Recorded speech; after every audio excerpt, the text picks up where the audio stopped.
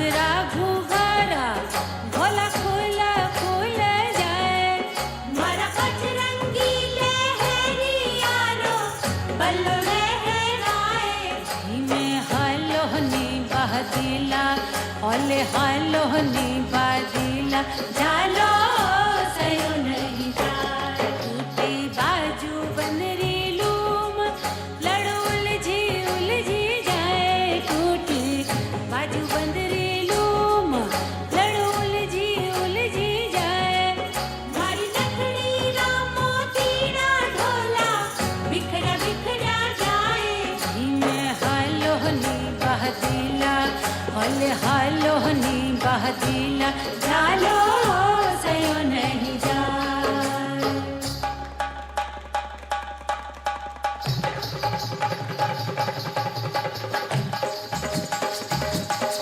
धीमे हालोहनी बहदिला ओले हालोहनी बहदिला जालो सयो नहीं जाए जालो सयो नहीं जाए जालो सयो नहीं जाए जालो सयो नहीं जाए जालो सयो नहीं जाए जालो सयो नहीं जाए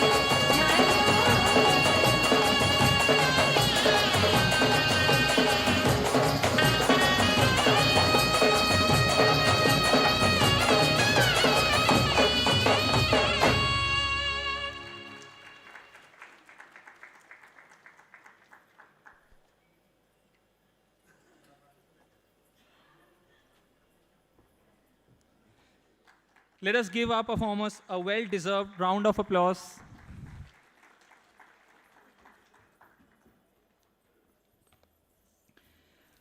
Good morning, ladies and gentlemen. I am Rajat Kaushik, DGM Industry Analyst, and it is my pleasure and privilege to be your host for today's gathering. From the battlefield of skies, from nuclear reactors to outer space, India's next chapter of growth will demand materials that can perform beyond limits. And at the heart of that ambition is advanced and strategic steel. Jai Hind, Jai Bharat, and a very warm welcome to all of you to Jindal Steel presents Metallogic's 9th annual conference, Make in Steel, Make in Bharat, Strategic Steel for National Security and Advanced Applications, powered by Jindal SAW Limited. As Shri Rajnath Singh, Defense Minister of India, rightly stated, self-reliance is not an option but a necessity. Over the past 12 years, India has ushered in a new era of defense capability driven by a bold vision, determined action, and a clear commitment towards self-reliance. The transformation has been comprehensive. Higher investments, streamlined acquisitions, procedures, great indigenous content, and increased participation from the private sector and MSMEs have collectively strengthened India's defense manufacturing ecosystem. Now let us see the scale of transformation in the numbers.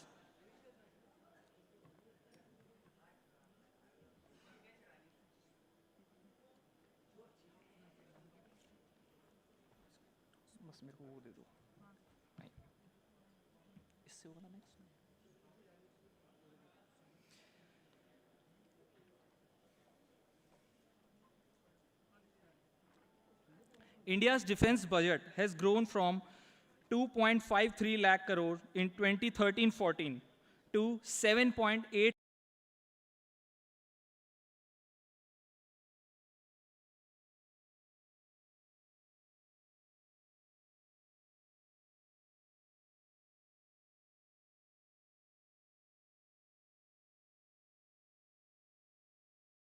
one of the strongest indicators of India's growing capability is our defense exports.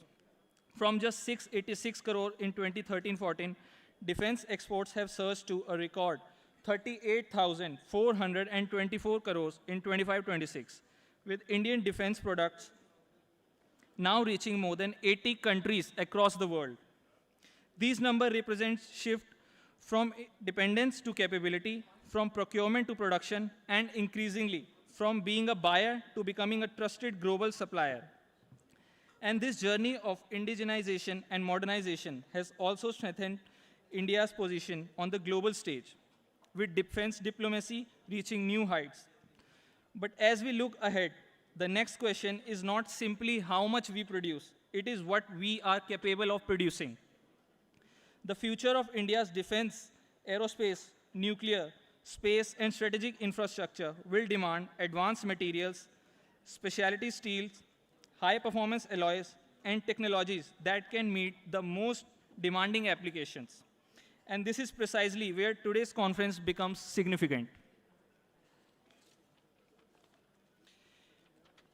Make in Steel, Make in Bharat is not merely about making steel in India, it is about building the material capabilities that will support a stronger, more self-reliant, and strategically secure Bharat.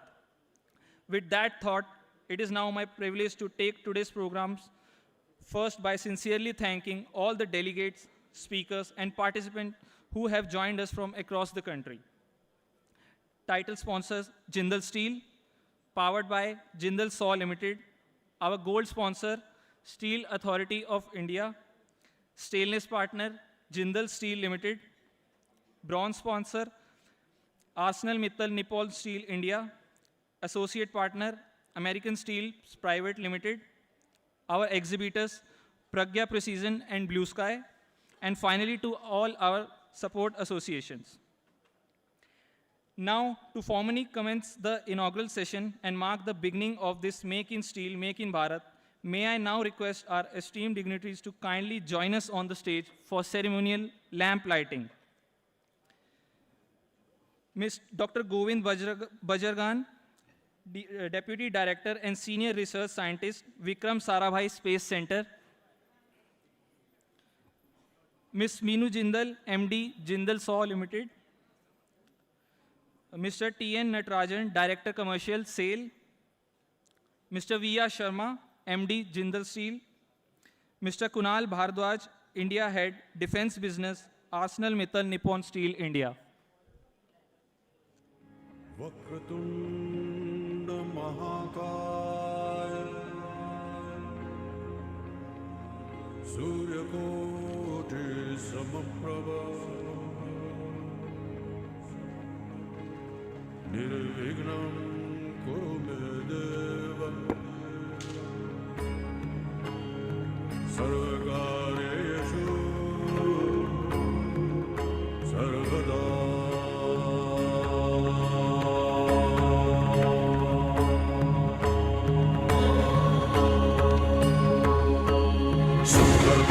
हरता वार्ता नाचे पूर्वी पूर्वी प्रेम कृपा जयाची सर्वांगी सुंदर कोटिशेंदुराची कंठी सळके माळ मुक्ता फळाची जय देव जय देव जय देव जय मंगलमूर्ती दर्शनाचे मनोकामनापूर्ती जय देव जय देव जय देव जय देव जय Mangalmurti दर्शनाचे मनोकामनापूर्ती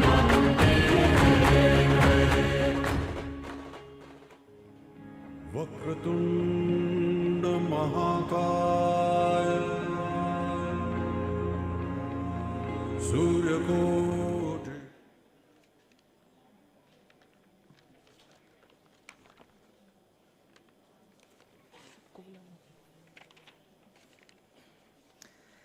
Ladies and gentlemen, as the ceremonial lamp has been lit, requesting all our esteemed dignitaries to kindly grace the dais. I request the audience to give them a huge round of applause, please.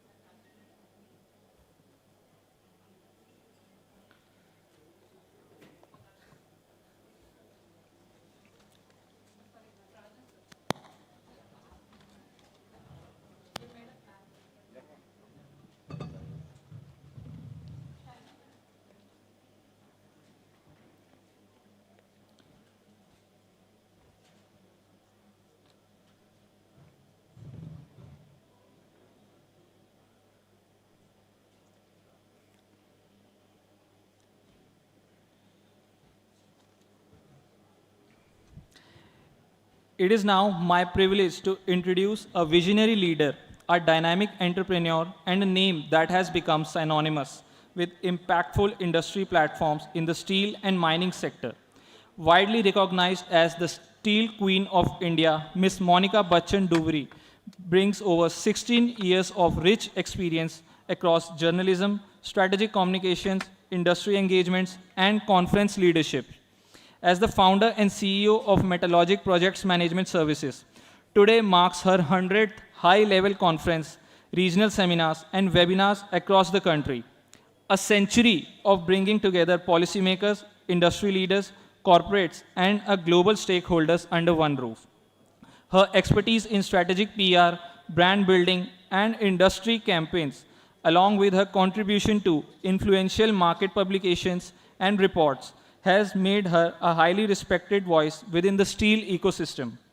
Ladies and gentlemen, with that inspiring introduction, I would now like to invite the founder and CEO of Metalogic Projects Management Services, Ms. Monica Bachchan Duvri, to kindly deliver the welcome note.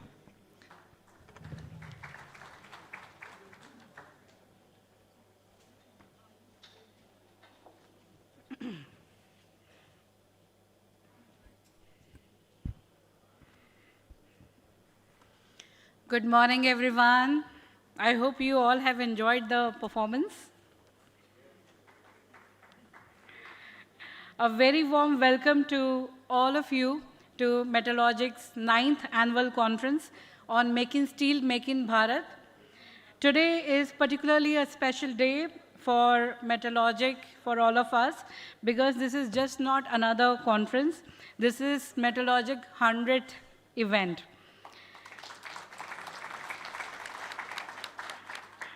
And there is something very special about the timing of this event as well. We are meeting here on 13th of August, just 2 days before our Independence Day. As we come together just before Independence Day, we are here with hearts full of pride for our nation and optimism for the future. As a company that has always been deeply connected with India's industrial growth story, I feel there could not have been a more meaningful time to celebrate our 100th event and discuss Making Steel, Making Bharat. 100 events have meant 100 opportunities to bring together people, ideas, industries, and institutions that are contributing to India's growth story. And I want to take a moment to thank everyone present in the house who have been a part of this industry, our speakers, sponsors, partners, delegates, clients, and friends, and the entire industry community that has trusted Metalogic to create these platforms. I could not think of more appropriate theme for the 100th event other than Making Steel, Making Bharat. Because when we talk about Make in Bharat, we are not simply talking about manufacturing more. We are talking about building capacities, technology, resilience, and strategic independence. And at the heart of that ambition is steel. Steel is just not a commodity.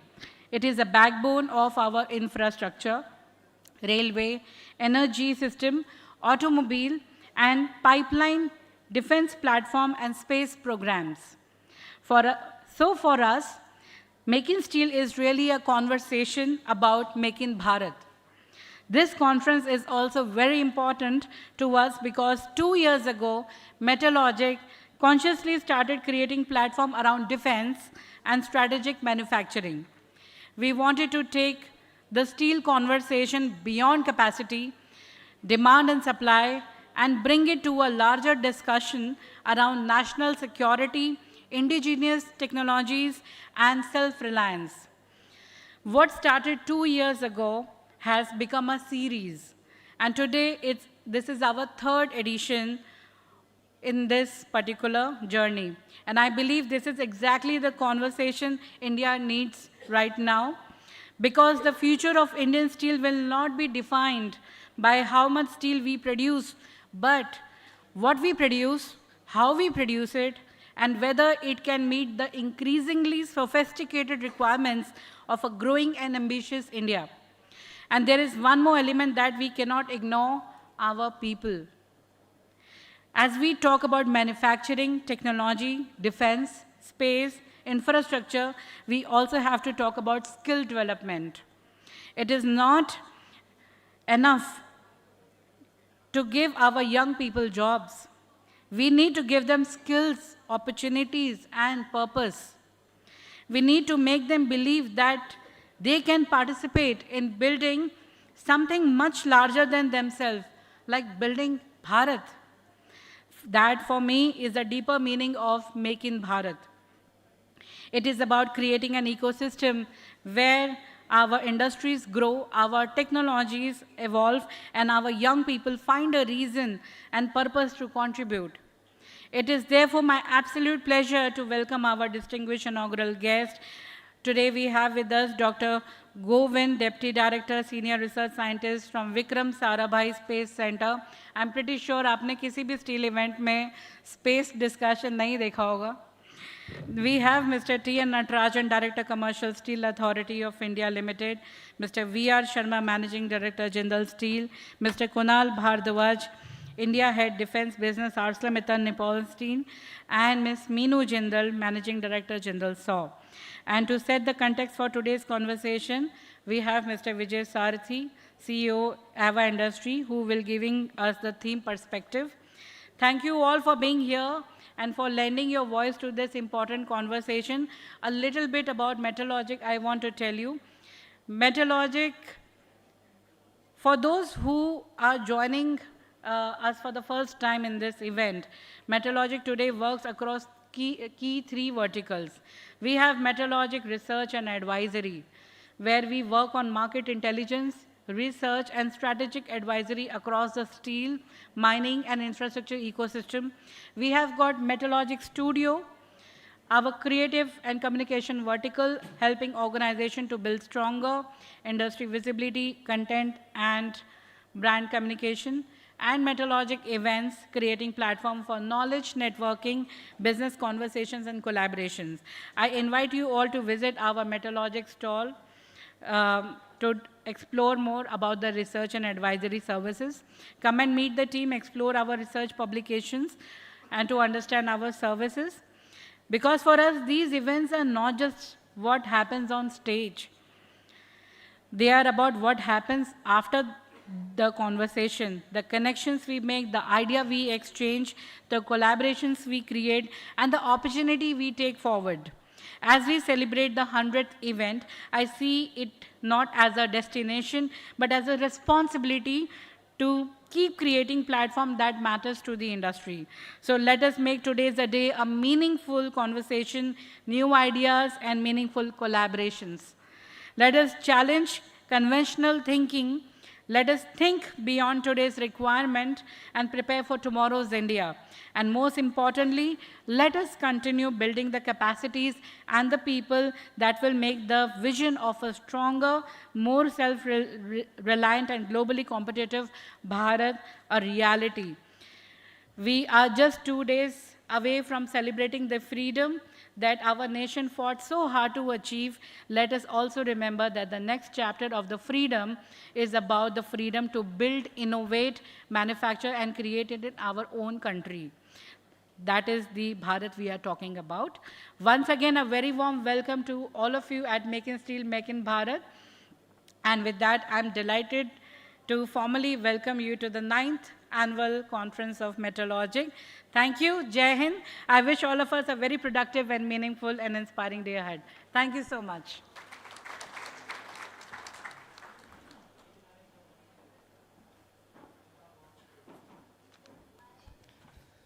Thank you, ma'am, for your valuable remarks and setting the right context for today's discussion. Before we proceed with our distinguished inaugural guests to share their expertise, I would like to invite Mr. Vijay Sarathi, CEO, AVVA Advisory, to deliver the theme-setting address for today's conference.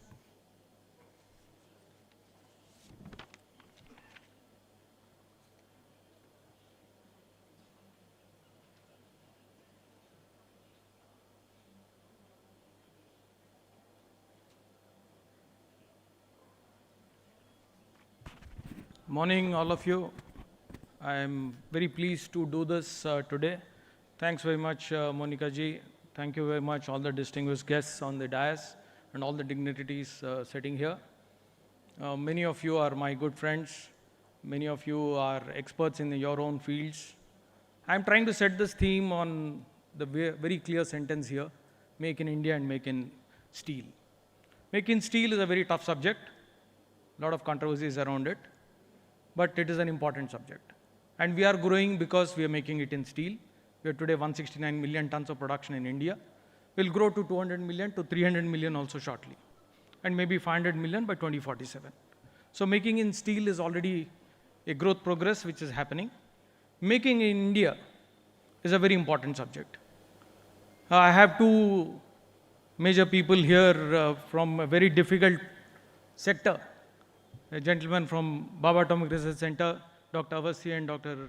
R.N. Singh, from Vikram Sarabhai, Dr. Govindarajan.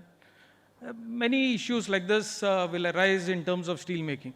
Just now I saw a product in the exhibition Jindals have produced, 0.05 mm Jindal stainless. It's a product by Jindal Saw. It's a classic product. You know, we could never have imagined a product which is 0.05 mm thickness. It's even thinner than a blade. So it's a remarkable product. So we are making it in India.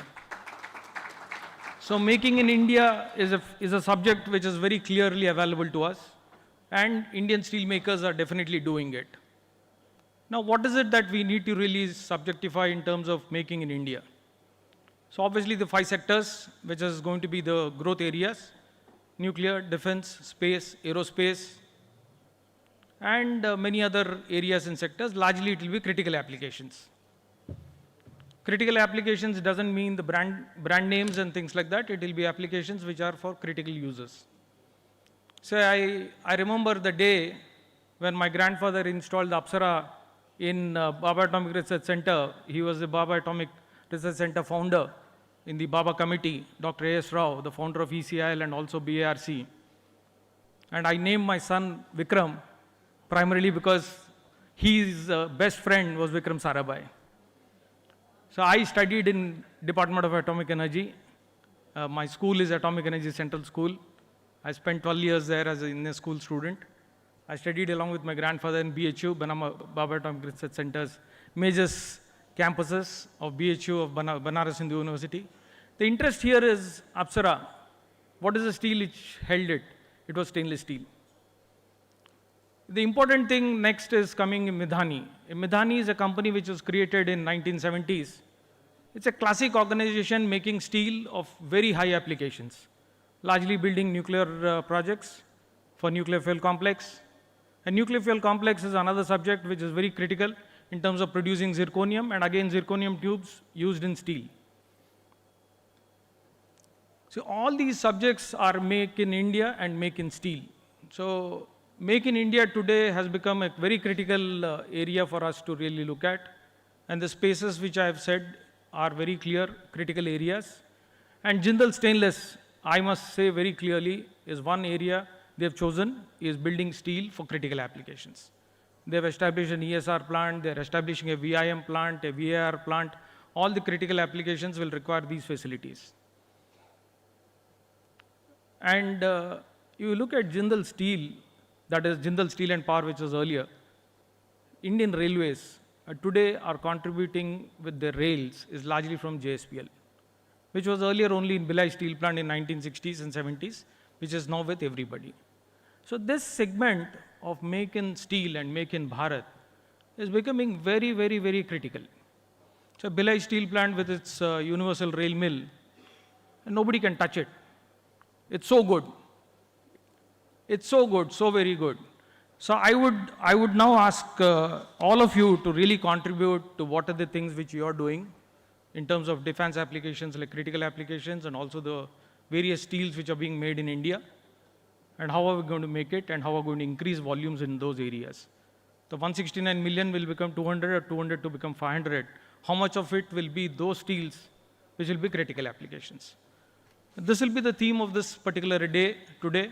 Largely, the focus will be on many multiple steels which will be critical application steels, which will be made in India. Thank you very much.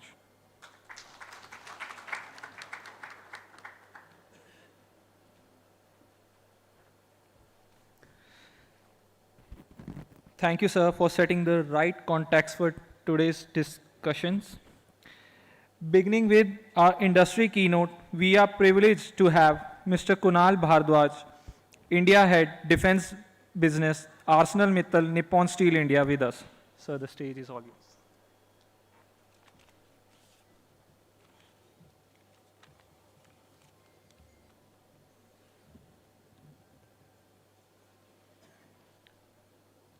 Hi, good morning all.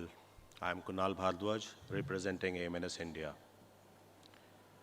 It's my privilege and honor to humbly welcome all the dignitaries, distinguished dignitaries, senior government officials,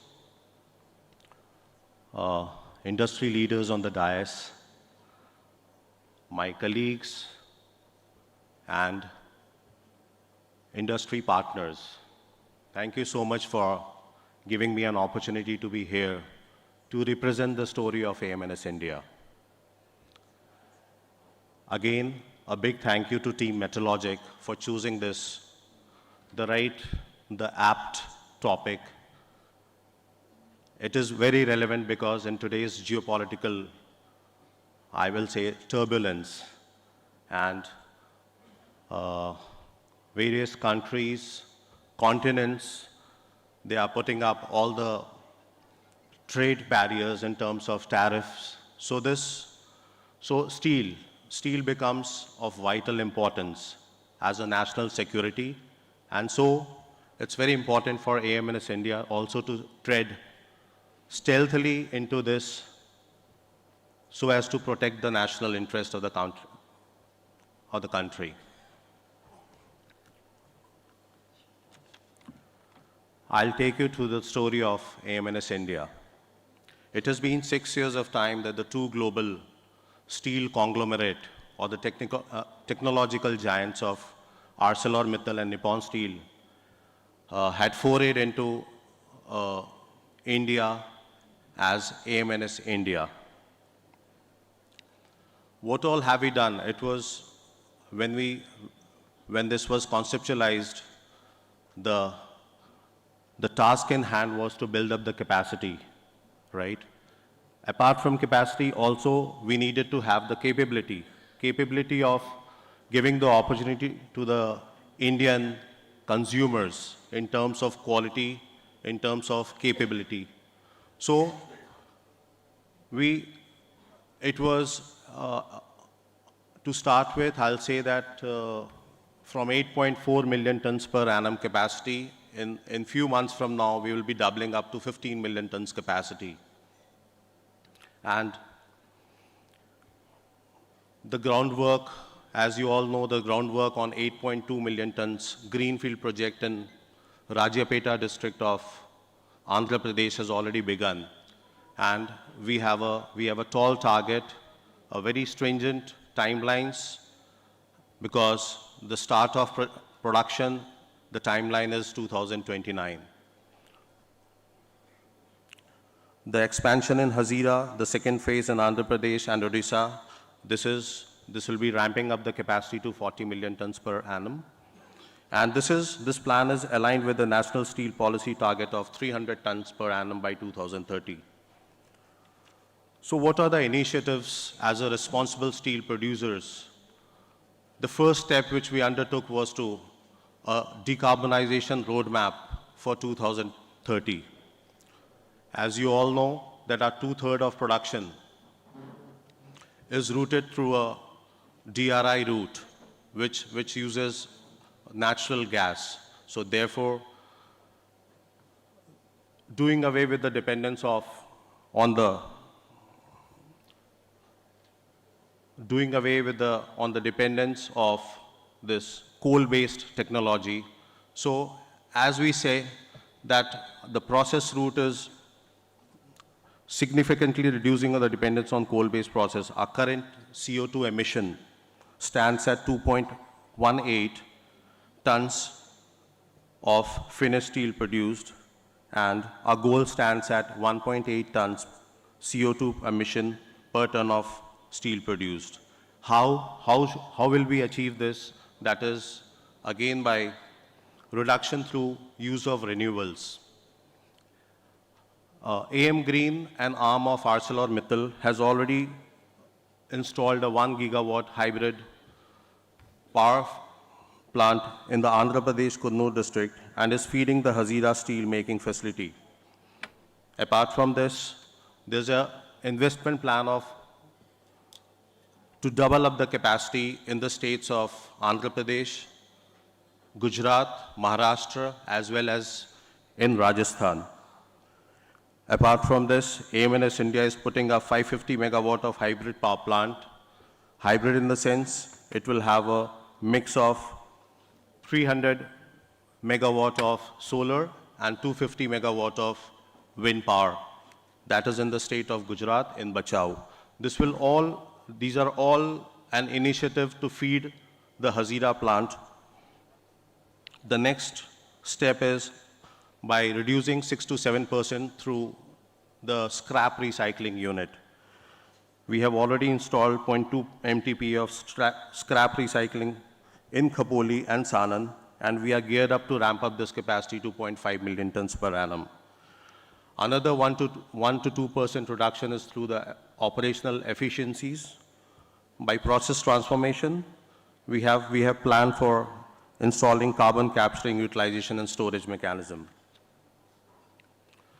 The next step for Make in India steel, the big step taken was the launch of Magnelis for solar industries.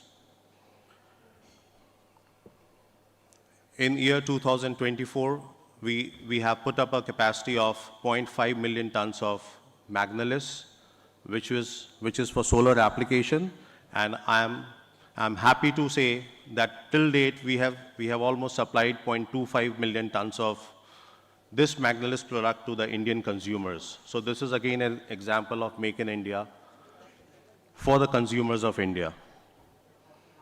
Another steps which we took was again a zinc, aluminium, magnesium constituent for the roofing solution.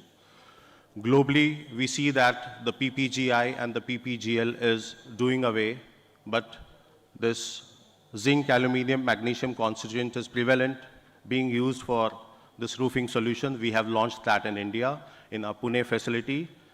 Yes, the entire consumer is yet to have the taste of this, but then we will catch up very soon on this.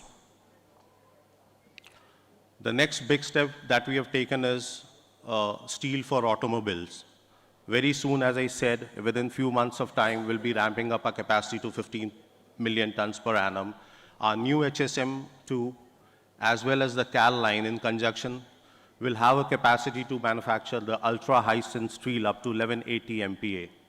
That will be suitable for all the automotives OEM in the country. Currently, this is being imported. Apart from this, again, there's a product called hot stamping, which is again a patented product of ArcelorMittal, UC-Bor and Ductibor. This will also be made in India. Today it is being imported. Another solution that we are going to provide to the Indian consumers is the aluminium silicon coated steel for fuel tank application. Currently, let me tell you that this has been again imported. That will be made available in our Hazira plant in India in a short while from now. Last but not the least, I would mention about the recently we got an approval for ABS EQ70 grade steel for API welded pipe application. And this was a big feat, and this is almost equivalent to X100, and wherein the minimum YS is of 690 MPa. So this is again a very good import substitute opportunity for the Indian consumers. It will be used for deep sea exploration, for naval application, for any submarine it can be used. So this will be made available in India. So I'm again proud to say that the topic is so relevant for Make in India, Make in Steel, and it is a step taken by AMNS to make all these value-added grades and steel available to the Indian consumers. I have purposely not touched upon the infrastructure or the naval or the defense part because my colleague Sunil will be taking you through this. So this is all about the initiative being undertaken by ArcelorMittal for making steel's value-added products available for the Indian domestic market. I'll end up this with Banaunga Main, Banega Bharat, which is a slogan tagline of AMNS India. Thank you. Thank you so much.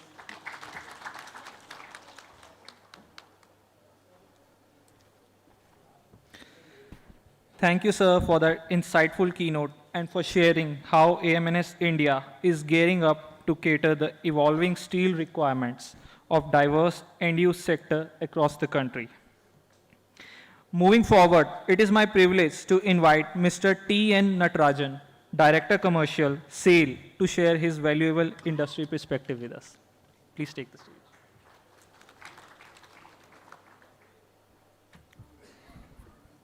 A very good morning, distinguished dignitaries on the stage and off the stage, and government policy, government officials, and my friends from the steel industry and the user industry. Always this kind of meeting gives a lot of networking, which I would like all the dignitaries who have come attending this program, please make use of it. I personally benefited when I sat there last year. We could have some contract manufacturing facilities with this kind of networking during lunch hours. So please make use of it. Even my, from SAIL also more than 10 people are there. I will request them to make use of this, so please interact freely. The theme of the meeting is Make in India and Make in Steel. So it is, though it appeared to be a one word, it is, both are two different worlds actually. So Make in Steel is something definitely as a steel maker with sales of last year 20 million tons, aspiring to make it to 35 million ton in 2031. We would like that everything to be made in steel. So there is a going, whatever brought you here will not take you to the next stage. So like that, my daughter is a badminton player. So wherever she went for her initial coaching, that coach cannot make her an international champion. He can make a state champion. From there, you need another push. Same thing for our Vikshit Bharat. RCC was a very big, important player which has brought us here. And to take it to as a developed country, definitely steel has to play a very big role.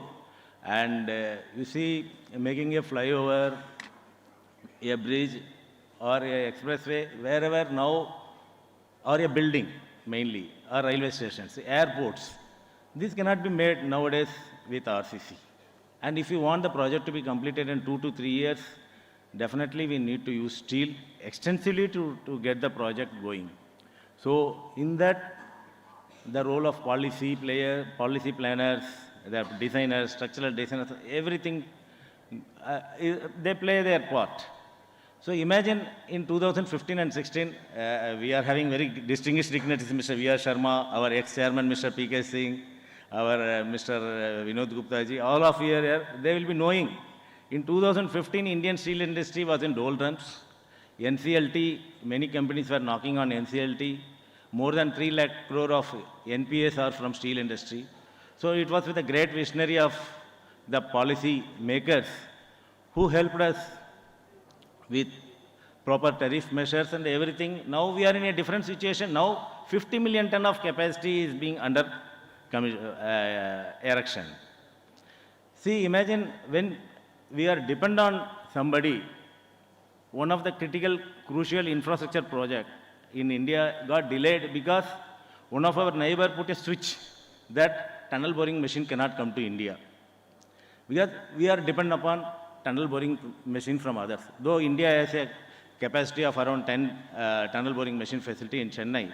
But imagine the situation, if the key to our future is in the hands of some other person, definitely you have seen that same thing in critical minerals, how it is being played out between major powers. and integrated chips after COVID, what has happened, the automobile production could not go up.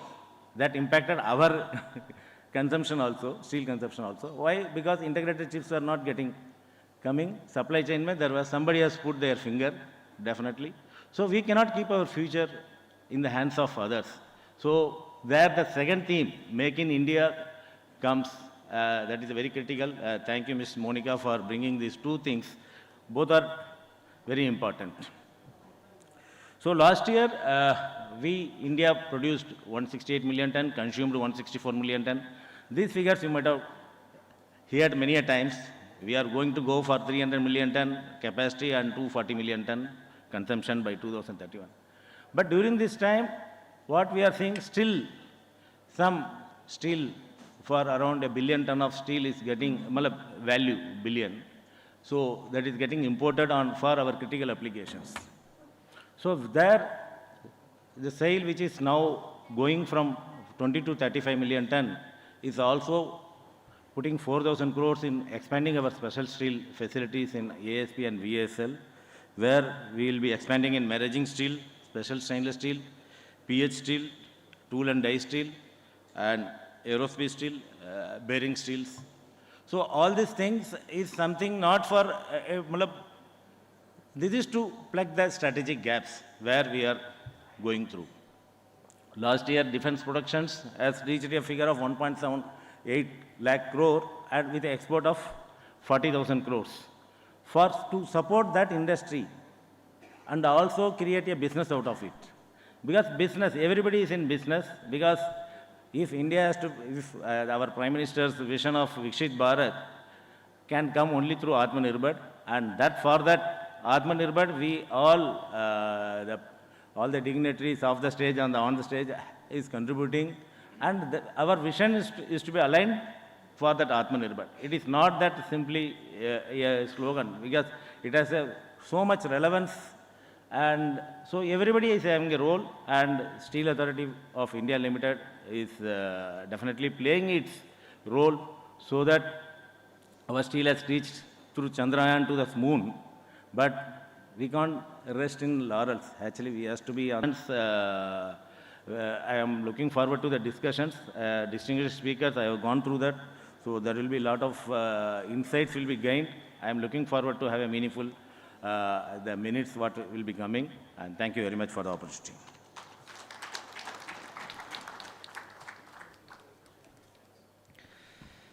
Thank you, sir, for highlighting the importance of indigenous capabilities in strengthening our journey towards self-reliance. With great pleasure, I would like to invite Mr. V.R. Sharma, MD, Jindal Steel, to share his valuable perspectives and industrial insights with us.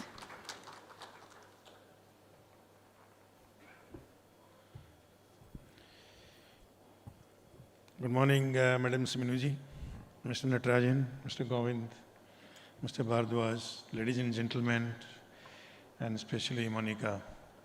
So good morning, everyone. It's always a privilege to come and meet steel fraternity in such kind of events. And thanks to Monica for having achieved a landmark of 100 seminars in a very short span of time, in a decade time, I would say. So this is a great achievement by Metalogic. You bring people on one platform, you connect them to each other, they speak, they interact, they share information, no matter whether it is patented or not patented, but we in steel, we always love to share. And this is how the dissemination of knowledge takes place. From one person to another person, it is like a relay race. So we hand over the baton to the next generation, and we keep on moving. Since the topic is Make in India, or we can say built in India, or produced in India, for India and for the world, it's a very relevant topic today. The whole world is moving towards one battlefield to another battlefield, then they find the third battlefield, then fourth battlefield. So for the last so many years, right from 1990, from Iraq war to Afghanistan, Afghanistan to again in Afghanistan for 30, 40 years time, then went to Middle East, Libya, Syria, again came down to Israel war with Hamas, Lebanon, then Ukraine and Russia war that erupted. For the last 5 years it has been going on. I think it has already equalized the First World War and Second World War duration. The First World War was for 5 years, 4 years, and Second World War was for little more than 5 years. So this is also now touching 5 years. So complete 30, 35 countries, NATO supported countries, they are on one side, the other side is Russia. But all this is not just war in between two nations or NATO versus Russia. This has shattered the economy of the whole world. And the generations will pay in times to come for such kind of wars. The situation was even not normalized a bit. Again, the new war came, Israel, Iran, US. This has again disturbed the whole geopolitical situation. Oil prices, the job markets, everything has depleted. So today we are seeing sometimes the oil comes to a level of about 70 barrels, $70 per barrel, sometimes it reaches 220. Some people, they say that it will go to $200 a barrel. Somebody says, no, it will come down to 60. So this is a topsy-turvy behavior of the international market. The cost of labor has increased, overall manpower cost has increased, cost of consumables have increased, cost of coal has increased, cost of fuel has increased, coking coal prices have gone up, electricity prices have gone up, the gas prices have gone up. Today in Europe, the gas is at about 50 euro per megawatt hour.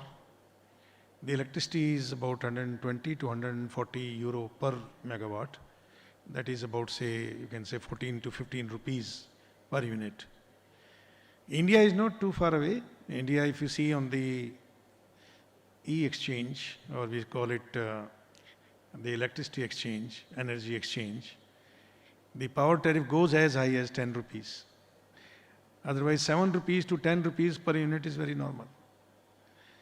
So being a country who is primarily based on coal-based power generation, when we are using about 900 to 1,000 rakes every day to produce energy in the country, thanks to Government of India, there is no shortage, but the power tariffs have gone up. Gas prices in India is $18 per MMBTU to $24 per MMBTU, that is natural gas. And still there is a scarcity. Many times we have to switch on alternate fuels. Coming back on steel industry's scenario, we are at 169, 170 million capacity utilization today. We have to reach to 300 million maybe by 2030 or 2032. There is a big race going on amongst the steel people. Somebody wants to produce 30 million, the other person they declare 40 million, somebody else comes 50 million, then again somebody says that will be 60 million. But the question is, what is that million? It all depends upon the consumptions and whether we are in the right race or not. So whether we have to be in similar race in times to come, or we have to take a breathing time, take a pause. I may be wrong, but in my view, we need a pause because the entire ecosystem is going to be disturbed in times to come. We have to first build railways, we have to first build ports, we have to first build transportation from one location to another location. We have to find out that who is the end user. And we as a steel industry, my suggestion to everybody is that we should not be a commodity player in times to come. Otherwise, we won't survive. Everybody says that the interest rate in India is very high. I disagree with this. Interest rates are very normal. The banks are supposed to service the depositors' money. Most of the investments nowadays for the last 1 decade are going into mutual funds or the equities. Finally, the common man ends up with a loss of maybe 3 to 4% of yield, maybe maximum 5% of yield. So banks through fixed deposit are still a favored investment destination by Indians. So if you are asking 5% interest rate, 6% interest rate per annum from Indian banks, I think this is highly unreasonable. It is an unreasonable ask. Steel industry, by and large, is doing about 10 to 14% of gross EBITDA margin. So it is not bad, it is very good. We must see that we continue doing it and we do value-added products or value-engineered products, coming back from volume to V. So we have to find a right balance in value-engineered and value addition. We don't have to keep on producing thicker, thicker, thicker and thicker. We have to produce stronger, stronger, stronger and thinner. So when we aim thinner, stronger and thinner, that means less production of steel, less tonnage. And this is what the engineers, scientists, the research and development people in the industry, the metallurgists, they have to devise how to reduce the cost, not by compromising the quality, but by reducing the thickness and still providing high-strength steel. We in India, we are now launching different products, basically the cross-country pipelines where API, X70, X80 will be consumed a lot in times to come. Shipbuilding, another industry. Thanks to Government of India and thanks to defense experts and defense teams, they are working how to produce or how to manufacture, how to bring more and more warships in the country, and how to add more and more merchant ships. More than $50 billion we spend on sea voyage, transportation, shipping a year. This is a huge cost. Today, we lack in overall fuel supply vessels, whether it is gas or liquid, and we also lack in the general goods transporting vessels. Because of the Red Sea problem in the Middle East, the freights are skyrocketing, which has created problem for the steel industry, how to remain competitive. The vessels are not available, and if the vessels are available, then these are available at a very exorbitant price. For Middle East, we used to send material 5 years or 4 years back at $25 to $30 per ton. On Mediterranean, the freight used to be about $40, $45 per ton, which has gone to $100 per ton. Middle East has gone to $50, maybe $60 per ton. On Atlantic, towards Europe, it used to be about 65 to 70 euro per ton. It has gone to about 100 euro per ton. On the other side of Atlantic, that is Mexico, Brazil, that part of the world, it is 125 to 150, maybe $175 per ton. This is too much a price. So when we have our overall steel cost within, say, 42,000 rupees or maybe 50,000 rupees, say $500, if you invest on freight $125 to $140, you become uncompetitive. So I think the time has come for the Indian industry to build more and more vessels, more and more ships, transporting vehicles so that we reach to the whole world. The embargoes and the quota system imposed by EU and the tariffs by United States doesn't permit steel to go out. So what we have to do? The answer is we have to increase consumption within the country. And how this consumption will be increased? There are two factors. One is when we bank upon or we depend on government projects. Government can spend maybe 5 lakh, 10 lakh, 15 lakh crores a year, but not more than that. What else? That is a big question. We have to now copy or we have to learn from China. They produced 1,000 million ton 2 years back, now 900 million ton, maybe 800 million ton in times to come, but out of that 25% steel is being used for the capital goods manufacturing industry, making plants, equipments. That is the game, and this is what we have to do in India. For that, different kind of steel is required. Now we are thinking that the small nuclear power plants will come in the country. Country will address this issue, that how to reduce the CO2 emission, especially for the steel industry from 2.5 through the blast furnace BF route today, 2.5 ton of CO2 per ton of steel making, to as low as maybe 1 ton or maybe 1.2 ton, so that we qualify in getting CBAM benefits or CBAM reduction. This will take time. 100 to 150 power plants of 250 megawatt to 500 megawatt are expected to come in India. And thanks to Government of India, they have now opened this sector for the private sector. We in Jindal Steel, we are developing steel which will be used in nuclear power plants. We are already having a collaboration with some of the Russian company, and we are going to manufacture series 500, that is 506, 508, 533, 539, 560 for the nuclear power plants. And this is where the quality products or value engineered products will be serviced. Today, in a nutshell, I will tell you, most of the steel industry in India, they go for the carbon manganese equivalent or CE equivalent to maybe 0.45. But we are now aiming to 0.65 to 0.75. And of course, there are challenges how to weld these plates and this material, but there are solutions available which we'll be implementing. So when we speak made in India or make in India or make for India, so that is the new product what Jindal Steel, Jindal Steel is going to launch very soon. How to transport hydrogen from one location to another location is another area, because carrying hydrogen is always, it is giving a risk of hydrogen embrittlement. So we have to find out how to produce the right steel, where the hydrogen not in ppm, maybe a fraction of ppm.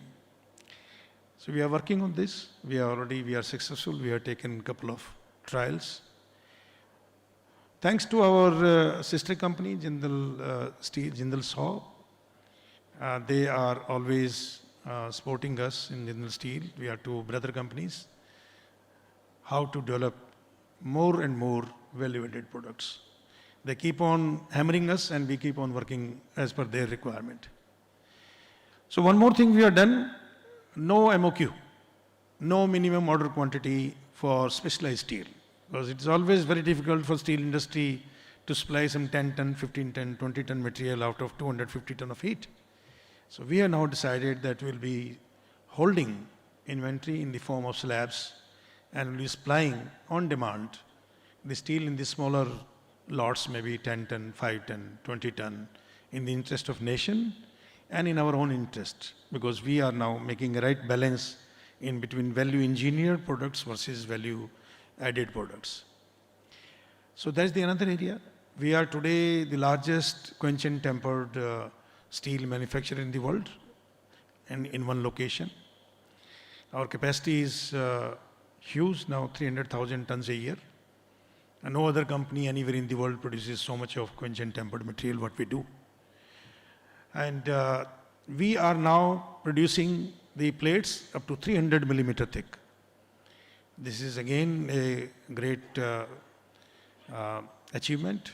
We are now putting a slab caster at 450 millimeter thick. This caster is coming in Oman in our sister company.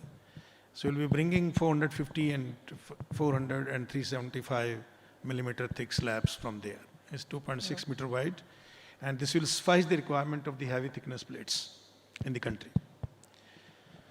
Then the next will be how to reduce the weight of vehicles, the trucks. Today, most of the trucks, especially like heavy duty trucks, highway, etc., or the mining trucks, they use 8 millimeter, 10 millimeter, 12 millimeter plate thickness. So we are now going to bring them down to a level of about 2 millimeter. and we'll reduce the tare weight by 6 ton. These heavy trucks, they have a tare weight about 20, 21 ton. We'll bring them down to maybe 15 ton, and any truck which is having maybe only 10 ton tare weight will bring that down to about 4 to 5 ton. The product will be quench and tempered again, right from 2 millimeter to 6 millimeter, so that they can carry more goods than carrying steel as a dead weight. This is the next game which we are in. I would say game because you have to develop that. Similarly, the grade 400, 450, 500, 550, that is corrosion resistant steel, we name it rock hard. Some companies, they have hard rocks, rock hard. Anything means it is hard.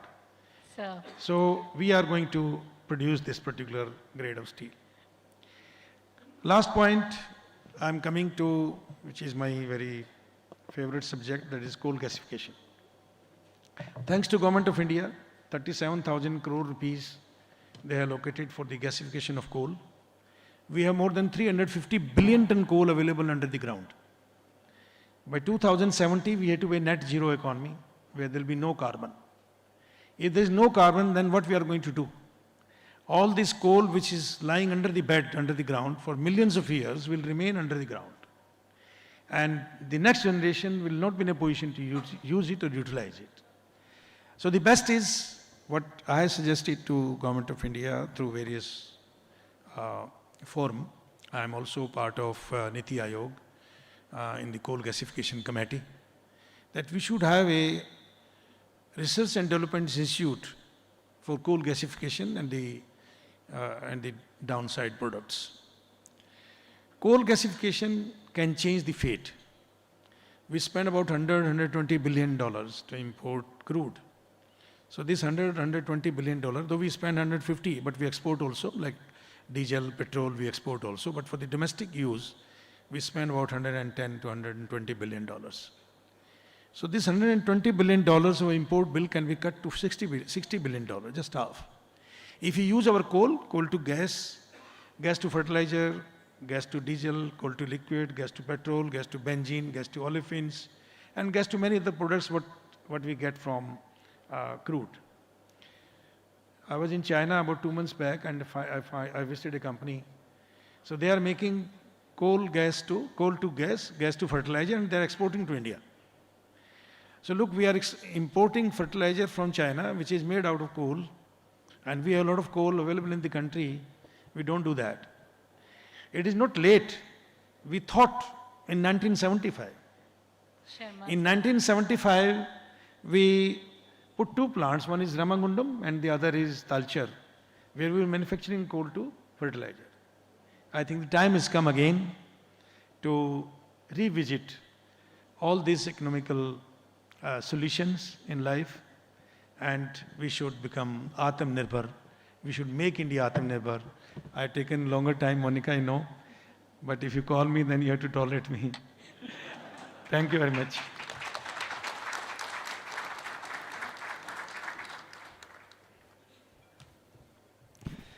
Thank you, sir, for highlighting the importance of value-added and value-engineered steel, indigenous vessel manufacturing, boosting domestic consumption amid rising trade barriers and geopolitical tensions, and the innovative steps taken by Jindal Steel to advance innovation.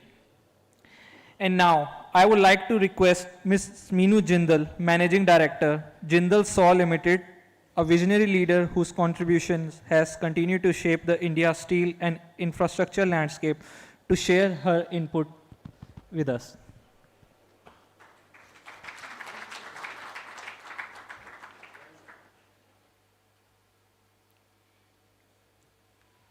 Good morning, ladies and gentlemen.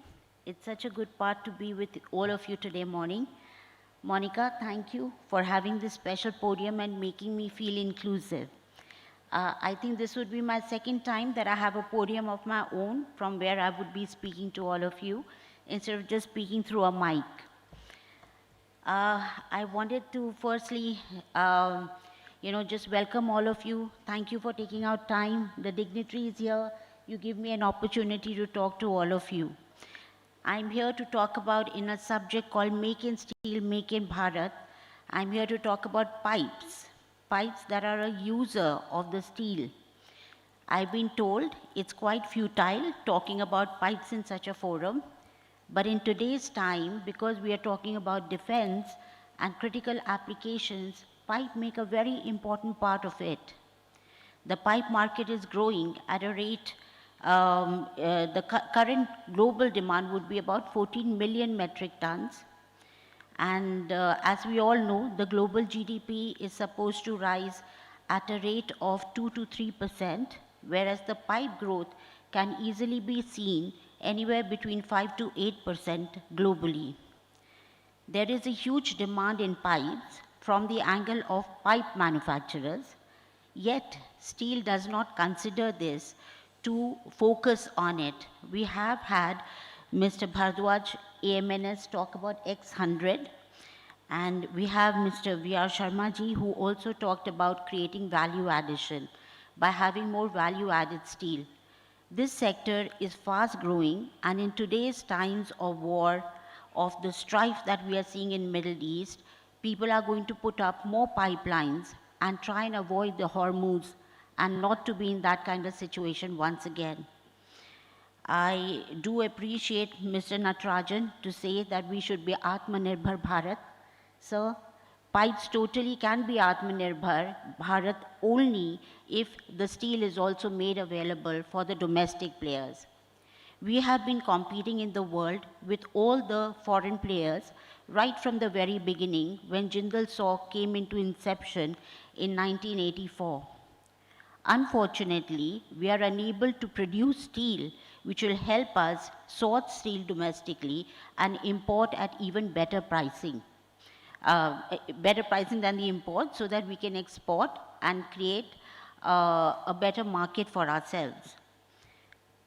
Currently, the steel producers focus only 1% of the total production. Currently, we are having a production about 72 million metric tons, and only 0.5 of it is actually produced for pipe manufacturers. I would urge you all to look into this sector, because with the global companies and global competition happening, we all are aware everybody is trying to go local. And therefore, if we do not do that, we would miss the international market because we will be dependent on imports for making our pipes and supplying our pipes to the world. We believe truly at Jindal SAW that every small customer matters. We appreciate Mr. V.R. Sharma ji saying that they will not put a minimum quantity for value-added products. This would go in a long way to encourage us to produce and look at more specialized qualities of steel. We believe in niche marketing, and that is why Jindal SAW also has Jindal Metal and Alloys. It's probably one of the very few companies that can roll up to not just 0.05, which we have in our stall for each one of you to feel it, but also do 0.03 mm.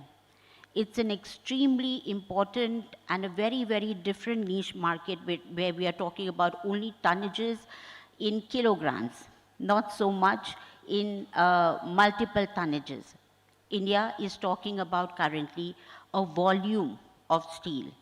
We would also wanted to look at value-added steel, because this would create also greater margins, anywhere between 30 to 50%. So I wish you all a very, very happy conference. Thank you so much for having me here.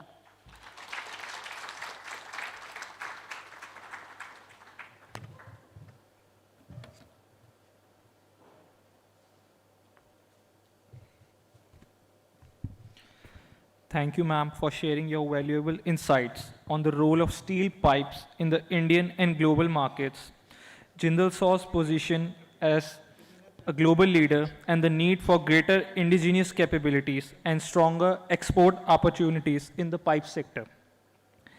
Ladies and gentlemen, as we continue our deliberations, it is now my privilege to welcome our esteemed special guest, Dr. Govind Bajargan, Deputy Director and Senior Research Scientist at Vikram Sarabhai Space Center.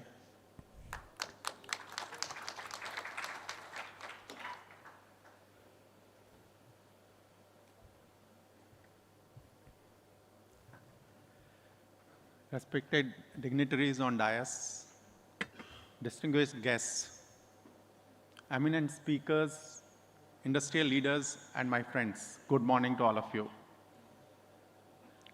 It's my privilege to address this august gathering on a theme which is very relevant for present India's future industrial vision. The theme, Make in Steel, Make in Bharat, strategic steel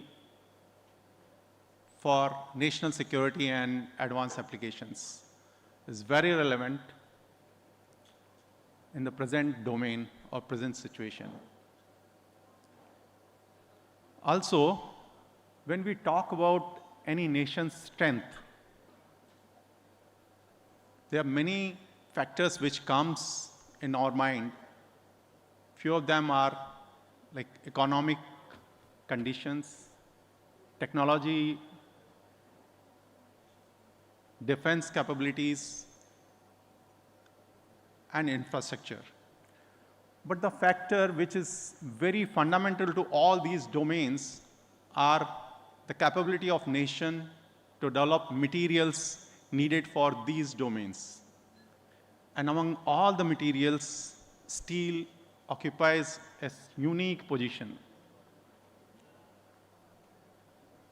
In earlier days, or even in present, the production and consumption of steel was a key parameter to measure nation's economic progress. And in present domain, whenever a nation plans its industrial vision, steel industries are on the forefront, and steel industries are backbone of nation's economy. But now, in the present situation, things are changing. We no more ask how much quantity of steel nation is producing, but the question in front of us is whether nation is making the steel what it needs. Nation is making the steel what it needs for strategic sectors like for space, defense, atomic energy, hydrogen energy, automobile, and other important sectors. Are we making steels for all these niche technologies? Is the question in front of us. I'm sure the way the defense and space sectors are opened up, atomic energy is opening up, shipbuilding is coming, industries are gearing up to meet all these demands. Way back in 1980s and 1990s, when a space program was coming up with the new plans, the challenges in front of us were to develop steel for our solid motor rockets. And the steel selected was maraging steel, which has the strength of the order of 1800 MPa and fracture toughness of the order of 100 MPa root meter. And there was no capability exist at the time in the country. The task was taken up at the lab level first. Whole metallurgy was understood. Then this was industrialized with the help of Midhani, wherein facilities, special facilities required like vacuum induction melting, vacuum arc remelting were established, and all ingots were realized. The form in which it was required was plates, and subsequently the help of Rourkela steel plant or Bokaro steel plant was sought for rolling these into plates. That too, we used to get a slot just before the preventive maintenance. A slot we used to get, and we used to roll plates and use for our rockets. Now scene is changing. We are finding many private players interested in this domain.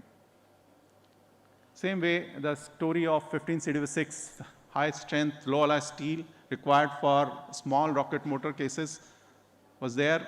It was also indigenized, and Jindal Steel is supplying us plates and sheets required for all our motors in this material.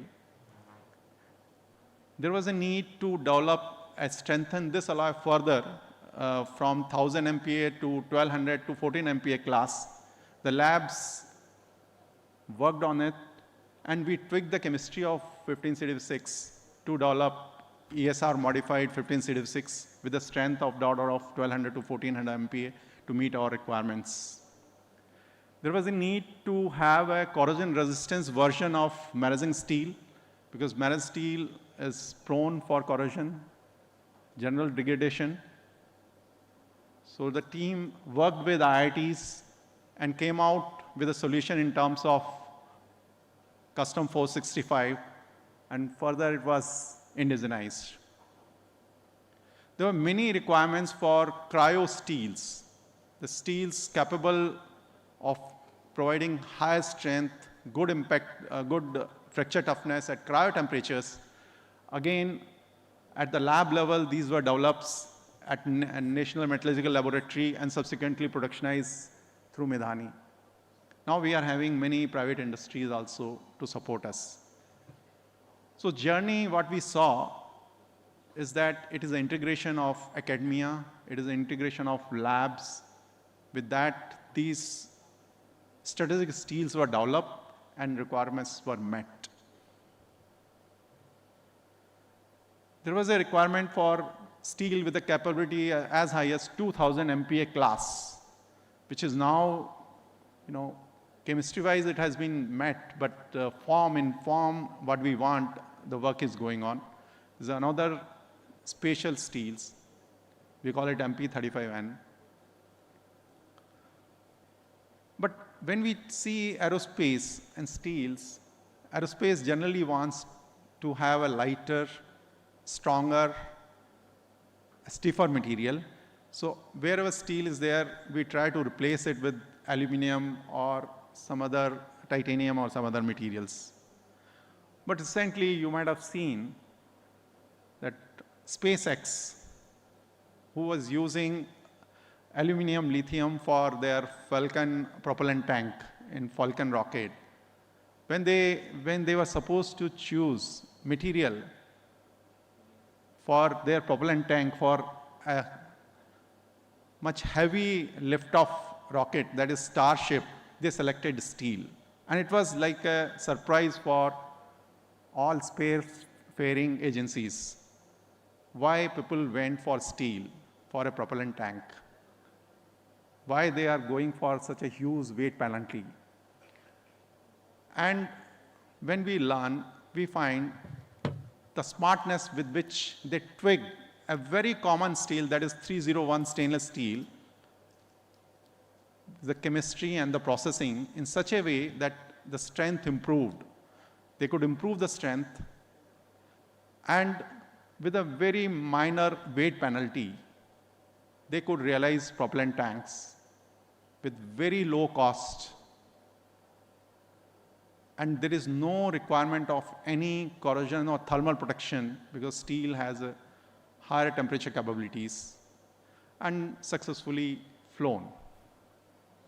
What it teaches us is that till now, we were working on solutions which were available but not produced in the country, like Marazing steel or 15C6 or custom 469, 465 or many other steels.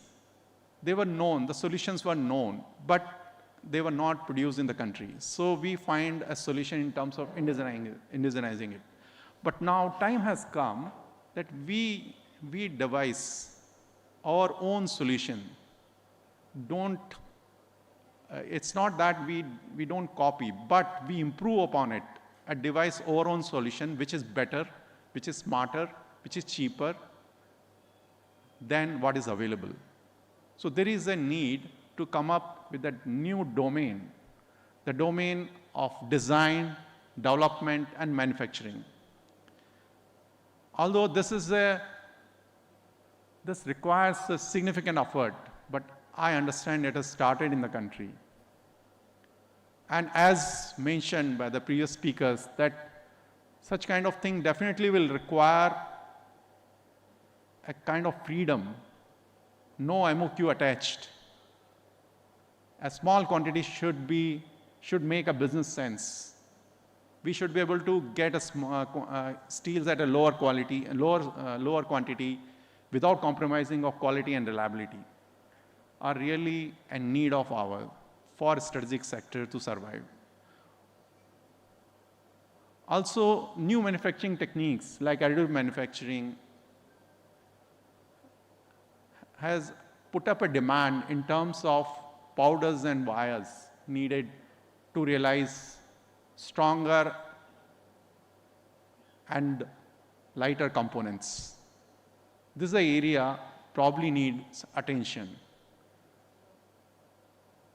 This area even opens up a very wider route in terms of design. We can work with the conventional materials and convert them into powder and wires, but at the same time, the process has a huge capabilities. It can be judged from the fact that within last 1 decade, around 400 materials have been designed in this area. So, with this vision, let us design, develop, and manufacturing country, different materials, exotic materials. I wish this conference a success and hope that all the deliberations and collaborations and ideas which come in this conference will take towards self-reliant. Thank you.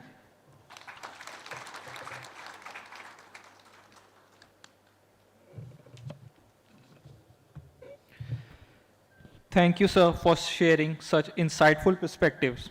It was encouraging to learn how academia and domestic companies are now developing solutions for advanced applications, including the use of stainless steel. Your insights truly inspire the industry to innovate and develop solutions of our own. We are extremely thankful for the distinguished presence on the dais today, and as a token of gratitude, we would like to present them with the memento, requesting Ms. Monica Bachchan to kindly felicitate our distinguished dignitaries on the dais.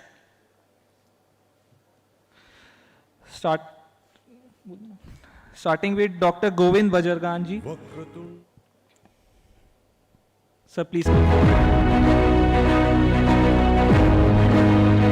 Please give a huge round of applause.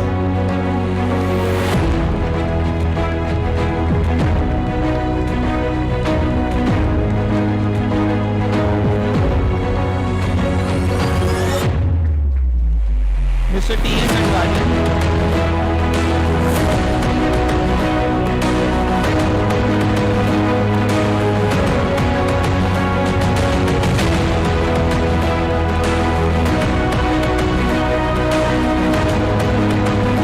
Mr. V.S.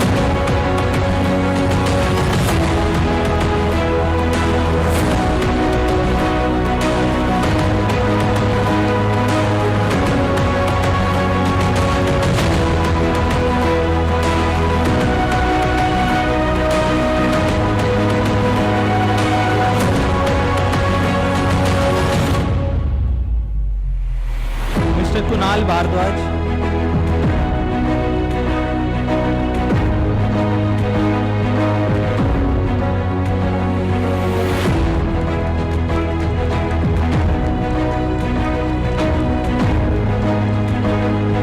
Ms. Meenu Jindal.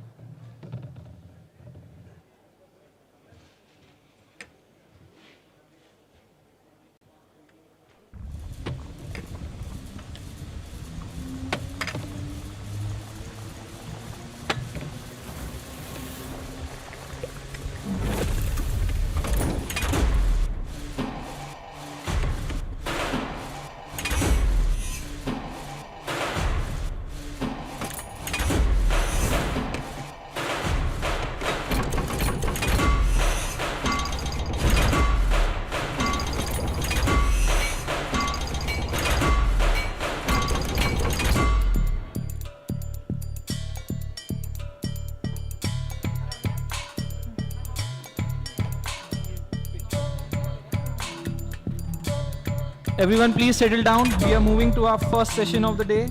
Steel applications for naval shipbuilding and submarine manufacturing. Building India's maritime strength. A strong navy is not built only at sea, it is built in our shipyards, in our laboratories, and through the strength of our indigenous manufacturing ecosystem. As India sails beyond the horizon in its maritime ambitions, the need for advanced materials and specialized steels for our ships and submarine has never been greater. India's naval shipbuilding journey is entering the exciting phase with a growing number of warships and submarines being designed, built, and commissioned indigenously. This growing capability is not only strengthening India's maritime security, but also creating new opportunities for domestic steelmakers, technology providers, and the wider advanced manufacturing ecosystem. With this, we will be moving forward to our first session of the day, and to commence that, I would like to invite Mr. Hemal Desai. Everybody please settle down.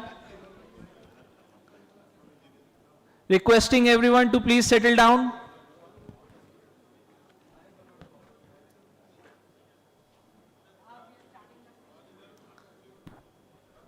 Everyone at the center, please settle down.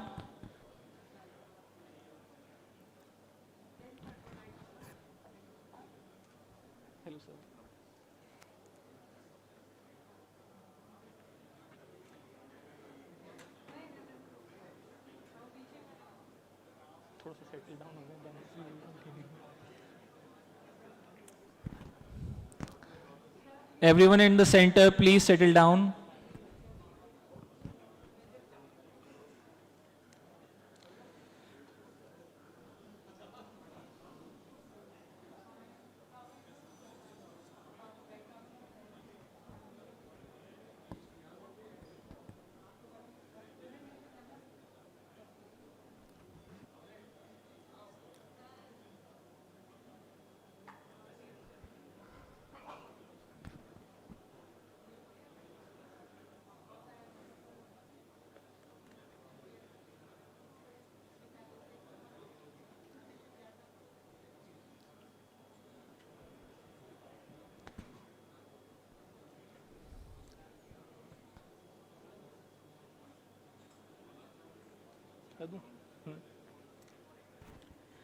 Mr. Hemal Desai, Head Manufacturing, Welding, Engineering and Metallurgy, L&T, Heavy Engineering.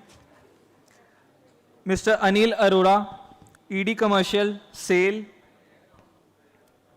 Mr. S.K. Pradhan, Executive Vice President, Jindal Steel. And Mr. Varun Paruthi, Head Business Development and Sales Process, Jindal Stainless Limited. Please join us on the stage, sir.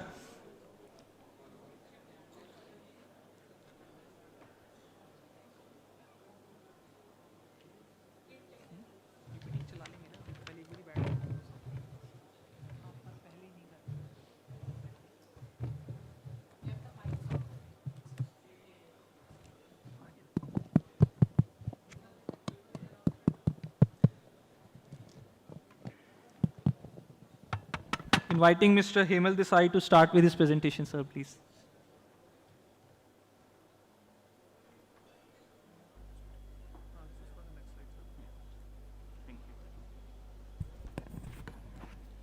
Good morning, everyone. It's very difficult for me to continue after all that senior people. So I'll try my level best to put forward point from industries. We are the users of the steel, and I'll take you through the grades which we are using for indigenously and the challenges which we are facing in procurement. So content of my presentation will be indigenous grade in shipbuilding projects. Here I have taken liberty to add aluminum alloys also. Then the imported grades which are still we are procuring from outside India. And one of the grades which we want to develop in India, so which I have included in the looking at the future. So these are the typical grade which we are procuring indigenously. The first one is DMR 249A. The platform which we use is multi-purpose vessel, and the lead time is around 4 to 6 months. Second one is grade A and B. Again, that is for petrol vessel and commercial vessel. Here again, the lead time is 3 to 4 months. Then IS 2062, where the lead time is 1 to 3 months. And the aluminum alloys which we are procuring indigenously are 5083. Again, that is for aluminum petrol vessel. And DMR 291, again that is for petrol vessel.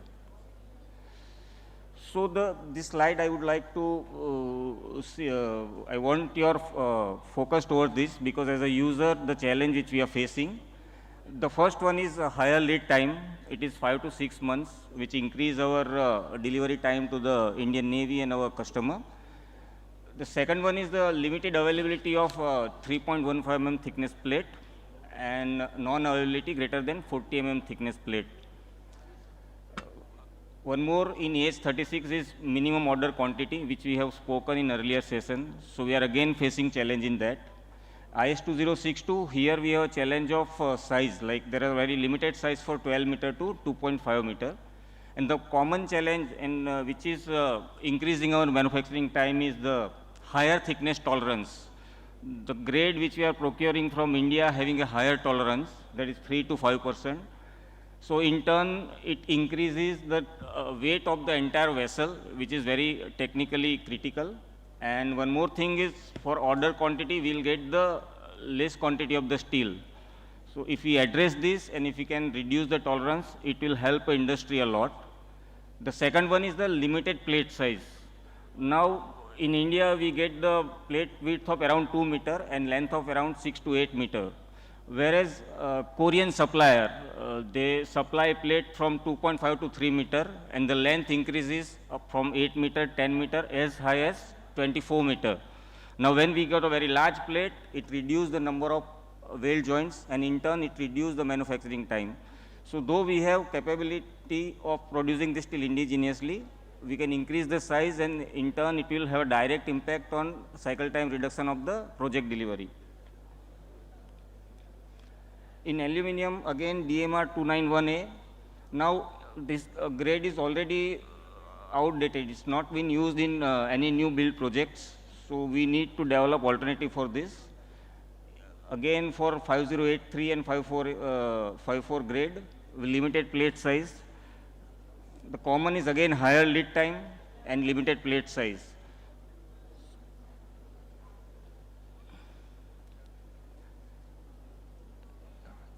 The grades which we are importing is grade A and B and grade AH36 from foreign OEMs.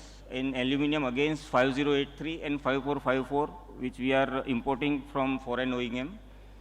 So in nutshell, for steel and aluminum, if we eliminate the requirement of MOQ, if we reduce the tolerance on the weight, and if we can increase the size, it will help a lot to the shipbuilding industry.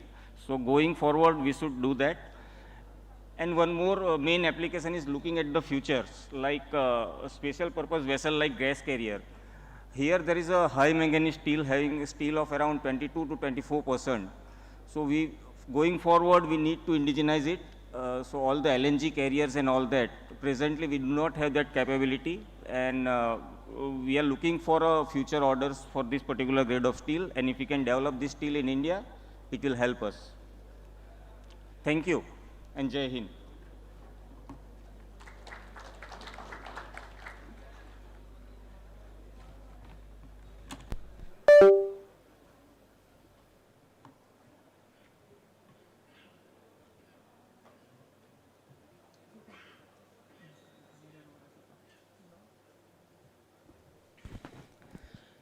Now, may I invite Mr. Anil Arora, ED Commercial Sale, to share his presentation.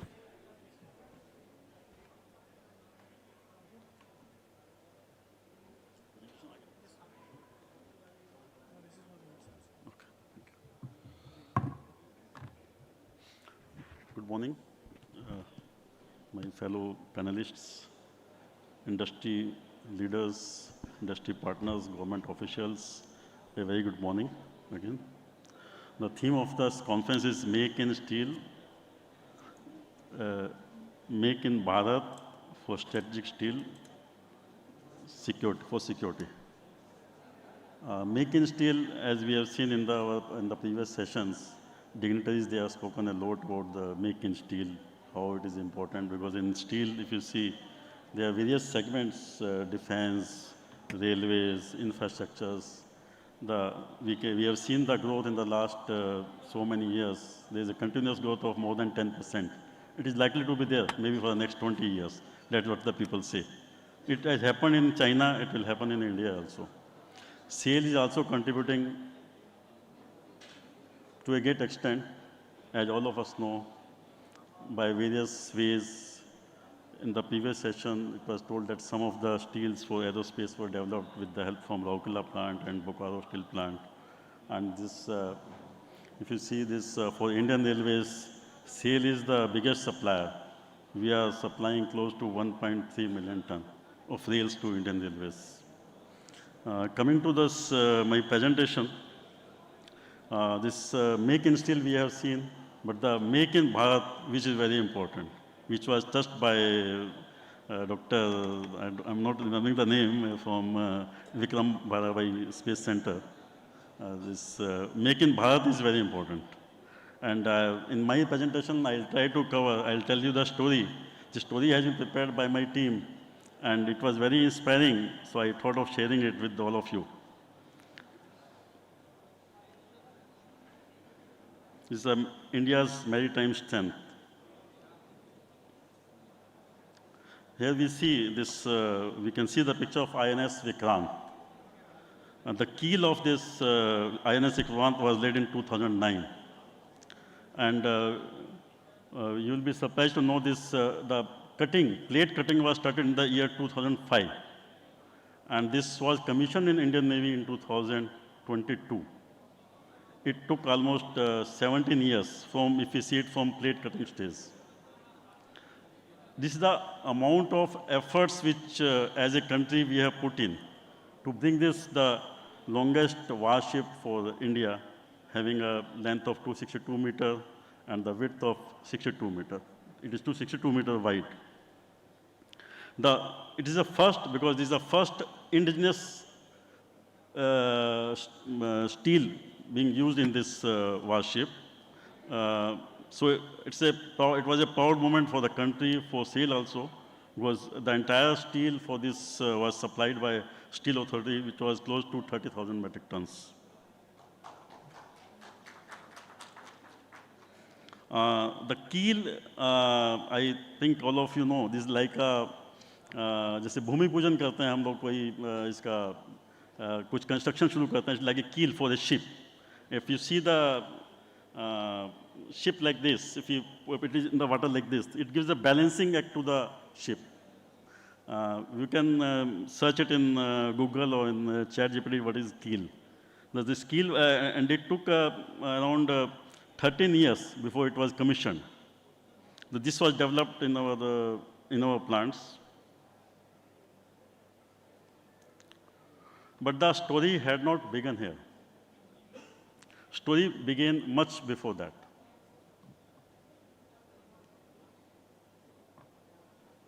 If you see this, 40 years ago, this NES 791 grade was developed for Indian Navy.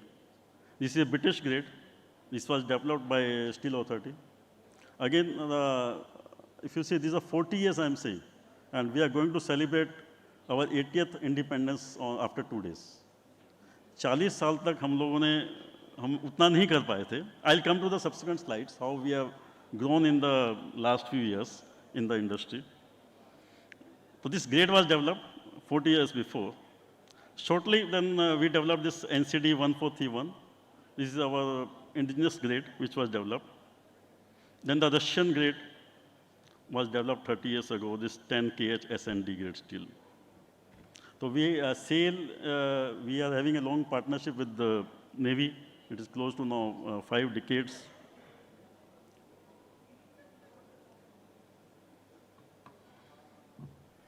Now there's a big turn over here, where our new story starts. nearly around 25 years ago, maybe around 2000 or so. Because of certain geopolitical developments, because of certain compulsions, we were forced to develop these grades indigenously. We developed this DMR 249 along with Indian Navy. We are making DMR 249, D249A, B certified for the underwater application. This was started with the help from DMRL and Indian Navy. Subsequently now, it's a proud moment for the nation that SAIL is not the only supplier. Earlier we were producing only in Rourkela. Now other suppliers, other Indian producers, they are also producing these DMR grades. We are producing not only in Rourkela, we are producing in Bokaro also, we are producing in Bhelai also. I remember when I joined in 91, the plant where we used to produce for defense grades, I stayed there for 5 years in the Rourkela steel plant, but I never visited that plant because it was not allowed. But today, the scenario is not so. Because today, we are also producing defense grades. Our other partners in steel industry, they are also producing. So today, all the warship hulls are made from our domestically produced grades, DMR grades.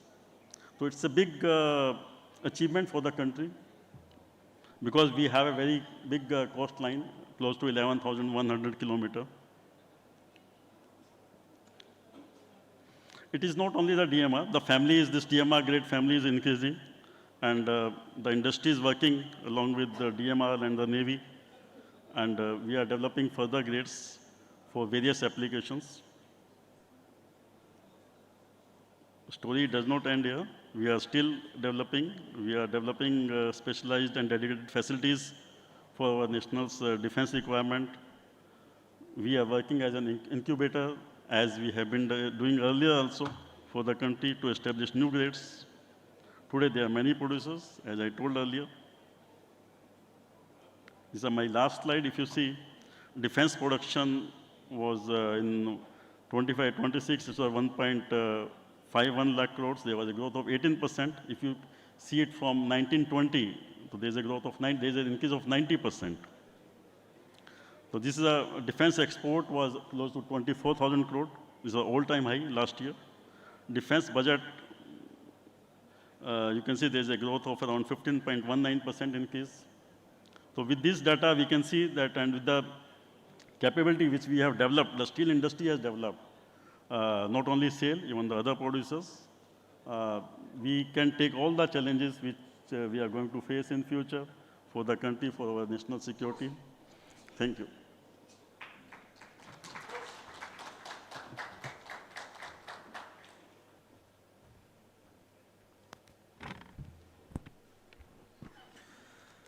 Thank you, sir, for highlighting Jindal Steel's specialized steel solution for defense application and its ability to deliver them within the demanding timelines. May I now invite Mr. Varun Pruthi, Head Business Development and Sales Process, Jindal Stainless Limited.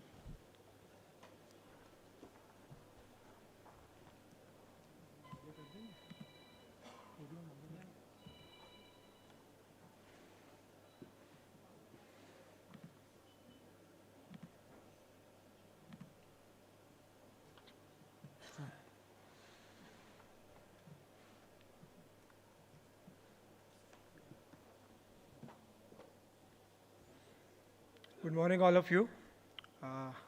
First of all, thank you, Metalogic and Monica ji, for inviting me and delivering on a very sensitive topic, which is now talk of the town. But before I jump to naval, submarines, and all these areas, so we need to know what this is all about. Why Prime Minister Modi is talking about blue economy. So this is all part of blue economy, what we are talking. What we are trying to do is trying to contribute. Today at shipbuilding, what we talk, we are at 1% level of the GDP, which is say about 6 lakh. What we are targeting to reach from 1% to 6%, 5% of the GDP. But if you look at the global numbers, they are somewhere around 1,000 lakh crores. And we are talking about 6 lakh crores business to be generated with different options, grades. My peers have shared and morning listen to Mr. V.R. Sharma about different areas what we are now trying, and government is also coming up with a lot of PLI schemes in gasification, in CCUS and all those areas. But now this is really serious. Now we need to think about, this is all what we have done. We need to think about what we have to do. So that's important. So I'm going to share a lot about what is this blue economy is. I'll try and share where this money is getting poured into and how Jindal Stainless is trying to contribute, because steel is one part which is a major chunk of all these marine or I'll say blue economy. Stainless steel has a very niche application areas, and we are trying to contribute by developing new grades, new metallurgies, and we are working closely with people like ISRO and all those institutes to give better metallurgies and long-lasting metallurgies, solving the problems what they face day in, day out. So we can see that this is the maritime vision, which is a part of a blue economy. There is the Amrit Kal vision, what we are talking, and there is a huge sum which is getting spent in that. There are a lot of financial schemes which Ministry of Shipping and Ports have already announced. Now this is a talk of the town. When we are talking, we need to indigenize. So a lot of products need indigenization. We have to be self-sustainable, and getting a green and better material is a choice today. So this is something which one of my mentor, Mr. Vijay Sharma, which he'll be talking about this specific topic post lunch. So what we are talking today is green steel, where we are talking about people, planet and prosperity. So that's very important from a metallurgy perspective, because if you're talking about this corrosion resistance, durability, low maintenance, material efficiency, recyclability, so material is very important in the whole value chain. Now, there is some problem in the presentation. My pictures are not visible. Yeah, there were some pictures. I am expecting.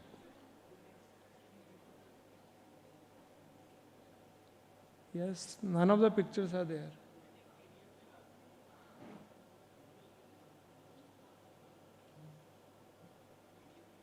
Should I email you the PPT?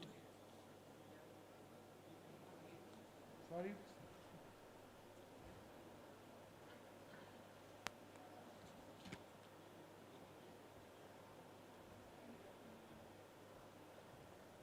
Sorry for the technical glitch.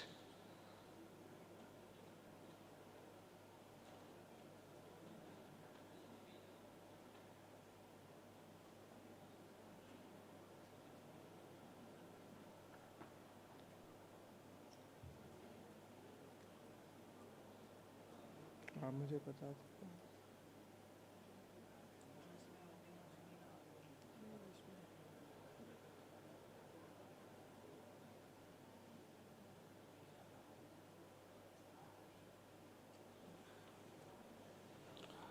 By the time they arrange all these things, let me fill this with something. So what we are doing in specific these areas, we have indigenized a lot of products from stainless steel perspective. We have developed cladded plates with different combinations that goes into specific naval and warships, like nickel plates with carbon steel, stainless steel with carbon steel. We have also indigenized products like specific acid storage, because all these vessels which are now, because hydrogen, LNG, methanol, all these are now, we are importing from a lot of things, and we are trying to generate that infrastructure. So we are working very closely with all the ports and the people who are involved in this to help them getting better grades, and we have indigenized here in our Hisar as well as Jajpur plant. There was one area where we were limited to the width of the plate. We were doing this stainless steel plate up to 80 mm thickness and width up to 1500. Now we are coming up a new plant in stainless steel, which is approximately 4 million ton. That's in news. Everybody must have gone through. Done? Okay. So we are coming up with an investment of almost about 40,000 crores, where we'll be coming up with wider plates of around 2.5 meter, but is still on the drawing board. And we are finalizing what sizes actually we'll be getting. Another area I'll talk about specific nitric acid grades, or if I have to talk about hydrogen economy, we are doing a lot of things with MNRE for developing this electrolyzer industry, fuel cell technology. We are working very closely with, morning Sharma Saab talked about carbon capture and coal gasification. We are working very closely with Niti Aayog on all those projects, where we are talking about how stainless steel, apart from steel, definitely. So we are this small, steel is too big. So definitely we share somewhere around 5%, 10% of the whole metallurgy business, steel business. So we are catering to specific needs of those industries, these niche application areas. And we are okay with that. So demands are increasing for everyone. That's why you see a lot of steel plants.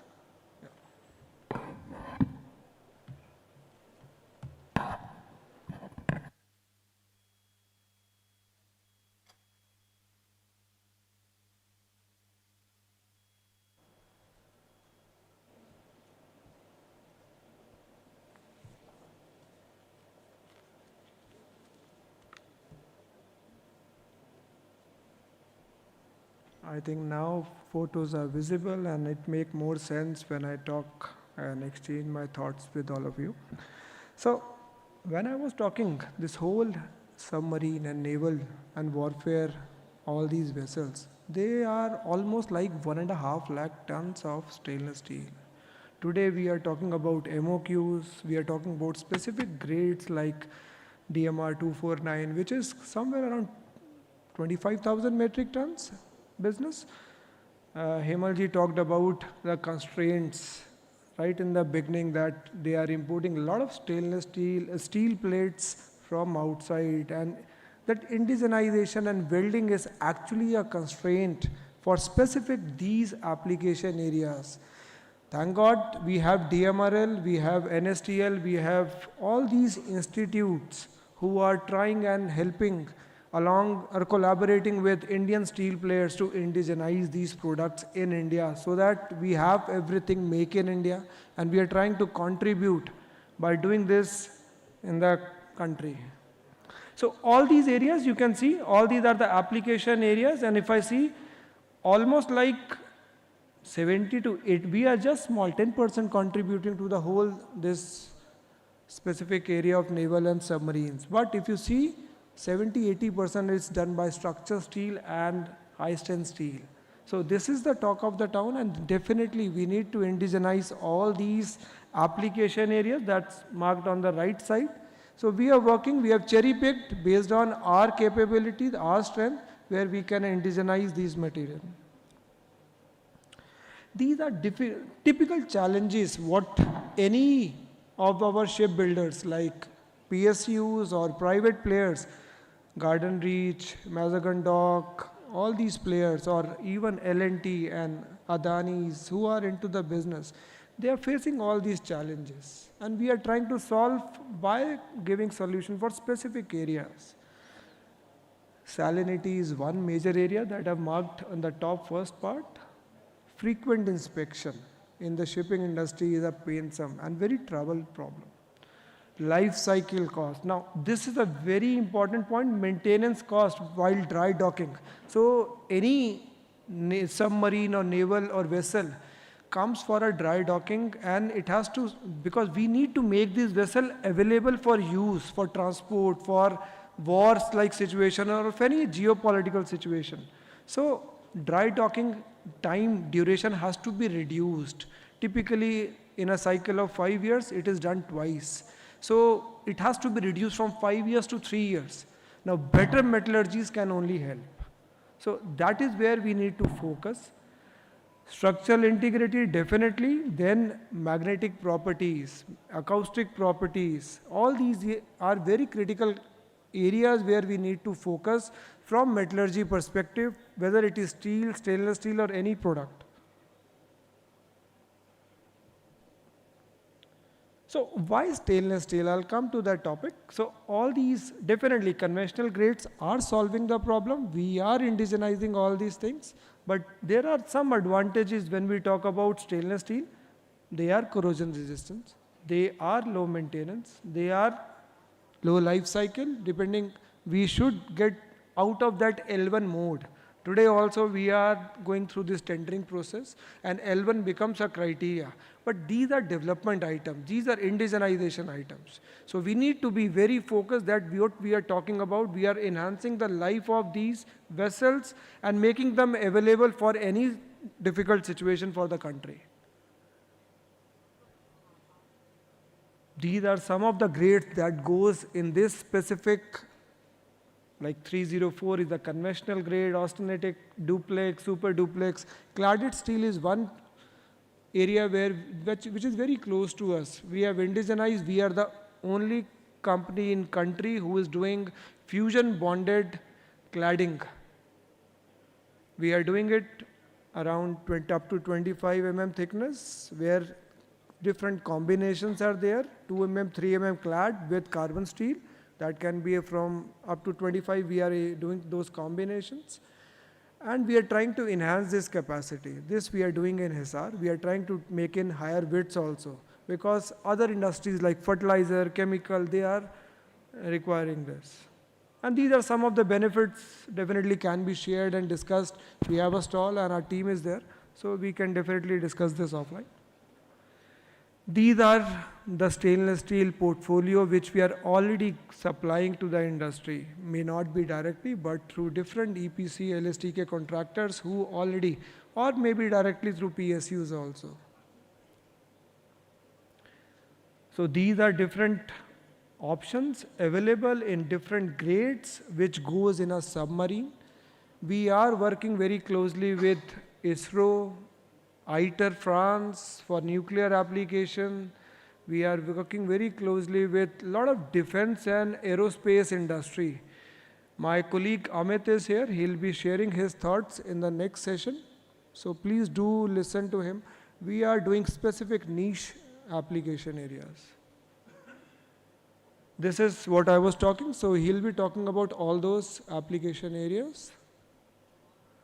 These are our customers. Now to sum it up, I would request, and looking at way forward, we are here to, we are urging, we want people from the industry, and I'll request Monica ji to pull up more people from PSU, Mazagon Dobb, shipping companies actually, who are actually, apart from steel players, so that this transaction should start and they should come up. I'm very thankful. Our chief guest is still sitting and listening very carefully. Thank you, Doctor.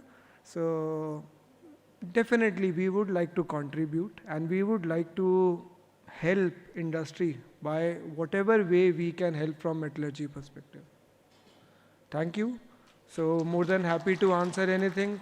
The QR code is there. You can scan. You will get to know more details about what we are doing about the industry. Thank you.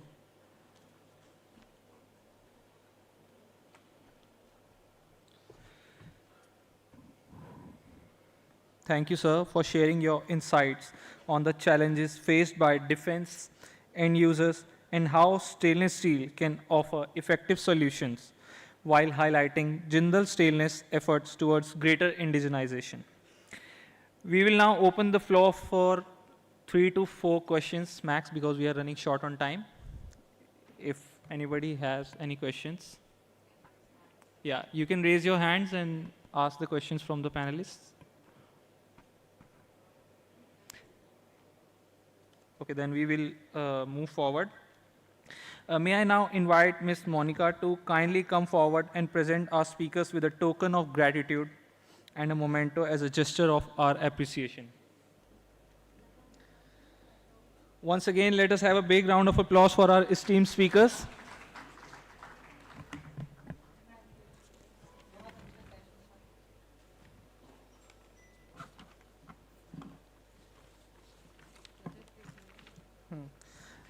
Mr. Hemal Desai.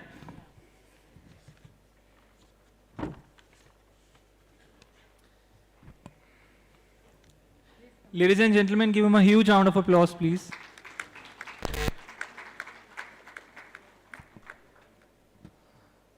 Mr. Anil Arora.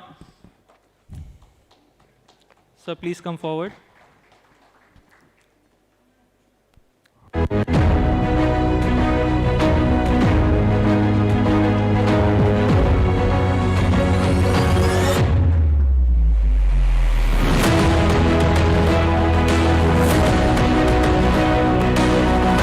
Mr. S.K. Pradhan.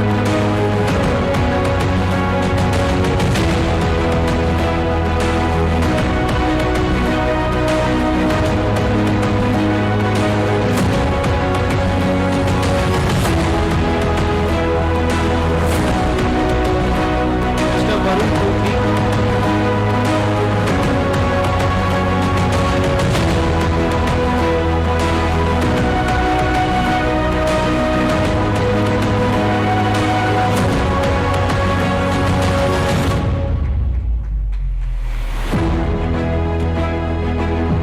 Requesting all our esteemed speakers kindly remain on stage for a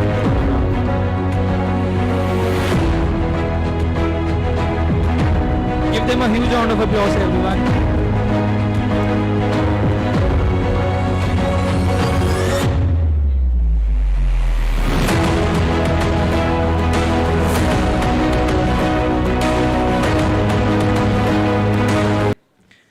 Moving on to our next session, Steel in Defense and Military Applications, Advanced Armor Solutions and Next Generation Combat Vehicles.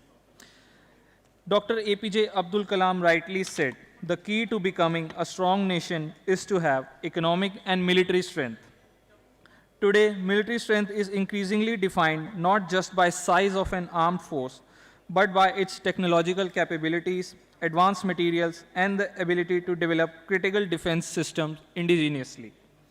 As India advances towards greater self-reliance in defense, the development of advanced armor solutions, specialized steels, and next-generation combat vehicles will play a critical role in building a more capable and future-ready defense ecosystem. Our next session will explore these evolving requirements and technologies shaping the future of military platforms. With that, let us begin this insightful session and hear from our distinguished speakers and industry experts. I would like to invite Mr. B. Ramakrishna, Scientist G and Associate Director, Defense Metallurgical Research Laboratory, Mr. Amit Goyal, Head, Sales and Marketing, Defense and Aerospace Business, Jindal Defense and Aerospace,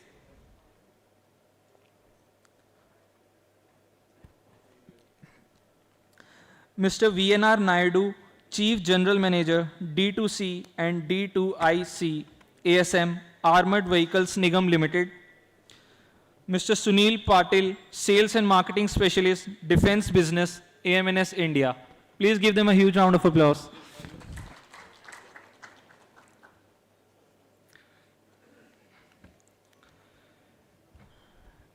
Inviting Mr. B. Ramakrishnan to take the stage and share his thoughts.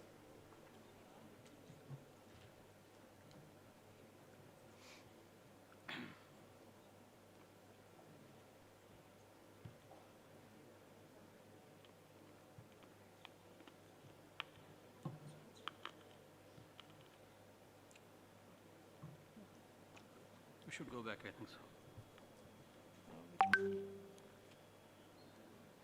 This was the next slide, this was the back slide.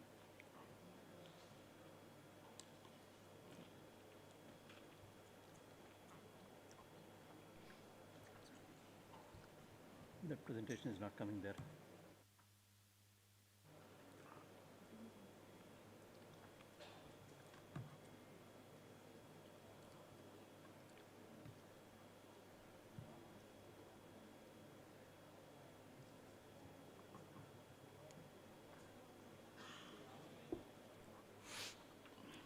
Good afternoon, everybody. So, today, as a part of this particular endeavor of introducing armor steels to the fraternity, I would like to give an overview of my lecture today. That is, the first, I'll just explain to you what are the category of vehicles, and what is armor steel and DMRL efforts and approach to armor solutions, and what are the ballistic qualification test methodologies that needs to be implemented, and protection solution against STRANAG levels 2, 3, and 4, and what are the future directions in developing armor steels. So these are the category of military and internal security vehicles. Generally, all these particular steels which we are planning to develop for defense applications, they are specifically meant for any combat vehicle environment. Like in today's warfare scenario, you see that in any ground warfare, you need to have main battle tanks, you need to have infantry combat vehicles, you need to have many recce vehicles, etc. So each has its own application. So, but every vehicle has to be built with an armor steel such that the protection against the various threats that come from the enemy are being protected.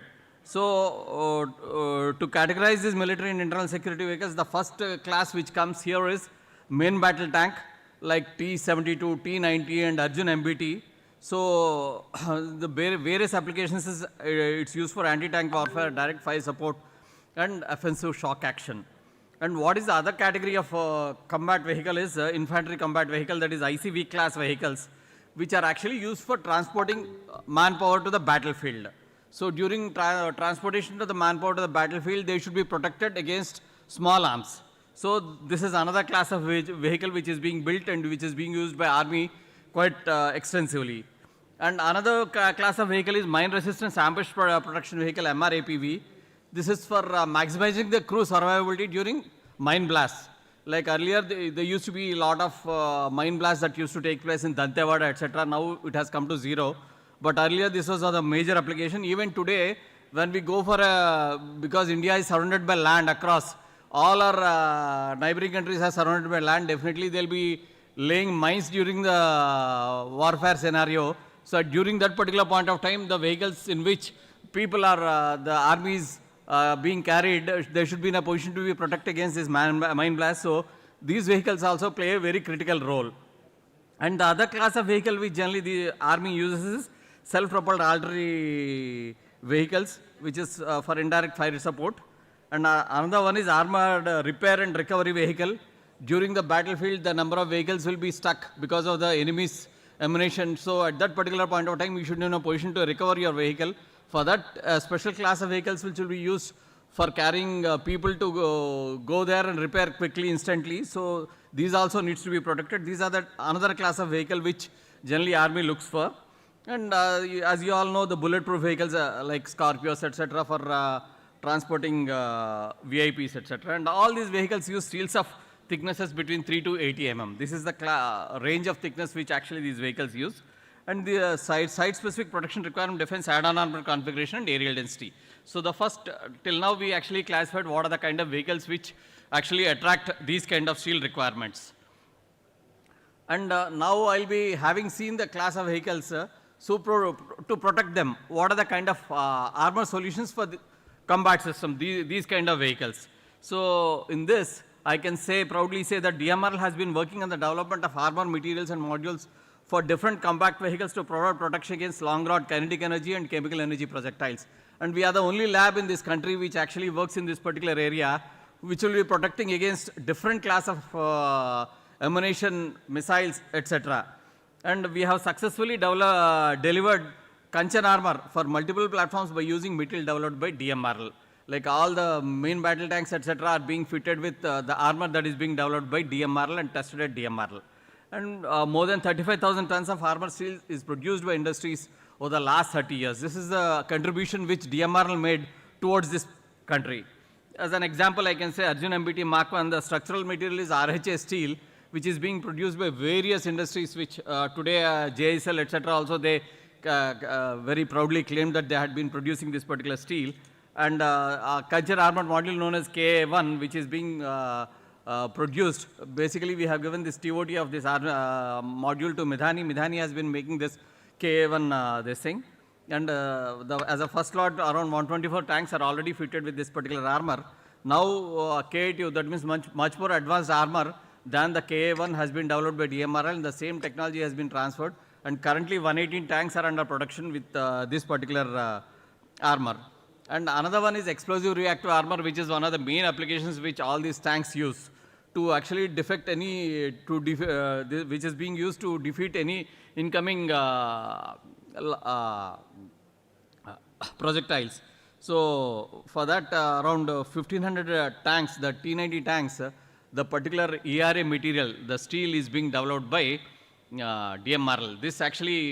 This is a very specific requirement, like you would have seen loitering munition, etc. Similarly, there's a copper jet that forms, like any ATGM missile, etc. Whenever it is fired, on contact with the steel structure, a copper jet forms with a velocity of around 10,000 meters per second, say 8 to 10 kilometers per second, that will be penetrating more than 1,000 mm of RHA steel. So to minimize the damage onto the vehicle, because 1,000 mm means no vehicle will be having that much steel to hold on. So there's something known as a explosive reactive armor which is being used. So it will be sensing this particular incoming jet, and this particular ERA will be flying in opposite to the direction of ERA, and it will be defeating that particular copper jet even before it touches the vehicle. So this is one of the applications which all the tank manufacturers use. So this ERA material is also being developed by DMRL. And earlier we developed, during 80s and 90s, we developed Jackal steel for BMPs. More than 3,000 BMPs have been built with this. And similarly, for mine-protected vehicles. And for helicopters, we have developed armor with titanium and ceramic composite, which actually all Mi-17 helicopters today are being fitted with this particular armor. We have given this technology transfer to Midhani, and Midhani has been continuously producing and giving it to Indian Air Force. And now I'll just dwell upon the armor solutions for latest combat systems. So DMRL has been working on development of armor materials and modules for different advanced platforms to provide protection against emerging threats. So one of the things which probably would have been in the recent news is Indian light tank.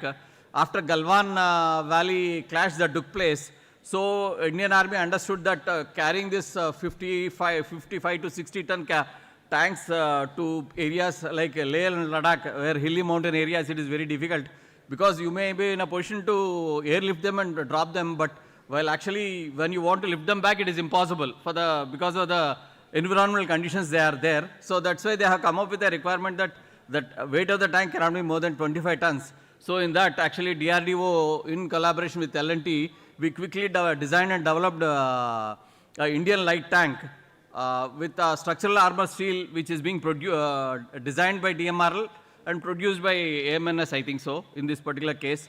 So this particular steel has been produced, and Indian light tank has been produced in a record time of 2 years, and that is undergoing user trials as of now. This is one of the applications which actually the steel which is being developed by DMRL has gone into application. And similarly for IPMVs and WAP, wheeled armor platforms, which are wheeled armor platforms are infantry combat vehicles. That means they'll be useful for carrying soldiers to the battlefield, say around, it will be hosting around 8 to 10 soldiers, and it will be providing fire protection when the soldiers are being carried out to the battlefield. So these are also made, the composite armor is being developed by DMRL.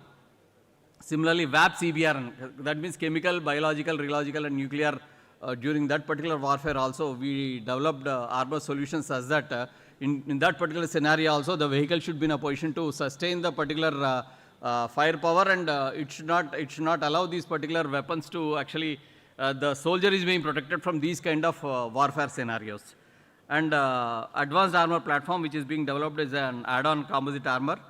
And Namika, Nag missile launcher, missile launching carrier. Namika is a Nag missile launching carrier, and you are aware that Nag is an anti-tank guided missile which is being developed by DRDL. So this particular protection is also being provided by DMRL.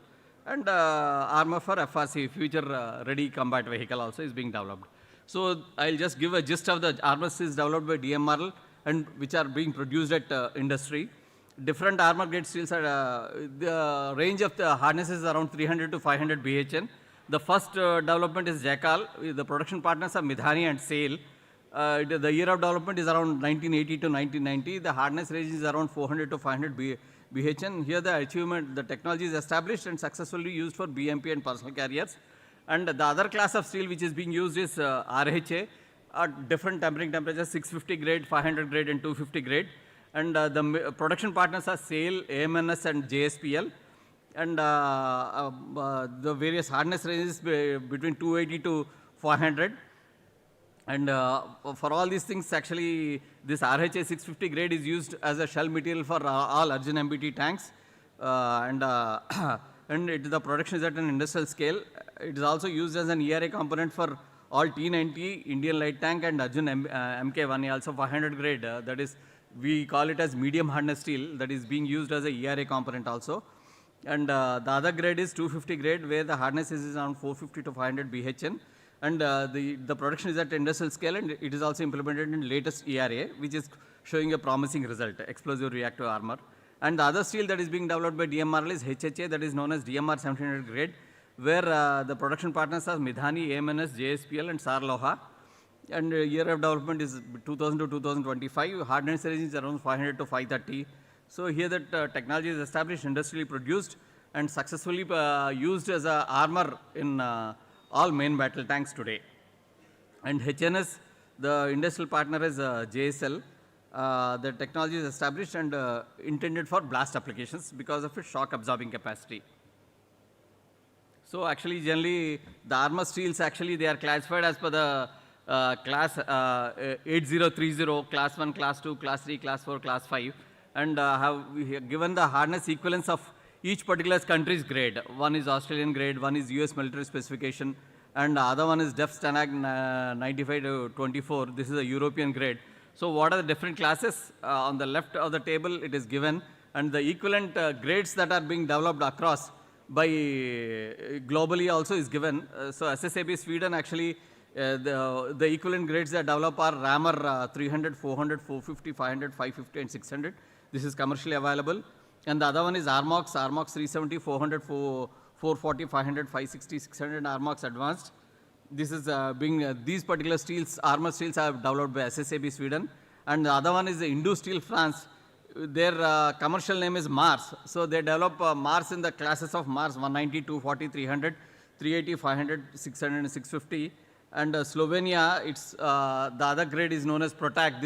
These steels are being universally used by various combat vehicle manufacturers. That is Protac 500, 500M, 600, and Protac Special. And in India, it is the same class of steels are RHA 300 tempered, MHA 400, HHA 500, and Armor Pro 400, and the other classes are JD1 and JD1M. So armor steels are classified based on their hardness values, and various commercial steels across the world are available. India needs to develop ballistically qualified armor steels in the hardness ranges between 530 to 650 BHN. This is the future requirement which Indian steel industry needs to look into. In addition to manufacturing and ballistic protection data, workshop guidelines for welding, bending, and machining of the steel needs to be generated to integrate into various platforms. So having basically an armor designer, DML being the core into armor design, I'll just give a brief of armor solutions for various protection levels. So generally, the increasing hardness of armor steel significantly generally enhances the ballistic performance. As the hardness increases, the tendency for shear plugging and cracking also increases. So making the steel more vulnerable to poor performance against threat levels in multi-hit scenarios. Generally, all these steels will be subjected to multi-hits. If it's a single hit, generally it will be sufficient.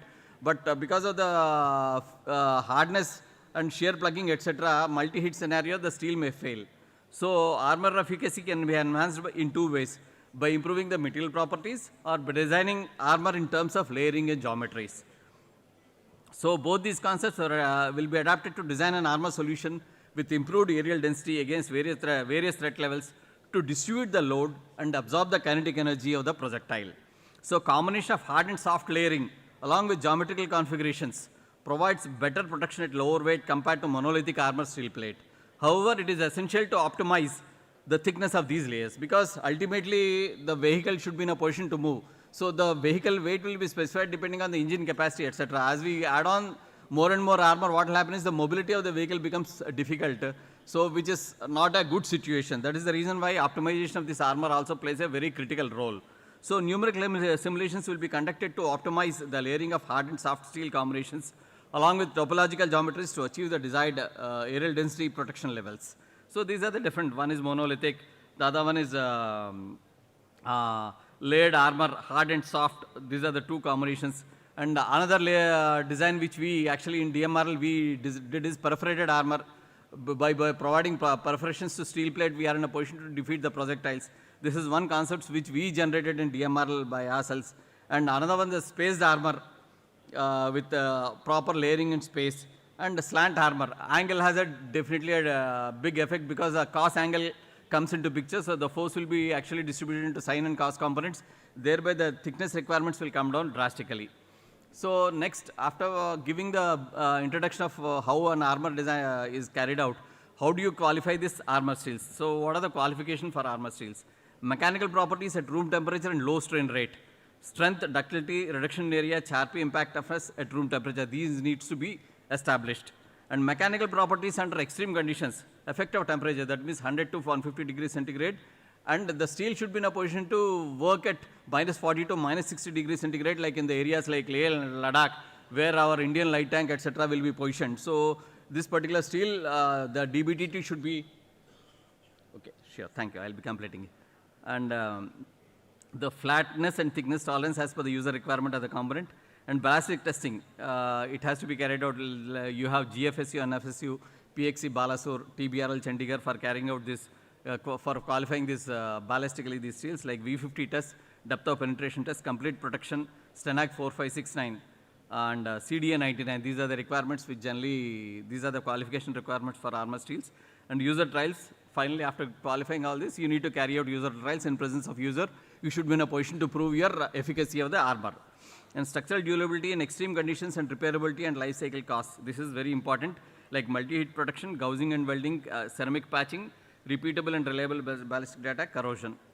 And these are the various specifications. MIL standard, these are the different emulation standards. The other one is MIL standard, one is STANAG, the other one is NIJ, National Institute of Justice, and the other one is European standard, VPAM and CDA 99. These are the various standards which people needs to follow for qualifying the steels. And methods of ballistic evaluation, etc. I'll just skip through because they are saying that time is over. And this is how actually we calculate the efficiency of a steel. So PO is the actual depth which it penetrated in RHS steel. PB is with armor, what is the residual depth. So efficiency of this particular steel is measured as PO into PB by T, that is the thickness. And the second one is mass efficiency, because mass efficiency also plays a critical role. Finally, Q square is E equivalent to MEQ will give you the Q square, that is the ballistic efficiency of that particular steel, because ultimately all these great steels are measured with ballistic efficiency. So the product of these two will give you that, and differential efficiency factor is calculated like this. For any armor designer, he needs to actually follow this particular methodology to qualify his particular steels. So these are the qualification tests. So there's a specific requirement between shot to shot, what should be the distance, and between pair to pair, what should be the distance. All these things needs to be taken into consideration while ballistically qualifying these particular steels. These particular distances, etc., are being specified by STANAG 4569. So anybody, steel manufacturer, if he intends to qualify his particular steel, these particular distances have to be mandatorily followed, and if 5 pairs of these particular shots, if they are stopping, then generally it is known as it is ballistically qualified or acceptable. And these are the protection levels for different materials which are being developed: Armox 500, DMR 1700, between Armox 520 and Armox 500, Arma Pro 500. We made depending with the available literature and number of tests we carried out, we actually compared the ballistic efficiencies of these particular steels, and we found that all indigenous steels are on par with the world steels, including Arma Pro, JD1, etc. So, over. Thank you. Bas. Okay. Still. So I'll just specify the future direction so that the translating 530 to 600 BHN armor class steels for industrial production. This is a very important aspect which any steel manufacturer should take into consideration. And generating export potential for armor steels, 300 to 530 BHN, basing on MIL 12560, MIL 46100 using ballistic qualification as per various standards. And DMRL developed layer armor structure for STANAG level 5 and level 6 and are in process of qualification test. This is the first time this particular armor is being developed for STANAG level 5 and level 6 for the first time in the country by DMRL. And ballistic tests, including user trials and integration of these armors to futuristic vehicles, this is going to play a future role.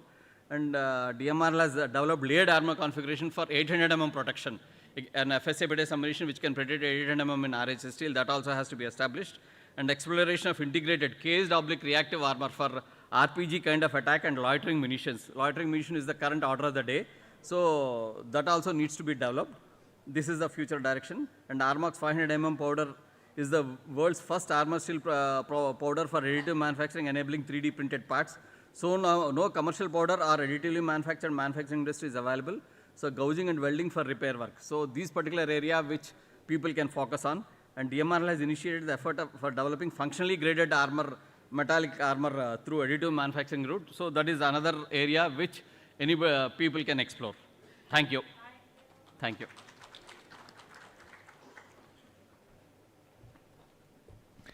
Thank you, sir, for sharing how the DMRL is contributing to our defense capabilities through its diverse range of advanced armor solutions. I would now like to invite Mr. Amit Goyal from Jindal Defense and Aerospace.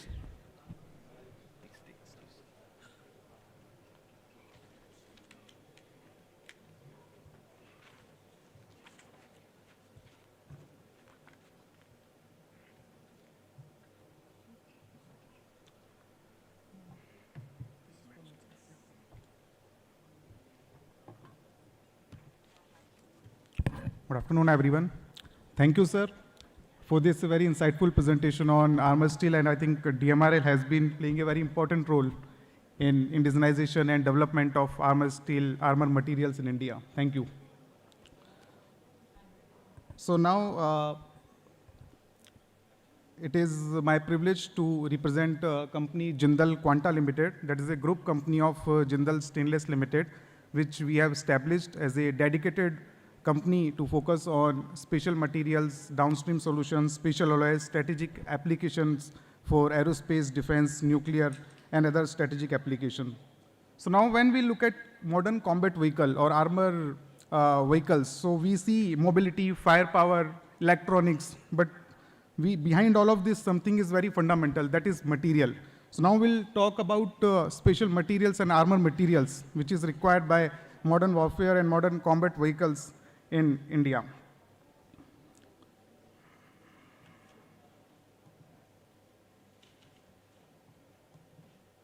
It's not.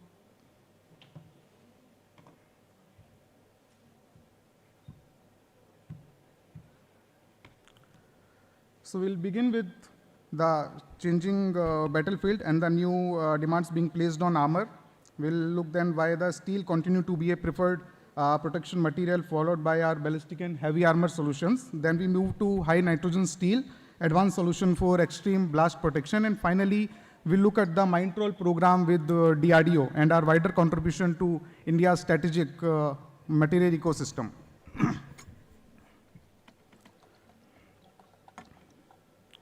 So the battlefield has changed and the armor design philosophy has to change with it. Today's platform faces a multi-directional threat environment: mines, IEDs, ATGMs, drones, urban warfare, and higher caliber ammunition. At the same time, platform must become lighter, faster, and mobile. This creates a fundamental material challenge.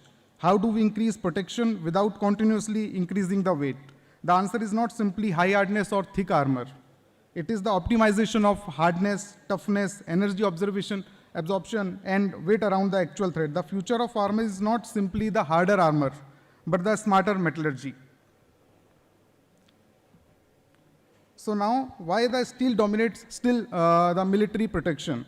So in defense, material selection is not about just one property, it's about the complete performance envelope. When we see other materials, like ceramics offer exceptional hardness, composite offer weight advantage, titanium offers exceptional specific strength, but still steel brings together a unique combination of ballistic protection, ballistic performance, toughness, structural capability, manufacturability, repairability, and cost effectiveness. And for India, there is another strategic advantage. We have the industrial ecosystem to manufacture and scale to steel domestically. So steel continues to be the preferred choice and relevant, not because it is the lightest material, but it remains relevant because it delivers a remarkably complete armor solution at scale. So now we move to armor philosophy to our armor solutions, ballistic armor solutions. So we have in our portfolio JD1 armor steel with minimum hardness of 500 BHN, and another is JD1M armor steel that is minimum hardness of 550 BHN. So JD1 armor steel provides a balance of hardness, strength, toughness, and workability that requires a wide range of ballistic applications. So this material actually has already been tested against different protection levels, TENEC level 1, 2, 3, up to 7.62, 51 net armor piercing round, 7.62, 39 TENEC level 2 armor piercing, and another NIJ level standards also for lighter armor protection. JD1M is having better hardness from 550 to 580 brittle hardness number. Now we are also working to develop even more hardened material up to 600 and 650 BHN grade for different armor steel protection requirements. So one point is very important. Hardness stops penetration and toughness prevents catastrophic failure. The engineering challenge is to optimize the both. And we are working on that to develop extraordinary armor steel with hardness plus toughness combination. That is what transforms a high hardness plate into a complete armor solutions. So when armor thickness moves into hundreds of millimeters, the metallurgy becomes a completely different engineering challenge. Our portfolio includes different armor materials for ammunition proofing like MIL A12560, DEF-10 Type 1, DEF-10 Type 2. These grades address demanding applications including combat vehicle structure, ammunition proofing, and other heavy armor application.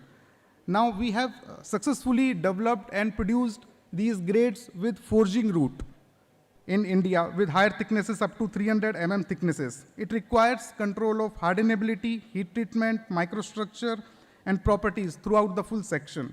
And strategically, the objective is equally important to make critical international grades and standards in India that is available with Indian R&D and Indian material solutions. Now we change the design philosophy. So now we come from ballistic protection to blast protection and surviving blast requirements for armored vehicles. This is high nitrogen steel. It is a high manganese, high nitrogen austenitic metallurgy, creates a unique combination of strength, toughness, corrosion resistance, and non-magnetic behavior that requires in multiple blast protection vehicles. And there is one number which I would like you to remember, that is 200 joule. This material has 200 joule, up to 200 joule impact strength, even at minus 40 degree temperature. That creates a number of applications which requires blast protection even at minus 40. So the real requirement is to absorb the energy, retain structural integrity, and to ready with what comes next. So this is high nitrogen steel, which creates a fundamentally different armor proposition and have multiple application. I will share in next slides its applications. So the real value of any material is not only its properties, it is the problems those properties are solving. So HNS is particularly suited for multiple applications which requires blast, like mine troll, mine protecting vehicles for underbelly, armor steel bunker, and steel overhead protection. The application have one common thing, extreme energy absorption with structural integrity. Whether the threat comes from below, from an impact on a bunker, or from overhead attack, the material must withstand severe and potentially repeated blast and loading. That's what HNS combination of toughness, blast resistance, corrosion resistance, and non-magnetic behavior becomes very relevant. HNS is engineered not just to withstand the event, but to survive the event. So for me, this slide is very important, and it is capturing the real meaning of Make in Steel and Make in Bharat. The mine troll program, which addressed a very practical defense challenge: import dependence, corrosion, replacement time, and operational availability. With the help of DRDO, DMRL, we have developed these indigenous high nitrogen steel solutions combining high toughness, blast resistance, corrosion resistance, and non-magnetic behavior. This grade we have developed with technology transfer from DMRL, DRDO, which has found multiple applications. So this is what successful indigenization looks like. So Indian research, Indian metallurgy, Indian manufacturing, and Indian supply security. And this is a prime example of public-private partnership and lab industry collaboration. It is not merely about replacing an imported material, it is about replacing an import dependency with an indigenous capability. So our role is not limited to armor application. The Mindtrol is one program. Our ambition is much broader, to build the materials backbone of India's strategic platforms. Our capabilities extends across missile programs, naval systems, space programs, air armor applications. We are continuously developing and supplying our special materials for multiple missile programs, for canisters, for motor casings, for naval programs, for submarine rocket launchers, for space programs. Almost all launch vehicles are using our material. Like, sir, give an example of 15 CDV6. We are continuously supplying materials for rocket motor casings for SSLV, PSLV, and LMV3. And for armor platform, we are supplying multiple grades for ballistic and blast protection. And our investment in advanced remelting and forging facility, which we have done recently, are designed to strengthen India's capability in high-quality special steel and strategic alloys. And now we are moving in next step, like to invest in multiple other special alloys development with our advanced superalloys capabilities.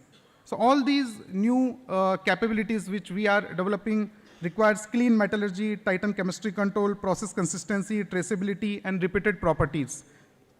And that leads to one fundamental principle. You cannot build a self-reliant defense industry without building a self-reliant material industry. That is the capability Jindal Quanta, Jindal Stainless Limited aims to build. Thank you. So let me close with one thought. India's defense capability will not be determined only by the platform we design, the weapon we develop, or the electronics we integrate. It will also be determined the ability to control the materials, metallurgy, and manufacturing technologies behind them. Thank you.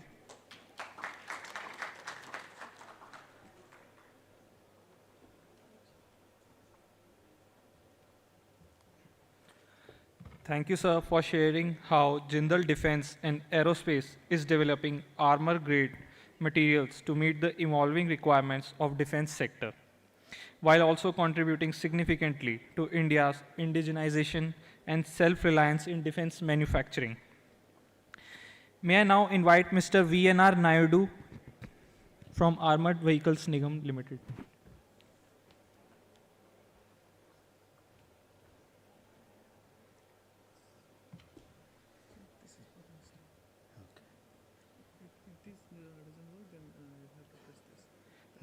ये आगे जाने के लिए थोड़ा सा इधर shift करेंगे क्या, ये रखने के लिए.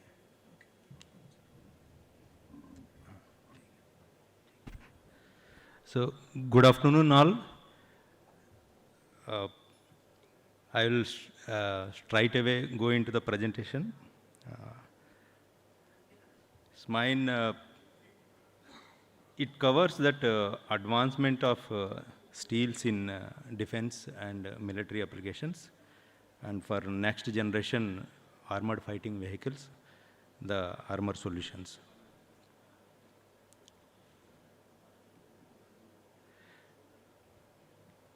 If we see this,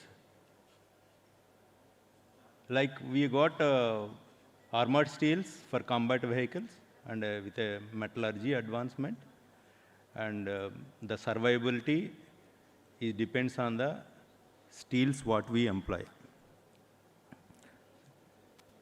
So protection and structural integrity and mobility, these are all the three aspects we need to consider.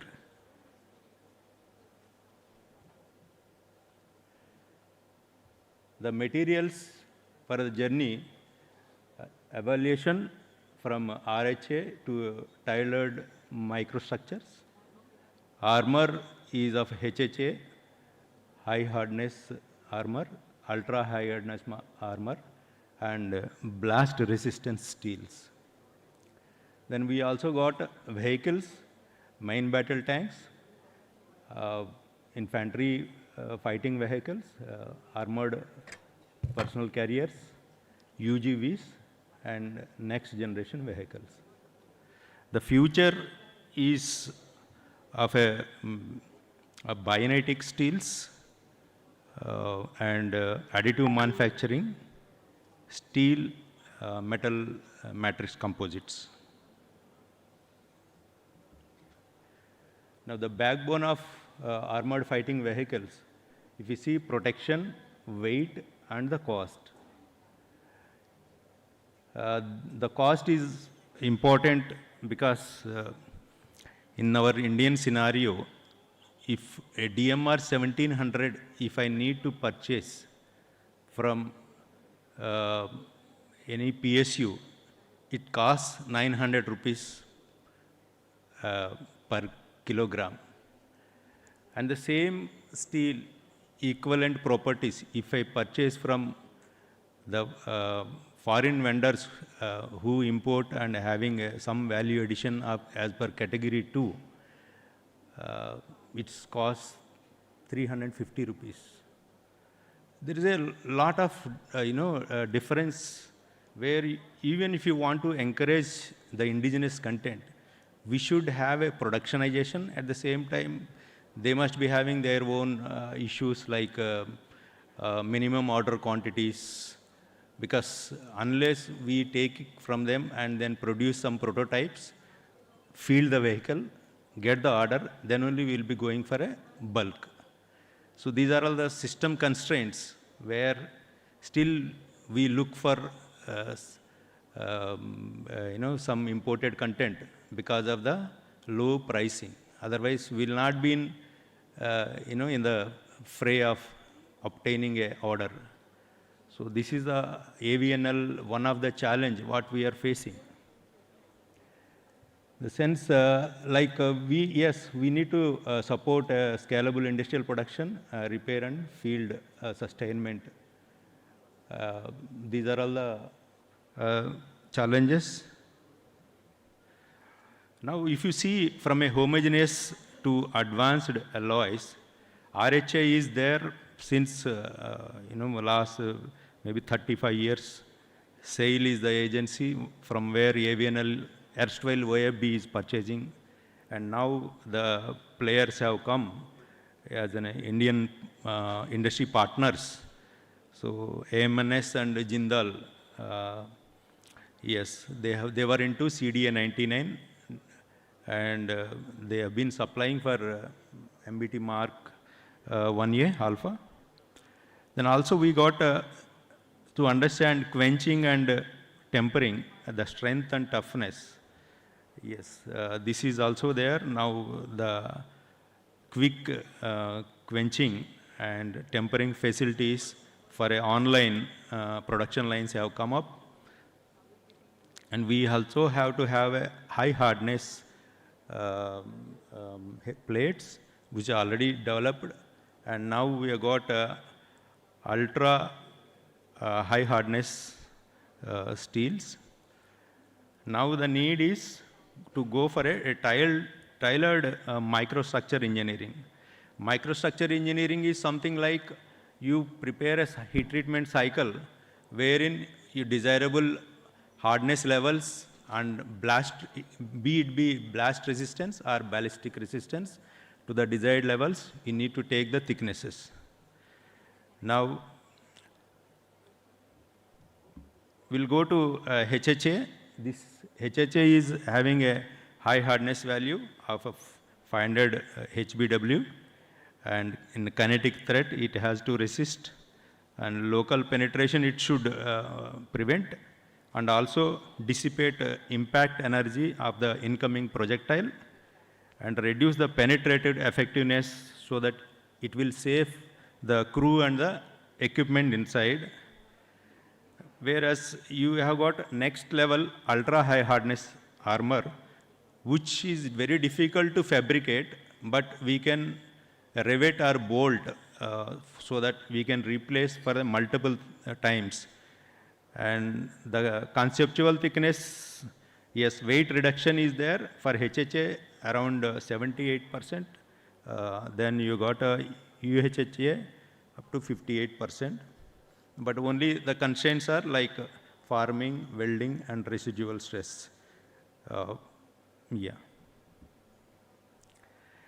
Next is You see, ultra high hardness armor is having, these are all the advantages.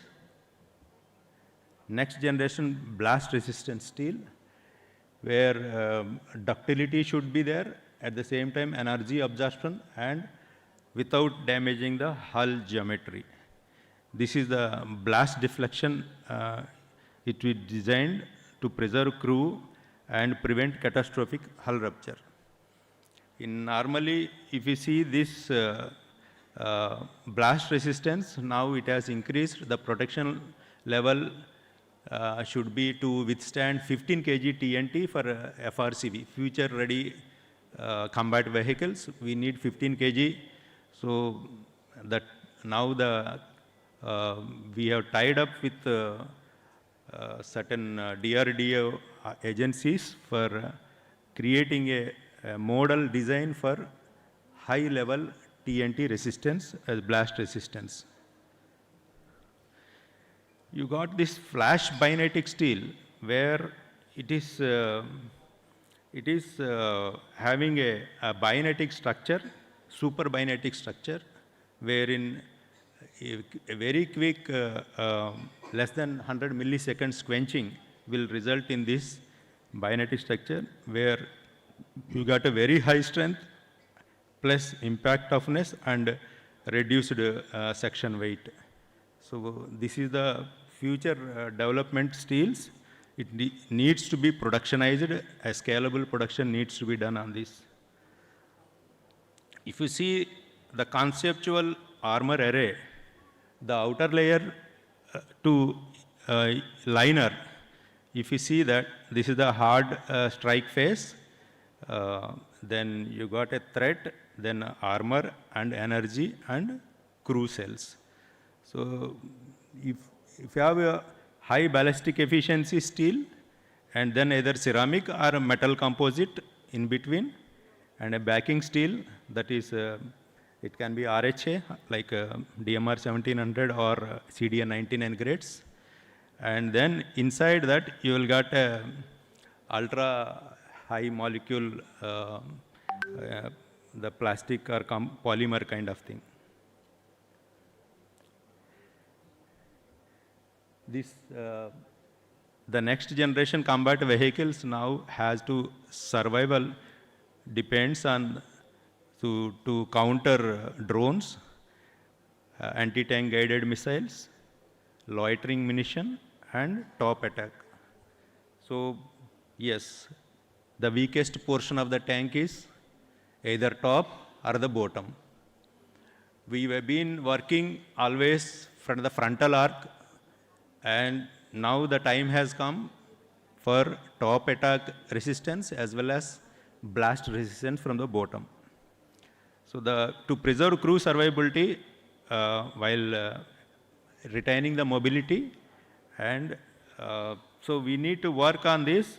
Definitely the electronics like APS systems, you can say active protection system for soft kill or hard kill. It has been applied. ATGMs, yes. NAG missile 2 is indigenously developed. Loitering munitions, yes. So I will go to the main battle tanks. This is the structural steel and passive armor, reactive or active armor like ERA or NERA, and sensors plus APS. This is the detection and response for that. We can, like you say, mobility and armor, this is a combination where we can have it enable thinner plates, preserve structural stiffness, and improve the cross-country performance also. We have a light tactical robotic vehicles like unmanned guided vehicles with a base frame, bolt and armor, sensor pods, and remotely we can be able to run the vehicles and reach to the tactical things. Special inserts also are available. In future infantry fighting vehicles, you got an active protection like counter drone and network on which AVNL is presently working, and will very soon we are going to have this. So now challenges in modern metallurgy is a hardness, toughness, balancing the and weldability and low mass. Our DMRL is working on this, and also our industry partners also equally working with the supply chain and also with the elements shown there. Additive manufacturing is with a base plate and laser induced metal powders. He is having a layers so that in lightweight we can still have a metal matrix and have the higher level of protections. This is a steel matrix composites, ceramic particles in a steel matrix, also one of the solution for high hardness, toughness and modularity. So now the enduring legacy of steel is remains indispensable because of the modern survivability and a single material. We have to protect advanced hardness and toughness and also integrate composites and active systems, microstructure engineering and process digital designs along with the electronics, improved electronics and sighting systems and integration with the modern warfare requirements. Thank you.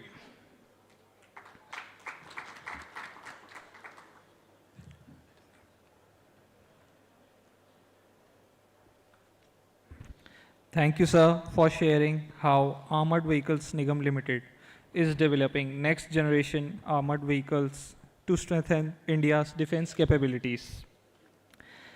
Now I would like to invite Mr. Sunil Patil, Sales and Marketing Specialist, Defense Business, AMNS India.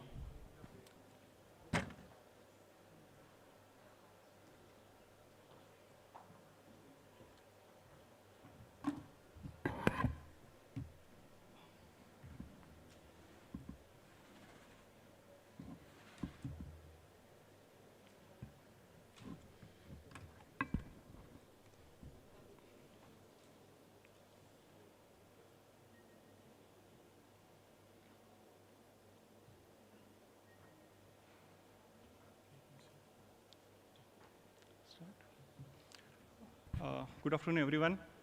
Good afternoon, chief guest of this particular event, as well as all the dignitaries and the senior leaders from the industries. I would be taking you through the development done by the MNS India into the defense sector for the specific steel grades. Before going to that, just we'll give the overview of the company, organization, the particular plant, plate mill, which has the presence in the defense business, which is producing the defense grades of steel, and the integration done in the defense grade, as well as the commitment towards Indian defense, like what marquee projects we have executed, and then specific grades of steel, high hardness steel, armor proof 100, which has been explained and briefed by the Ramakrishna sir as well as the Naidu sir. I know I'm taking by the last point of this between your lunch and this particular session. So we'll try to wrap up quickly. As everyone knows, ArcelorMittal is basically the joint venture between the ArcelorMittal and the Nippon Steel came together in 2019. The integrated steel plant of 9 million ton per annum is set up at Hazira. We are coming with the expansions with the Rajapeta, Andhra Pradesh. The presence in the various sectors like automotive, constructions, transportation, agriculture, defense, energy, and infrastructure, where we are serving basically the various kinds of grades of steel. These are basically the overall, I can say the network or the processing plants across India. We are getting the ore from the east, and then manufacturing is at Hazira, which is at the west coast of the India. We have the rolling, hot rolling plant of 7.1 million ton and the plate rolling of 1.5 million ton per annum. This green taxonomy, under which we are basically the first steel supplier who are qualified for the 3-star and the 4-star rating for the hot roll coils and the plates, which actually explained by our seniors, Kunal Bharat sir, earlier in the morning. This is basically achieved through the various kinds of basically things like renewables. We are sourcing we have set up the renewable plants at various locations in India. then the increased use of the scrap, and then the operational improvements like a DRI, EF route, which is giving the more clean steel technology, clean steel for this particular defense grade also. Value chain from iron ore to the plate to the servicing through various retail outlets all across the India. These are the base product mix, like from pallets to hot roll, cold roll coils, the heavy plates, welded pipes, and the color-coated coils and sheets are the product mix which we basically service to the market. Process flow of Hazira, I'll just not go in very much detail, but just to mention that the three distinct technology of iron making, one of the major is the hot briquette iron or the direct reduced iron technology of 6, we are having the 6 modules, then the electric arc furnace, and then the continuous caster, which basically has a soft reduction technology. All the processes basically help us to basically get the clean steel to sustain the various defense grades of requirement. The plate mill, again, the wide plate mill, I will just explain the capability here, which has the capability of producing the steel of 250 megapascal to 2000 megapascal of strength, servicing to various segments, like from general engineering to the windmill, polar pressure vessel, shipbuilding, line pipe, and the defense sector. This is plate mill capability, right from 8 mm to 150 mm we are making right it now, up to 25 meter of length and the width of 4900 mm. Various product forms we are basically servicing TMCP, thermomechanical control processing, normalized rolling, then the heat treatment capability of quenching, tempering, and normalizing of around 1 lakh ton per annum. The size matrix, yes, it is case-to-case basis, it can be basically discussed and agreed. As we are discussing the Make in Bharat, so these are the projects, marquee projects, where we have contributed for these projects of the national importance. Chenab Bridge, Anjikhat Bridge, then the various ship projects like naval vessels where we have supplied the DMR 249 steel. So I will be explaining that some of the projects of naval and armor steel in the subsequent slides. Everyone has talked about a lot on the defense growth in the first session also. Just to summarize that, exports have increased up to 30,000 crore. The target of 50,000 crore is set. There are a lot of growth enablers. Private sector share has increased in the last 1 decade from less than 10% to 23%. The budget is exceeding, indigenous production value is increasing. The enablers are like capital procurement allocation, positive indigenization list, the FDI relaxation, IDEX scheme, strategic partnership model for the ships, submarines. So a lot of initiatives taken by the government, which is helping to basically get the growth in this particular sector as well as for the steel industry. Coming to the integration of the defense grade steel, we have the presence in the naval and land defense, where we are supplying the steel for the various warships, anti-submarine warfare, naval offshore patrol vessels, fleet support ship, floating docks, and many other Coast Guard and the commercial ship buildings. In the land defense, we have the track record of supplying for the main battle tanks, artillery guns, howitzers, future-ready compact vehicles, where we are basically coming into the various projects, mine-protected vehicles, and then there are military and the civil vehicles, then the motor casing of missiles. These are the steel grades which have been developed. Some of the steel grades are developed along with the DRDO, Indian Navy, and DGQA. DMR 249A for the naval application, which is having the capability of supplying from 3.15 mm to 50 mm. High strength, low temperature impact toughness, and the superior corrosion resistance. These are the basically characteristics of the product. And this is like used in all the naval ships here. It is very much standardized right now.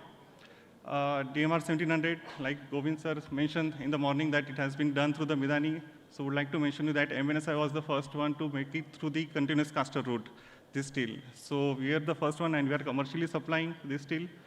Right from 8 mm to 80 mm, we have the capability which has the ultra high strength of 2 gigapascal, high hardness of 550, hardness, and the impact toughness, low temperature impact toughness. CD99, as Ramakrishnan sir has already taken into that, there are 3 different grades, variants under that. All the 3 variants have been developed and supplied by the MNSI for the thickness range of 80 to 80 mm, 8 mm to 80 mm, with a wider width, which has the strength of 1000 megapascal and the hardness of 400 BHN. Arma Pro 500, it is an indigenously developed steel by MNSI. It has basically high hardness. The product qualifies the various ballistic threat levels against NIJ, STANAG, and EN standard. I will be coming to that product in the subsequent slide. Tensile strength up to the 1700 megapascal, hardness of up to 500 BHN. Capability currently exists from 6 mm to 25 mm, but yes, that can go beyond to that limit with the joint development with the DRDO OEMs. We have done the transfer of technology for the DMR 249A and DMR 1700 steel grades. These are commercially being supplied. The transfer technology or the collaboration done with the DRDO, Indian Navy, Director of Naval Architecture and DGK for developing these grades. We have the track record of supplying the DMR 249A. One of the most prestigious projects is the INS Visakhapatnam class P-15 Bravo. For all the 4 vessels, the 100% of steel supplied by MNSI to Masgaon shipyard. We are supplying or supplied the steel for ASW, SWC for all the 8 vessels of INS Mahi class. Then the multi-purpose vessels of the Navy, Samarthak, Utkarsha, and then various ships manufactured by the Goa shipyard. Coming to the land defense, we are supplying the steel, rolled homogeneous armor steel for the main battle tanks to ARVs. This is again the same grades of steel like Ramakrishna sir has mentioned, CD99. There are 3 different variants. We have been supplying those. More than 500 ton is supplied right now, and then further supplies will be continued here. We are supplying for artillery guns and howitzer also. There are special steel developed for these particular applications along with the OEM. This is jointly developed and tested for ballistic within India, outside India, and being commercially supplied right now. We are again into the high strength steel from 700 megapascal to 960 megapascal, where we are supplied for various military bridges, modular Sarvatra 10-meter bridge. And basically, these are jointly developed with these OEMs. And these grades will be definitely finding use in the other platforms also. Arma Pro 500, this is an indigenously developed product. As per there are so many international brands available for this particular Armox, like Armox or Rammer. So this product is definitely a substitute to that for the Indian programs. Having the high hardness of 500 BHN, broad ballistic qualification, protection. It has a good formability, weldability, and thickness ranging from 6 mm to 25 mm. Applications, MPVs, then 4x4 vehicles, the BMPs, infantry compact vehicles. Mechanical properties, I can say yield strength of greater than 1250 megapascal, hardness of 480 to 540 BHN, and good impact toughness at the low temperature. These are the protection levels where we have tested the materials within India, outside India, in various labs to qualify, to basically show the product to the various OEMs here. And we have supplied commercially these grades to one of the PSU also.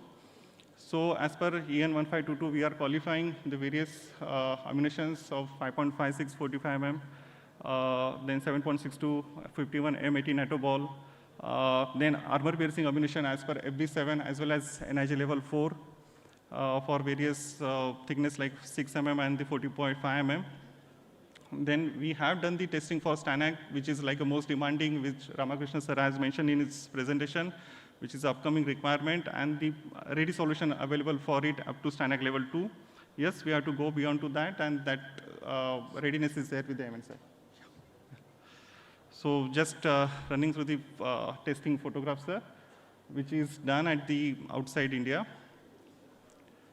The formability is also shown here, that it is basically having a good forming performance with the bend angle of 90 degree, radius 60.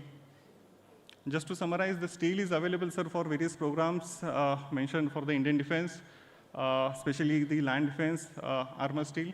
And the collaborative approach between OEMs, DRDO will help us to basically develop that and to service the requirement of the industry. Thank you.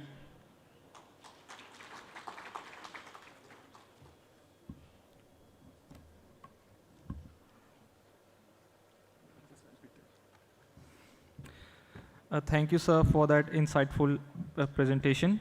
With that, we come to the conclusion of this session. I would like to extend my sincere gratitude to all our distinguished speakers for sharing their valuable insight.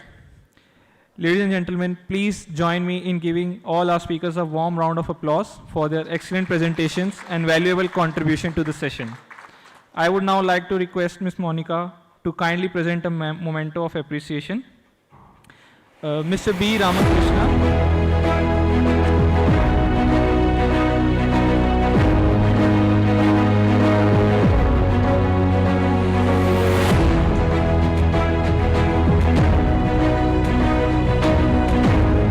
Mr. Amit Goyal.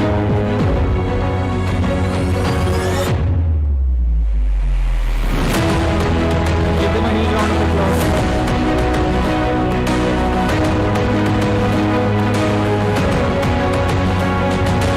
Mr. V.N.R.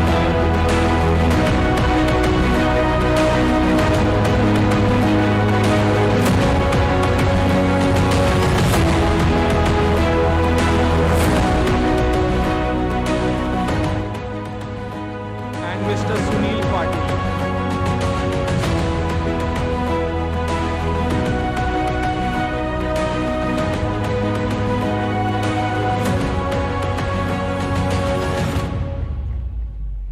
Requesting each speaker to come forward for a group photograph.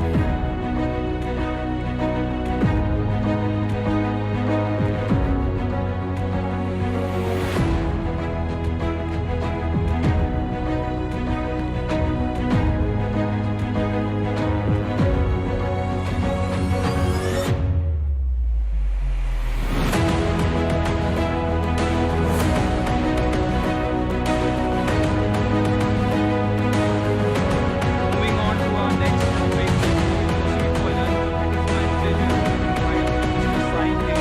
CEO, Veera Tactical Dynamics, to kindly take the stage and share his special presentation and industry insights on anti-radar coatings and advanced materials for India's defense manufacturing ecosystem. Give him a huge round of applause, everyone.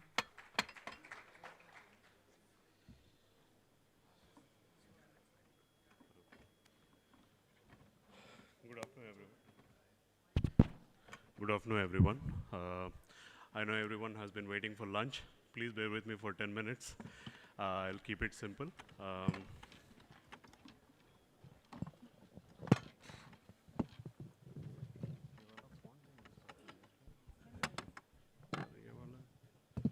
Let it be, let it be. That's okay, let it be. I'm CEO of Veera. We are an advanced materials company.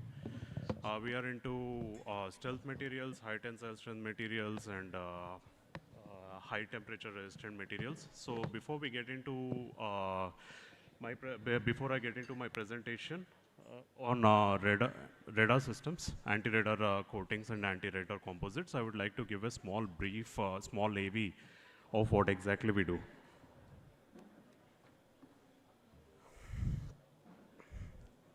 Please bear with me for 1 minute.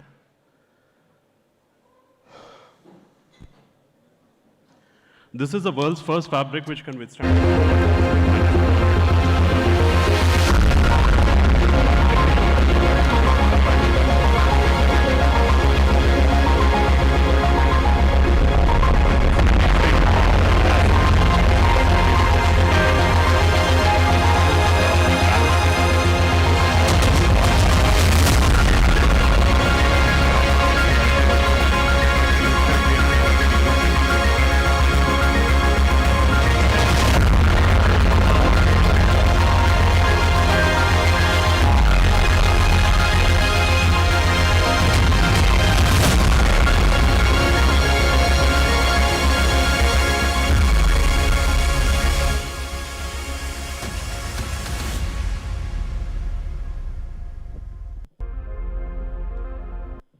So back in the day, I'll give a small brief of what exactly we do. So we started off with aerogels. I'm a volcano climber myself. I'm Asia's only volcano climber. I climb volcanoes and I test our suits in near the lava where the extreme temperatures go up to 1000 degrees centigrade.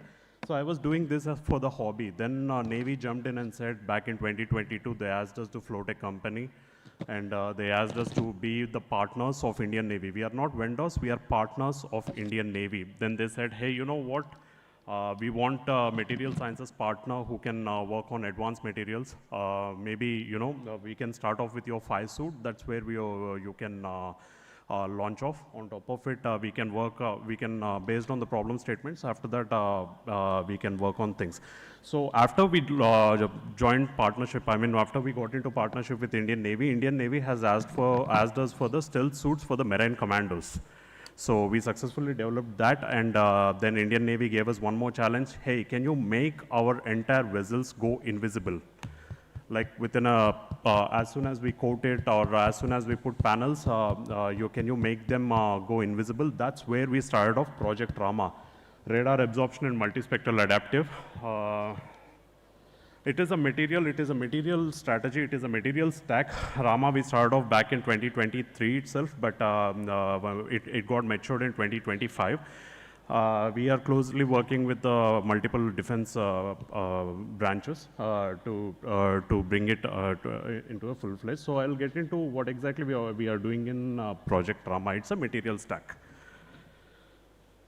Model battlefield is a sensor network. It is it's a comprehensive sensors. There will be IR sensors, there will be radar sensors, there will be SIR, NIR, and my ultrasonic sensors to hit the skull and ping the skull and identify the humans. So one of the major challenges faced by the vessels or the drones or the any other military asset is both IR and radar. That's actually the picture which you are seeing over there. Actually, that's an F-35 which was hit by Iran during this Iran conflict, US-Iran conflict. F-35, as we know, it was invincible, at least it was advertised as invincible in the radar spectrum, but on the IR spectrum, no. You can still identify the heat-seeking missiles can still, target the F-35 and hit it. So that is one of the challenges faced by the Indian Navy. Indian Navy Air Division. So they said, hey, you know what? Can you make a single solution where we can apply on a vessel or any kind of asset which will make it disappear from both radar, multiple spectrums of radar, S-band, KU band, Ka band, and other bands, and also it can significantly reduce the thermal signature. So that is how we started off. It is a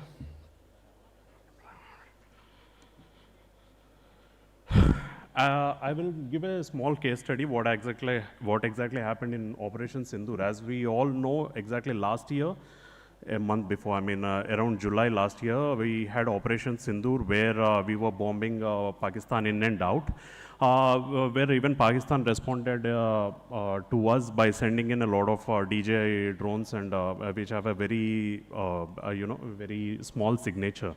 So what they were doing is actually the first 2 days of Operation Sindoor was a bloodbath. We were getting bombed in and out. So immediately our Indian Army technical branch has come up with a solution where they were using the legacy L-70 guns, where they integrated a radar. Through surveillance radar, they were tracking the drones, and when they were targeting towards they were using guns to target the drone. Using EOIR, electro-optics and infrared cameras, they were particularly homing in on the drone, and they were firing a barrage of munitions at it, hoping that at least one gets hit and they can neutralize it. But it's a very inefficient solution. Even right now, we are still we are exploring counter UAV solutions to counter the drones which are coming in. So this is what exactly happened in Operation Sindoor. Now flip the question, what if the radar, the drones already have a signature, what if we make them invisible? What if a pack of a swarm of 50 or 100 drones attack you, and you can only recognize them maybe at at a distance of maybe 50 or 100 meters. You're already a dead piece of meat. So that is how we came up, so that we can significantly enhance the attack capabilities of drones, vessels, so that we can make them undetectable in the battlefield. In the conventional platform, we have a very strong radar return, geometric scattering, and other strategies which are legacy strategies. They might still work, but most of the time it's like we can get a 50% signal back from the subject. And also high thermal contrast. When you use thermal optics, you can still spot the asset. You can still spot the military vessels. And optical contrast, even when we are using camouflage, we can still find an optical contrast where we can spot the particular asset maybe within like 1 or 2 seconds. So when you are using a signature managed platform, we are significantly reducing the radar return by using geometry, leveraging geometry, coatings, composites. And also, as I mentioned earlier, we significantly reduce the thermal signature by 97%, so it will be really harder for the heat seeking or any other thermal missile targeting systems to detect. Reduced optical contrast. Currently, we are working on this to significantly reduce the view, even to blend in and blend into the surrounding environment.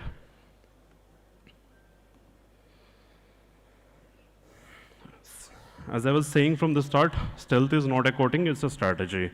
We have to leverage multitudes of parameters. One is geometry.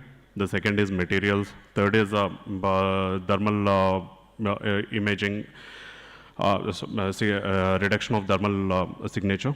And fourth is surface. So when we are using surface treatment methodologies where we create particular patterns in that surface, it also helps us reduce the radar signature by total internal reflection. And then there are sensors and apertures. So this is same like active signal cancelling, which is used by F-35, where the EWS system on the F-35 sends in a negative wave by detecting the particular band, whatever the band is, which is being targeted towards it. This is the signature system which is used by the most of the military assets to spot the enemy. One is visual. We use usually the legacy camouflage to at least mask it for like 1 or 2 seconds. Then there is NIR and SWIR, shortwave infrared and near infrared, which is very expensive and very hard to maintain in the battlefield. So most of the sensors which are used in the battlefield are MWIR or LWIR, or forward-looking infrared, through which we can spot an infrared signature very easily, very low maintenance. So this is the spectrum which is used in the most of the drones, any UAVs or tanks, missiles. Then there is radar, as I was mentioning earlier, active radar and passive radar, surveillance radar and targeting radar. So these use microwave bands in the microwave spectrum to detect the subjects.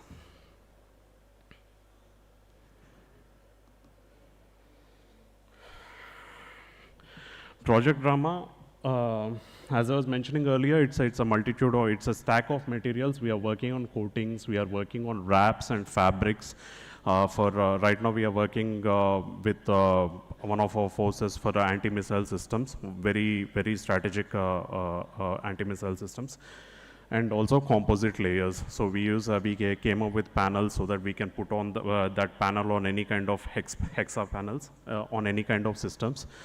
We can retrofit it on any kind of existing system. Coating can also be retrofitted.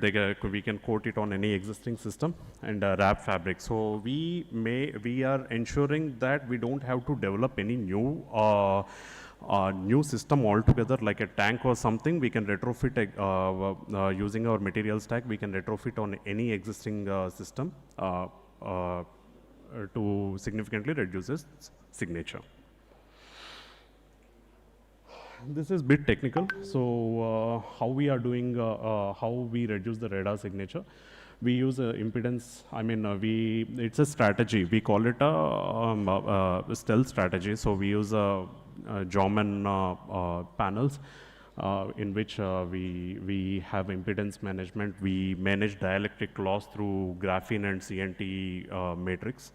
And we use for magnetic, we also leverage magnetic loss, multiple scattering using aerogel. So basically, we are the first, for the first time in the world, we are using aerogel to create a multiple scattering and internal reflection in the of the composite. Gradient descent, as I mentioned earlier, so we were leveraging stacked layers. This is one of our first very preliminary trials back in the day while we were working with the marine commandos, where we were making them go invisible. So right now we are making multifunctional materials for them to be used as an insulation, or else just 2 minutes. So we leverage insulation, we manage the thermal gradient. On top of it, we control emissivity to significantly adapt into the surrounding environment. These are our materials, the materials which we use: silica aerogel, carbon networks, CNT and graphene, magnetic ferrites, TiO2, titanium dioxide ceramics, and polymer matrix. For any kind of company, for them to research on a material and come to bring it to production scale, at least in current scenario, it is taking at least 10 years. For us, it only takes, we leverage a molecular dynamics, molecular simulation, and DFT. Using that, so we developed some of our materials within a record time of 6 months for Indian Armed Forces. And we successfully are reproducing it on an industrial scale.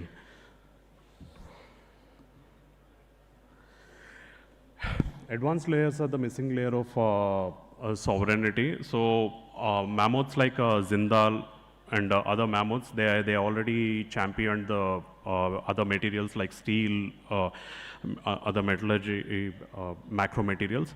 We are working on a nanoscale. If a country wants to advance rapidly, like China, they need to concentrate on the nanomaterials, or reproducing nanomaterials on a industrial scale. That is the future, because nanomaterials are sometimes they go up to, they have a shear strength of 27 times more than steel. And some of the materials which we developed in our industry, they came up to 9 times, which have a shear strength of 9 times more than steel. So the nanomaterials are the future, nanometrics is the future. So I think industries, the mammoths also need to concentrate on the nanomaterials and also reproduce, not just in lab scale, also in the industrial scale, just like what they are doing with the steel.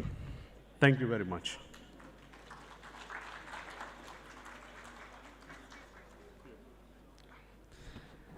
Thank you, sir, for this insightful presentation. Requesting Ms. Monica ma'am to kindly present a memento of appreciation to Mr. Sai. Please give him a huge round of applause.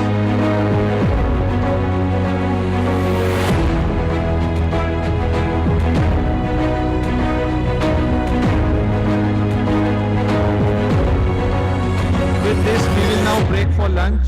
You may now proceed. We look forward to continuing the back for the remaining session by 2:30.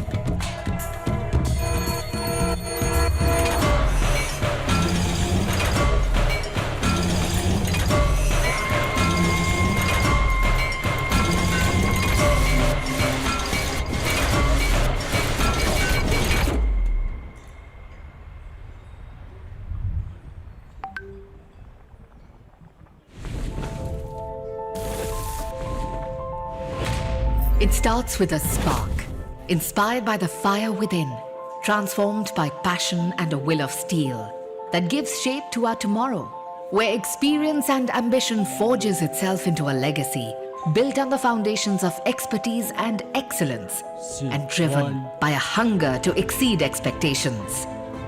Providing an unshakable backbone to infrastructure, engineering, construction, packaging, transportation, and global distribution. Where every step forward is a giant leap for India's future. Welcome to Jindal Steel's legacy of transformation. Our legacy sparked off with one man's dream who envisioned a landscape focused on nation building, value creation, and sustainable development, to lay out new paths of progress and industrial transformation.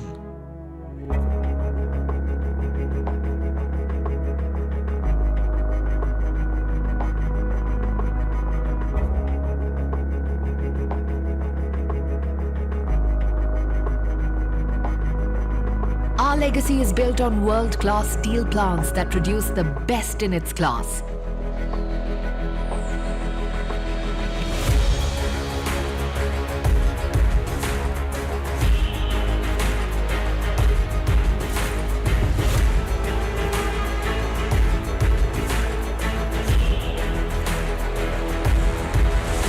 Because we are obsessed with precision and perfection and are powered by the latest technological advances, where well-integrated systems of backward integration gives us unparalleled control over quality.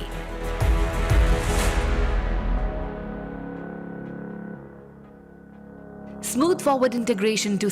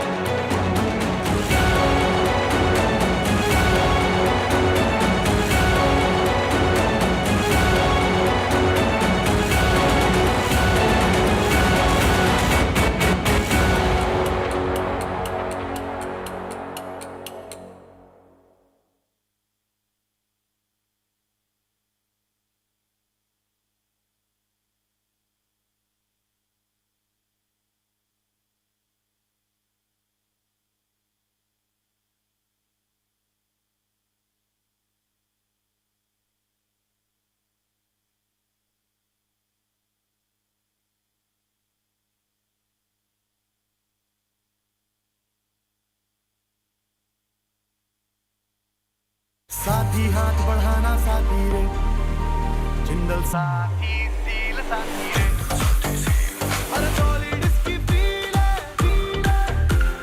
Jindal साथी steel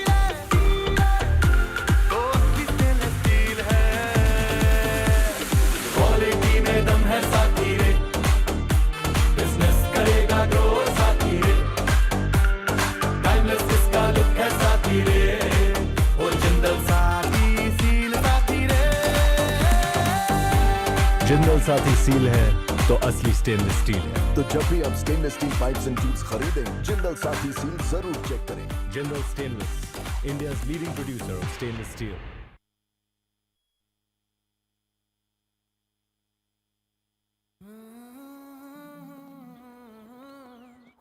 बादलों पे चल के हवाओं से मिलके मैं बनाऊंगा, हौसलों को कस के तूफानों से लड़के मैं बनाऊंगा, रोशनी के टुकड़ों से अंधेरे को हरा के मैं बनाऊंगा, उम्मीदों के पंख कंधों पे लगा के मैं बनाऊंगा, बनाऊंगा मैं तो बनेगा भारत, बनाऊंगी मैं तो बनेगा Bharat.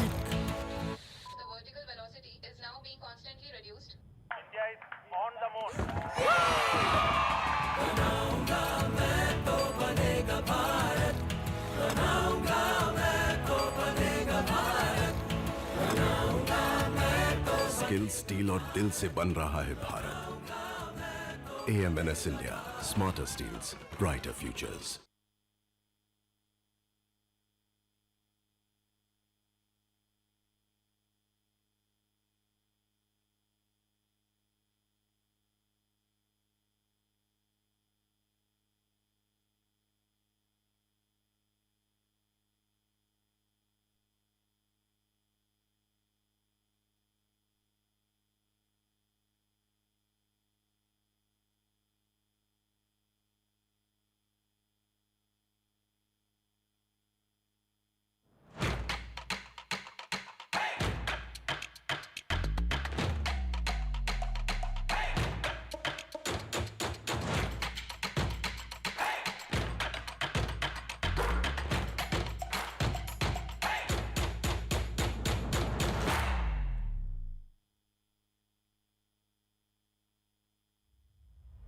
In an industry that builds nations, information is power, insight is strategy.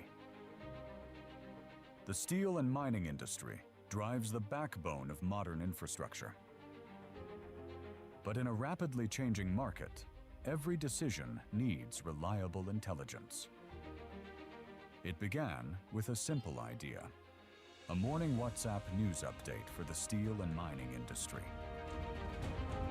The updates quickly gained industry participation and credibility across the sector. This growing community led to the formation of Metalogic Research and Advisory. During the global disruption of COVID, we launched our digital intelligence platform, mymetalogic.com. A central hub delivering market intelligence, industry analysis, and strategic insights. From daily market movements to weekly strategic analysis, our reports keep the industry informed. Our consultancy services support businesses with market research, commodity pricing, and industry analysis. Through MyMetalogic memberships, industry professionals gain exclusive access to market intelligence and premium reports. MyMetalogic, intelligence powering the future of the steel and mining industry.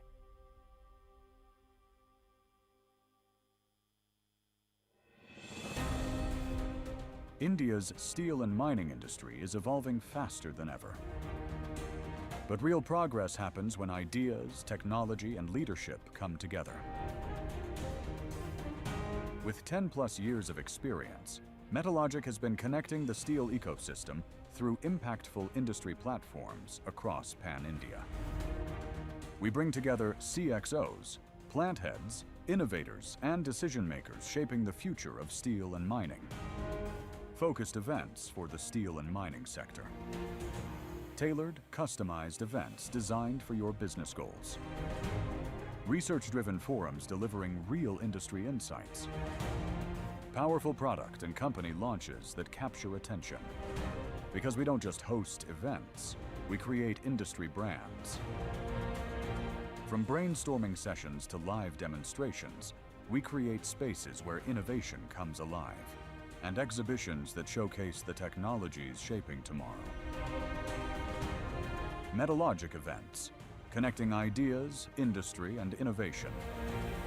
Join us to shape the future of steel and mining.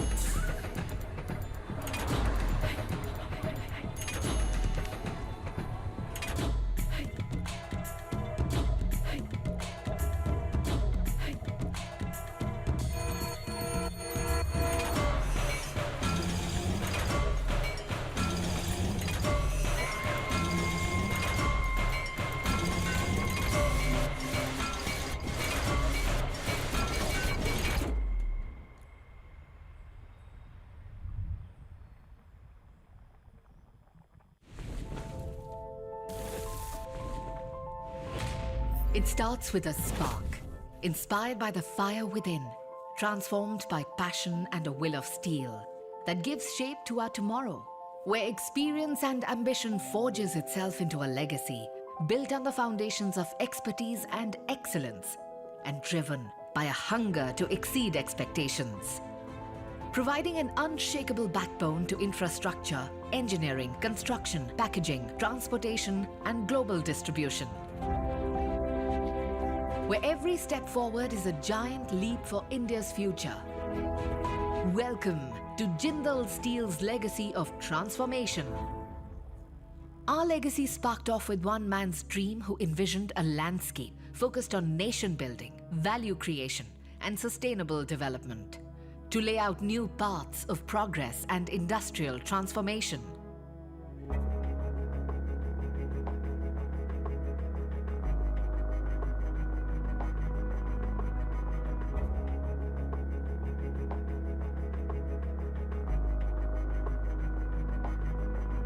Our legacy is built on world-class steel plants that produce the best in its class.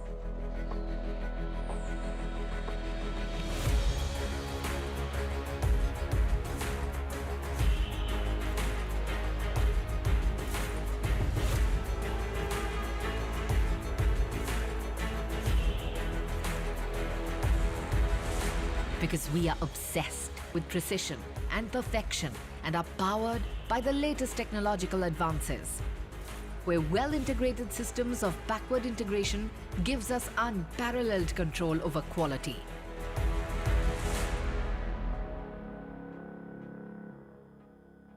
Smooth forward integration to seamlessly connect the multifaceted dots of development. To become one of the biggest steel manufacturers in India. While illuminating the future, we firmly believe in nourishing the present and investing in the nation's capital by bringing about social change that promotes skill development, self-sufficiency, and strengthens communities from within. Environmental change that nurtures and sustains the ecosystem. And educational transformation through cutting-edge facilities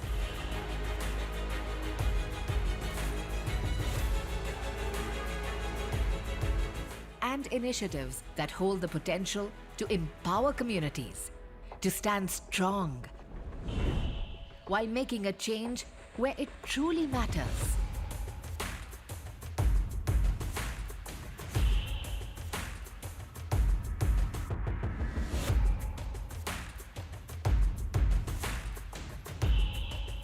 At Jindal Steel, we've grown our legacy on ownership, respect, striving for quality, and most importantly, on the dedication and passion of our people who take our values further and build the future with us.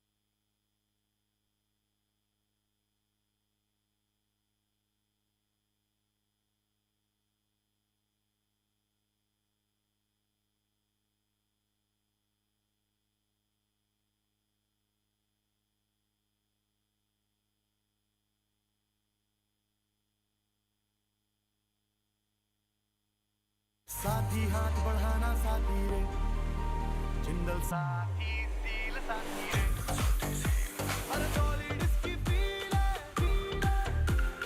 Jindal साथी steel है दोस्ती stainless steel है quality में दम है साथी रे business करेगा ग्रो साथी रे टाइमलेस इसका लुक है साथी रे ओ जिंदल जिंदल साथी सील है तो असली स्टेनलेस स्टील है। तो जब भी आप stainless steel pipes and tubes खरीदें, जिंदल साथी सील जरूर चेक करें। Jindal stainless, India's leading producer of stainless steel.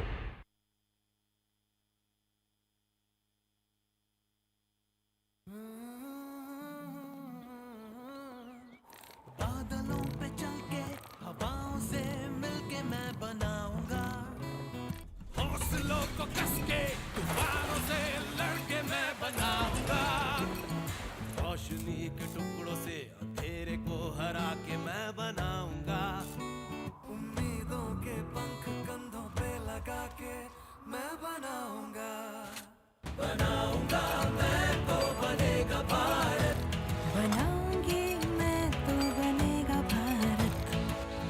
The vertical velocity is now being constantly reduced. India is on the moon. बनाऊंगा मैं तो बनेगा भारत बनाऊंगा मैं तो बनेगा भारत बनाऊंगा मैं तो स्किल स्टील और दिल से बन रहा है Bharat. AMNS India, smarter steels, brighter futures.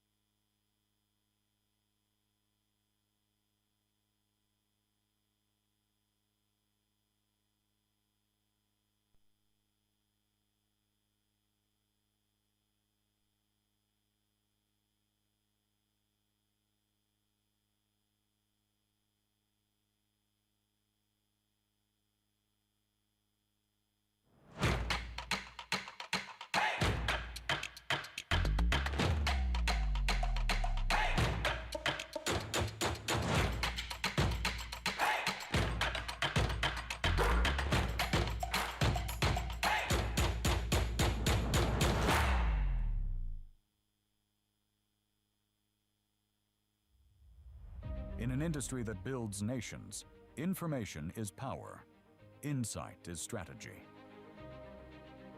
The steel and mining industry drives the backbone of modern infrastructure. But in a rapidly changing market, every decision needs reliable intelligence. It began with a simple idea: a morning WhatsApp news update for the steel and mining industry. The updates quickly gained industry participation and credibility across the sector. This growing community led to the formation of Metalogic Research and Advisory. During the global disruption of COVID, we launched our digital intelligence platform, mymetalogic.com. A central hub delivering market intelligence, industry analysis, and strategic insights. From daily market movements to weekly strategic analysis, our reports keep the industry informed. Our consultancy services support businesses with market research, commodity pricing, and industry analysis. Through MyMetalogic memberships, industry professionals gain exclusive access to market intelligence and premium reports. MyMetalogic, intelligence powering the future of the steel and mining industry.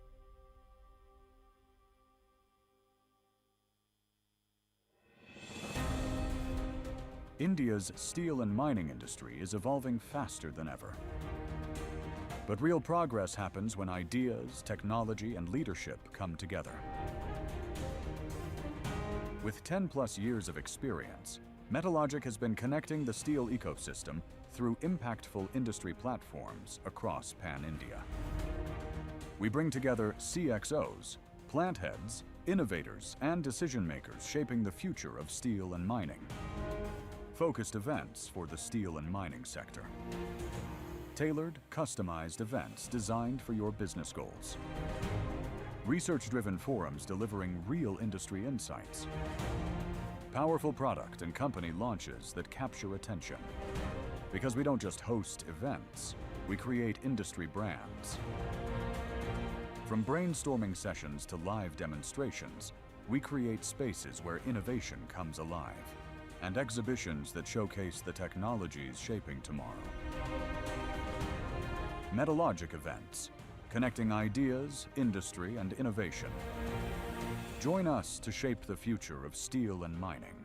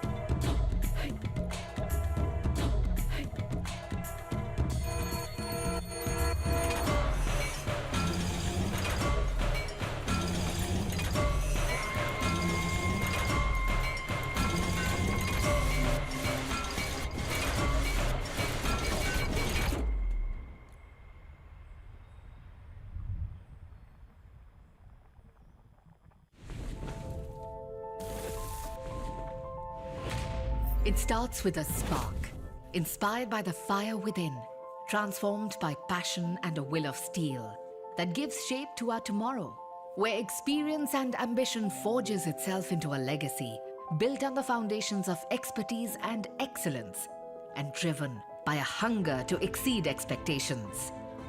Providing an unshakable backbone to infrastructure, engineering, construction, packaging, transportation, and global distribution. Where every step forward is a giant leap for India's future.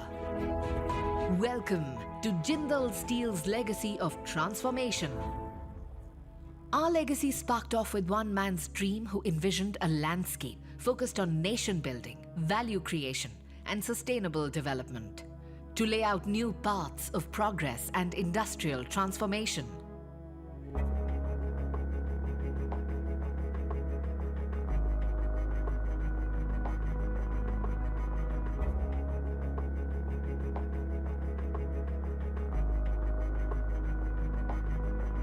Our legacy is built on world-class steel plants that produce the best in its class.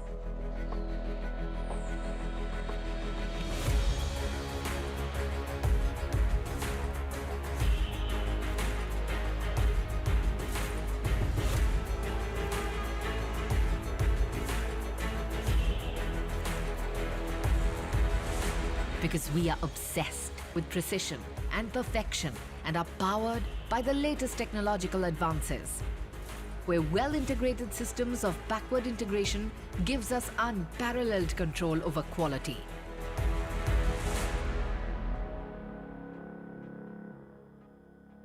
Smooth forward integration to seamlessly connect the multifaceted dots of development. To become one of the biggest steel manufacturers in India. While illuminating the future, we firmly believe in nourishing the present and investing in the nation's capital by bringing about social change that promotes skill development, self-sufficiency, and strengthens communities from within. Environmental change that nurtures and sustains the ecosystem. And educational transformation through cutting-edge facilities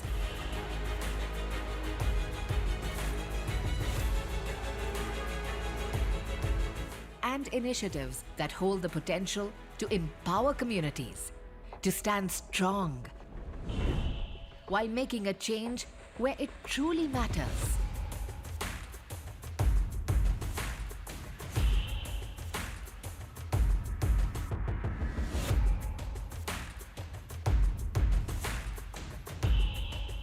At Jindal Steel, we've grown our legacy on ownership, respect, striving for quality, and most importantly, on the dedication and passion of our people who take our values further and build the future with us.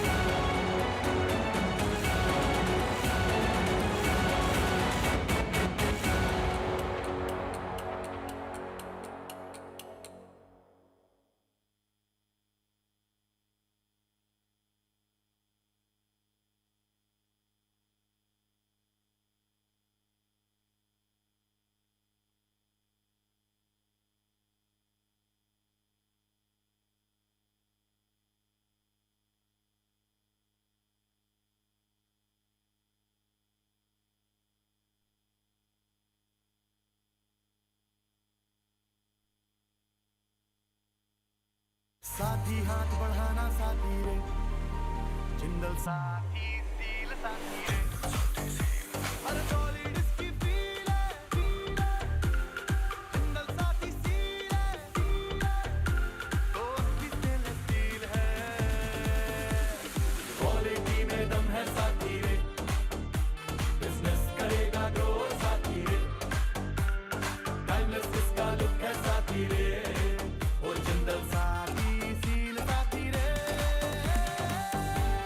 Jindal साथी seal है तो असली stainless steel है। तो जब भी आप stainless steel pipes and tubes खरीदें, जिंदल साथी सील जरूर चेक करें। Jindal stainless, India's leading producer of stainless steel.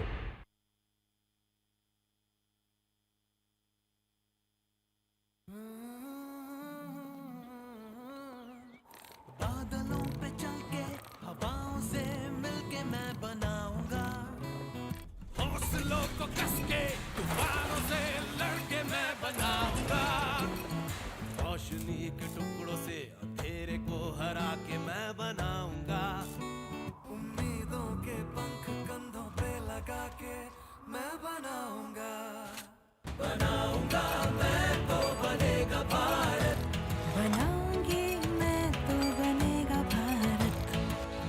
The vertical velocity is now being constantly reduced. India is on the moon.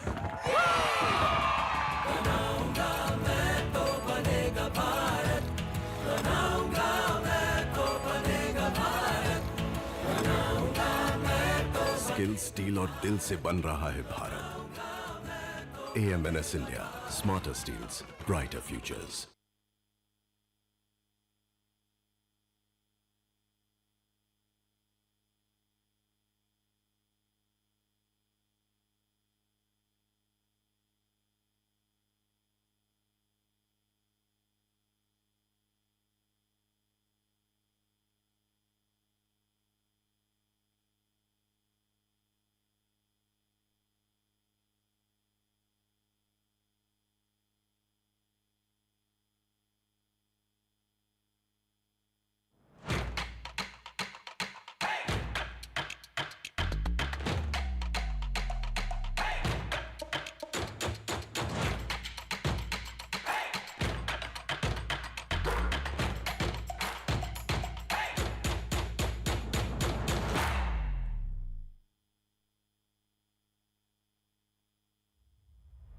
In an industry that builds nations, information is power, insight is strategy. The steel and mining industry drives the backbone of modern infrastructure. But in a rapidly changing market, every decision needs reliable intelligence. It began with a simple idea: a morning WhatsApp news update for the steel and mining industry. The updates quickly gained industry participation and credibility across the sector.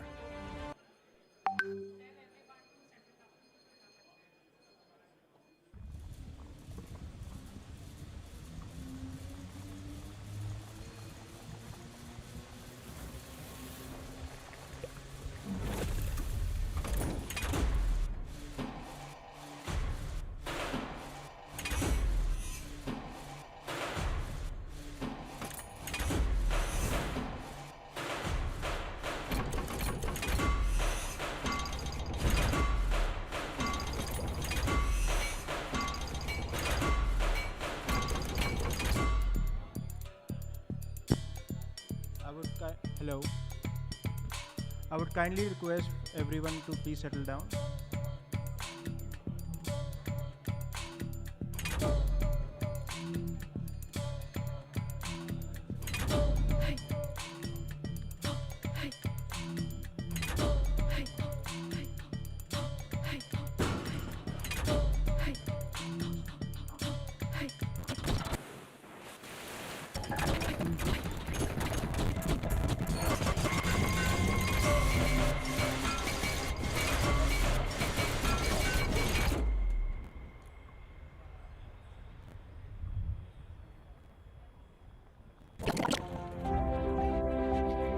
Where every step forward is a giant of the biggest steel manufacturers in India. While illuminating the future, respect quality on the dedication and passion of our people who take our values on the dedication and passion of our people who take our values further.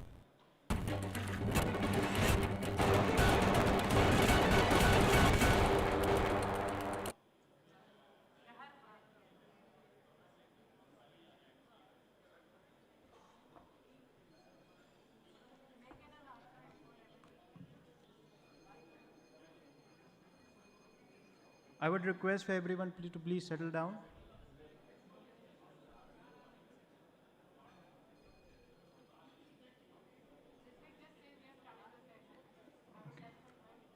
Okay.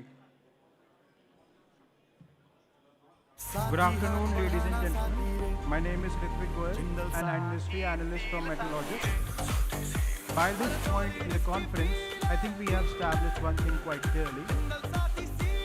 Steel has a much more interesting job description than most of us realize. It is woven into a system that keeps the country moving, supplied, and secure. And as we will see a little later, it even helps us to take it beyond the earth. But before we look in space, we begin with something much Jindal more साथी closer to seal the है ground. तो असली stainless The steel है infrastructure तो जब भी of आप nation stainless steel must pipes be and able tubes to खरीदें depend जिंदल upon साथी सील when जरूर चेक conditions करें are Jindal anything but stainless normal. India's leading producer of steel Even more than 2,000 years ago, Cordelius Arthashastra recognized that the strength of the state was closely linked to its ability to secure raw materials and manage strategic resources.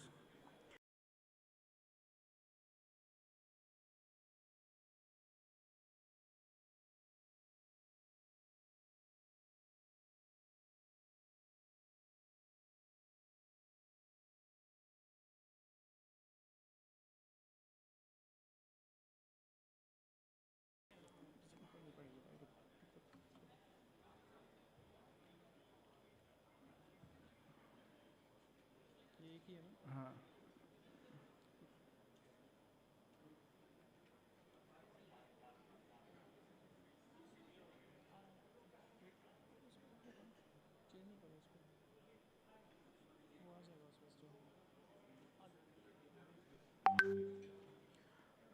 Before this, one quick look at the numbers to put things into perspectives.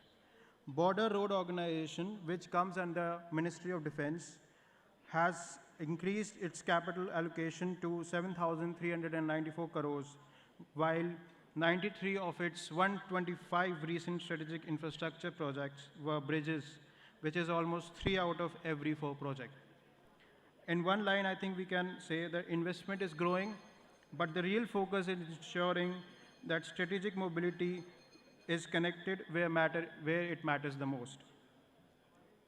With this, I would like to directly start the session 3, steel.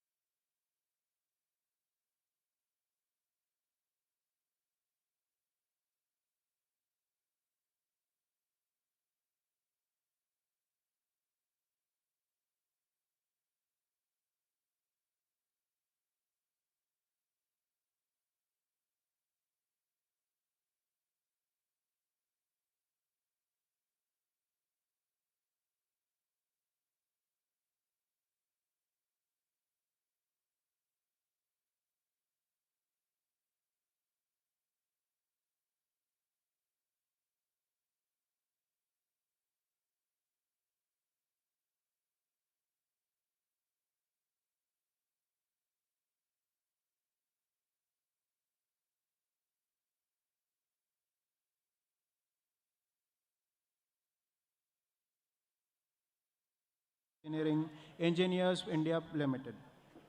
Gentlemen, may I request a huge round of applause for all of them.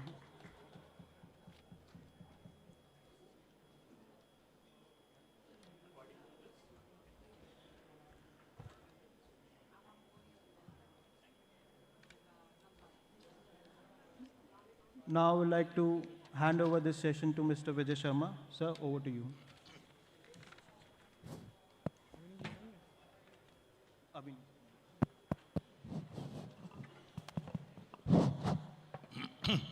Namaskar, good afternoon. I hope you enjoyed the sumptuous lunch hosted by Metalogic. If you say yes, then challenge to us increases. post-lunch syndrome. Nevertheless, thank you, Monica. Thank you, Metalogic. Always the events are grand. Topics are very interesting. And we have been assigned Steel for Strategic Infrastructure, building a resilient supply chain for national security. Very apt theme and very, very critical keywords chosen by you all. And the panel is really expert. I am flanked from the evaluator side, जो suppliers को शिकायतें रहती हैं on both the sides, and on the extreme ends, partly supplier, partly consumer also, right? So we will get quite diversified views, I hope so. Coming back to the theme, all of us know very well that huge investment in the infrastructure. National security, I think here the definition goes beyond the traditional defense word associated with the national security. I believe that it goes beyond that. It includes energy, water, transportation, industrial capabilities, and the supply chains as well. Geopolitical situations known to us. Black swans have become very frequent in last 5 years. We saw certain swans which were never there for the earlier 40 years. Too frequent.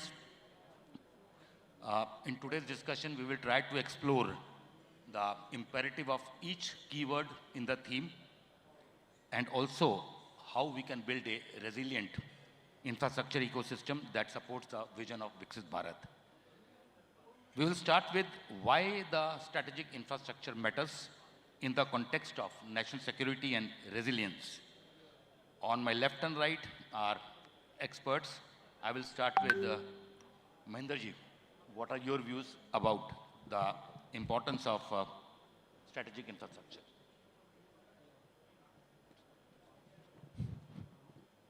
Good afternoon, everyone. First of all, thank you, Gupta ji. Thank you, Metalogic, for inviting us for this forum. As far as the pipelines are concerned, pipelines are the lifelines for the country. They are the efficient mode of the transportation system, or in the oil and gas sector, whatever sector you can call it, is the most efficient sector. But pipeline will have to be smart. That is now the era has come. When I joined Engineers India in '95, we were approximately working 25% in a project. That time we used to get the Survey of India maps from the Survey of India. That is, it used to take 6 months. Now the technology has changed, everything is changed. Each person we are working for single dedicated project. And the pipelines, as far as pipelines concerned, it's very, very important for the national asset. Definitely, it has to be resilient. You know, as Mr. Gupta ji has already told about the situation, global situation is very, very challenging. And if you say the pipelines, for example, if we have to ensure the uninterrupted supply to all the consumer, whether it is a military base, whether it is our public, or our energy sectors. Now, just before lunch ago, Mr. Teja has given a painting system for the, I think you are not there, you are there, for the anti-drone system, anti-radar system. So that type of painting should be applied for the, as you know, pipelines are normally buried, and it is really cross-country pipe buried 1.5, 1.2 meter, 1 meter buried below the ground. So there is no much threat on that. But particularly to the above ground installation, where their controls are there, that we can apply that type of paint should be, you know, that should be applied in the future. And for the predictive maintenance, for the integrity management system, that type of system should be applied in this context as far as pipelines are concerned. Thank you, Mahinderji. Sanjay ji, would you like to share your experiences on this topic, please? Thank you. Thank you, sir. And good afternoon to the very knowledgeable audience and the Metalogic family for giving me this opportunity. I am coming from a field which is very familiar with the bridges and structures. And definitely today we have been talking about that strategic importance. So there is no need to realize how important the role of our armed forces are. At the same time, when we see the geography of our country, I think the northern part, a handsome portion, that is our neighborhood in the present circumstances that is not very friendly. And that gives one challenge, not only to the country, but that is first tackled by our armed forces. So we have to facilitate in terms of, you can say, the moral, our moral support, as well as we have to look, can we facilitate our armed forces in terms of providing their structural, infrastructural needs.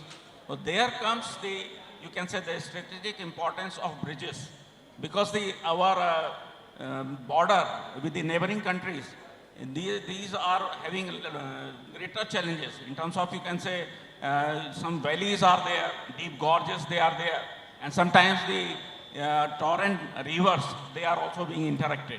So, and there, construction of the permanent bridges, that becomes a challenge. And even if we think about that, then the time duration taking in this construction, as well as then the next challenge of resilience, climate resilience, they are important. So here comes the role of, you can say, the structural steel.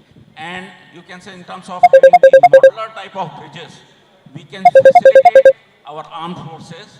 And you can say, not only in strategic conditions, but in the crisis arising out of the force majeure conditions.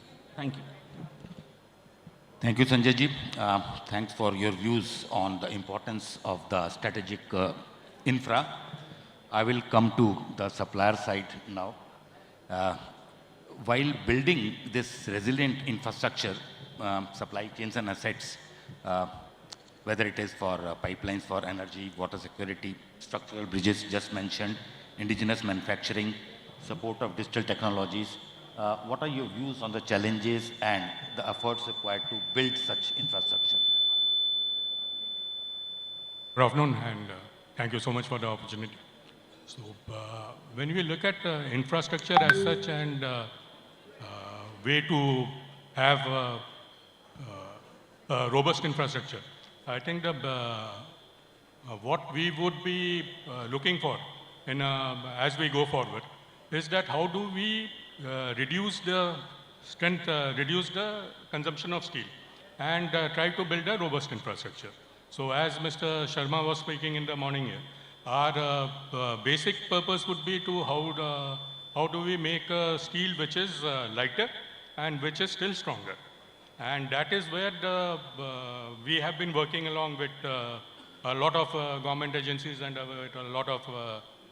So we recently had a success with RDSO, in which, you know, the steel bridges in the country, railway bridges, have been in E250 grade, and they have been working for, say, almost 50 years, 60. They are designed for 50 years, they still work for more than 50 years. Even the British era bridges are there.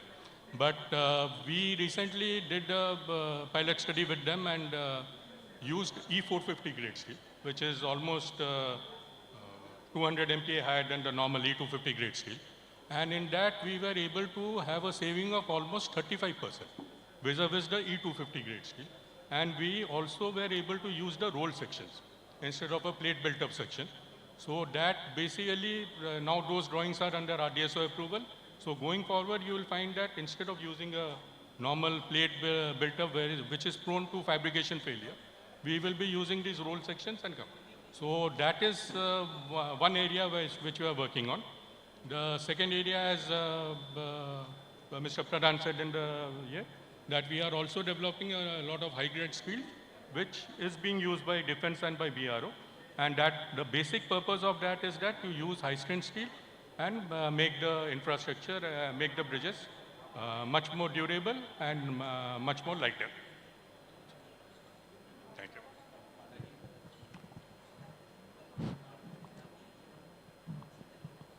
I can hear you, but I think, hello? It's always very encouraging to hear when our steel companies invest so much in innovation, the technology, and, and, and the new ideas. So perhaps now we will take the views of Ankurji, who is on the receiving end, I believe. So despite of the assurances and the efforts, perhaps you are facing some challenges. Over to you. Yeah, thank you, sir. So thank you for the question, sir. So I think when we talk about the resilience, that starts with the material, Pandaji. We always talk about that steel is very important, and for pipeline, yes, it is a core. In India, as Pandaji have touched, that yes, we are working, expanding, especially on the energy security, and in recent times, we saw there is a big network coming in for water infrastructure, and I can compliment the Indian industry that they are, able to meet the requirements of water infrastructure in pipeline happening in India. Approximately 1.5 million ton of steel is required every year. But at the same time, we see that pipeline is becoming one of the most, I would say, demanding medium of transportation of oil and gas. And especially we see big requirement coming in Middle East. But at the same time, we are a little lacking in the requirements coming in for API. India is one of the, I think, promising pipeline producer. Make in India pipes are acceptable globally. We are able to meet the most stringent requirement in the world. But at the same time, we are not able to fulfill the complete demand from the local market. The one area which we feel is to be, I think, added is API steel in India. A lot of new requirements are coming in, mostly into Middle East. And maybe steel companies here can see that Indian pipe industry is currently having a capacity of around 9 million metric ton in India and globally. So 2 million metric ton we are having capacities outside India. And Indian pipe industry is going to add 2 million more. So there is a big opportunity coming in, and when we talk about resilience, definitely if we have steel available in India, that will help us in becoming a self-reliance. Good to hear that exports opportunities is adding to the resilience, and good to hear that users are putting pressure on the mills to perform even better. So, but again, that positive state of continued dissatisfaction is not a bad thing to happen. We heard the criticality and importance of the infra. We also heard the capability of the Indian manufacturing system and the futuristic approach in meeting the growing demands. We also heard that still despite of global disruptions, there are exports opportunities. But when we build these things, the word comes in mind is sustainability. And sustainability, I would not like to limit it to the generally defined as carbon neutrality. I will talk about 3 P's which are fundamental to sustainability: people friendliness, planet friendliness, and carbon is a part of planet, and the prosperity. So when we are building such infrastructure, should it last? Should it last how much? And what should be the criteria? I am talking about life cycle costing, durability. So perhaps Sanjay ji, your views on, because we are still operating in L1 mindset, we don't think about OPEX. So Sanjay ji. Thank you, sir. This sustainability is one challenge which just pushes or motivates all the stakeholders, especially the manufacturers. And of course, we cannot rule out the role of the government also, who patronizes it, to come out, we can say, the greater innovations. Because if we have to preserve our future, we should not disturb it at the cost of present consumptions. So definitely the innovations, that is one aspect. And then traditionally, when we talk about the initial cost, L1 basis, that will not be the fair in terms of when we are discussing our Viksit Bharat in 2047. So there definitely the concept of minimum initial cost should come minimum whole life cycle cost, which includes the optimum maintenance cost also. And definitely when we include that optimum maintenance cost, it implies that the initial cost, it should be, some quality parameters must be multiplied. And there comes the role of innovations in terms of developing steel having better properties, as well as you can say the testing facilities, as well as our, you can say, procurement system also. So that is how I think about the sustainability. Thank you for being the proponent of life cycle costing, Sanjay ji. पांडा जी, आपके इसके बारे में क्या विचार हैं? So, life cycle cost, I believe that the government, in their circulars, they have been very clear that we should be evaluating a project based on the life cycle cost rather than the initial cost. And it is mandated by the government of India. But still, I think when it comes to project, still we are looking at the initial sticker cost instead of looking at the whole life cycle cost. And as sir said that how do you basically bring down this cost? The basic method of bringing down this cost is to use lesser steel. And so we have hundreds of examples today when it comes to even government building like a Central Secretariat building which is coming up here, building 8 and 9, or a civil defense building which has come. People have were earlier comparing steel RCC vis-a-vis E250 grade steel. The moment we have moved to E450 grade steel or higher grade steel, the cost vis-a-vis RCC has come down drastically. And and in some cases, it is in fact lower than RCC. So a lot of government commercial buildings have now moved to E450. I think the same step has to be taken as far as bridges are concerned. In case of bridges, if you see that in US and other economies, they have different codes for different applications. So when you go to US for a building, they have a code called A992, which is similar to ASTM grade 50.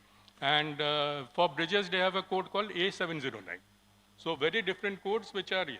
So in spite of this limitation, I think our IS 2062 covers all these grades.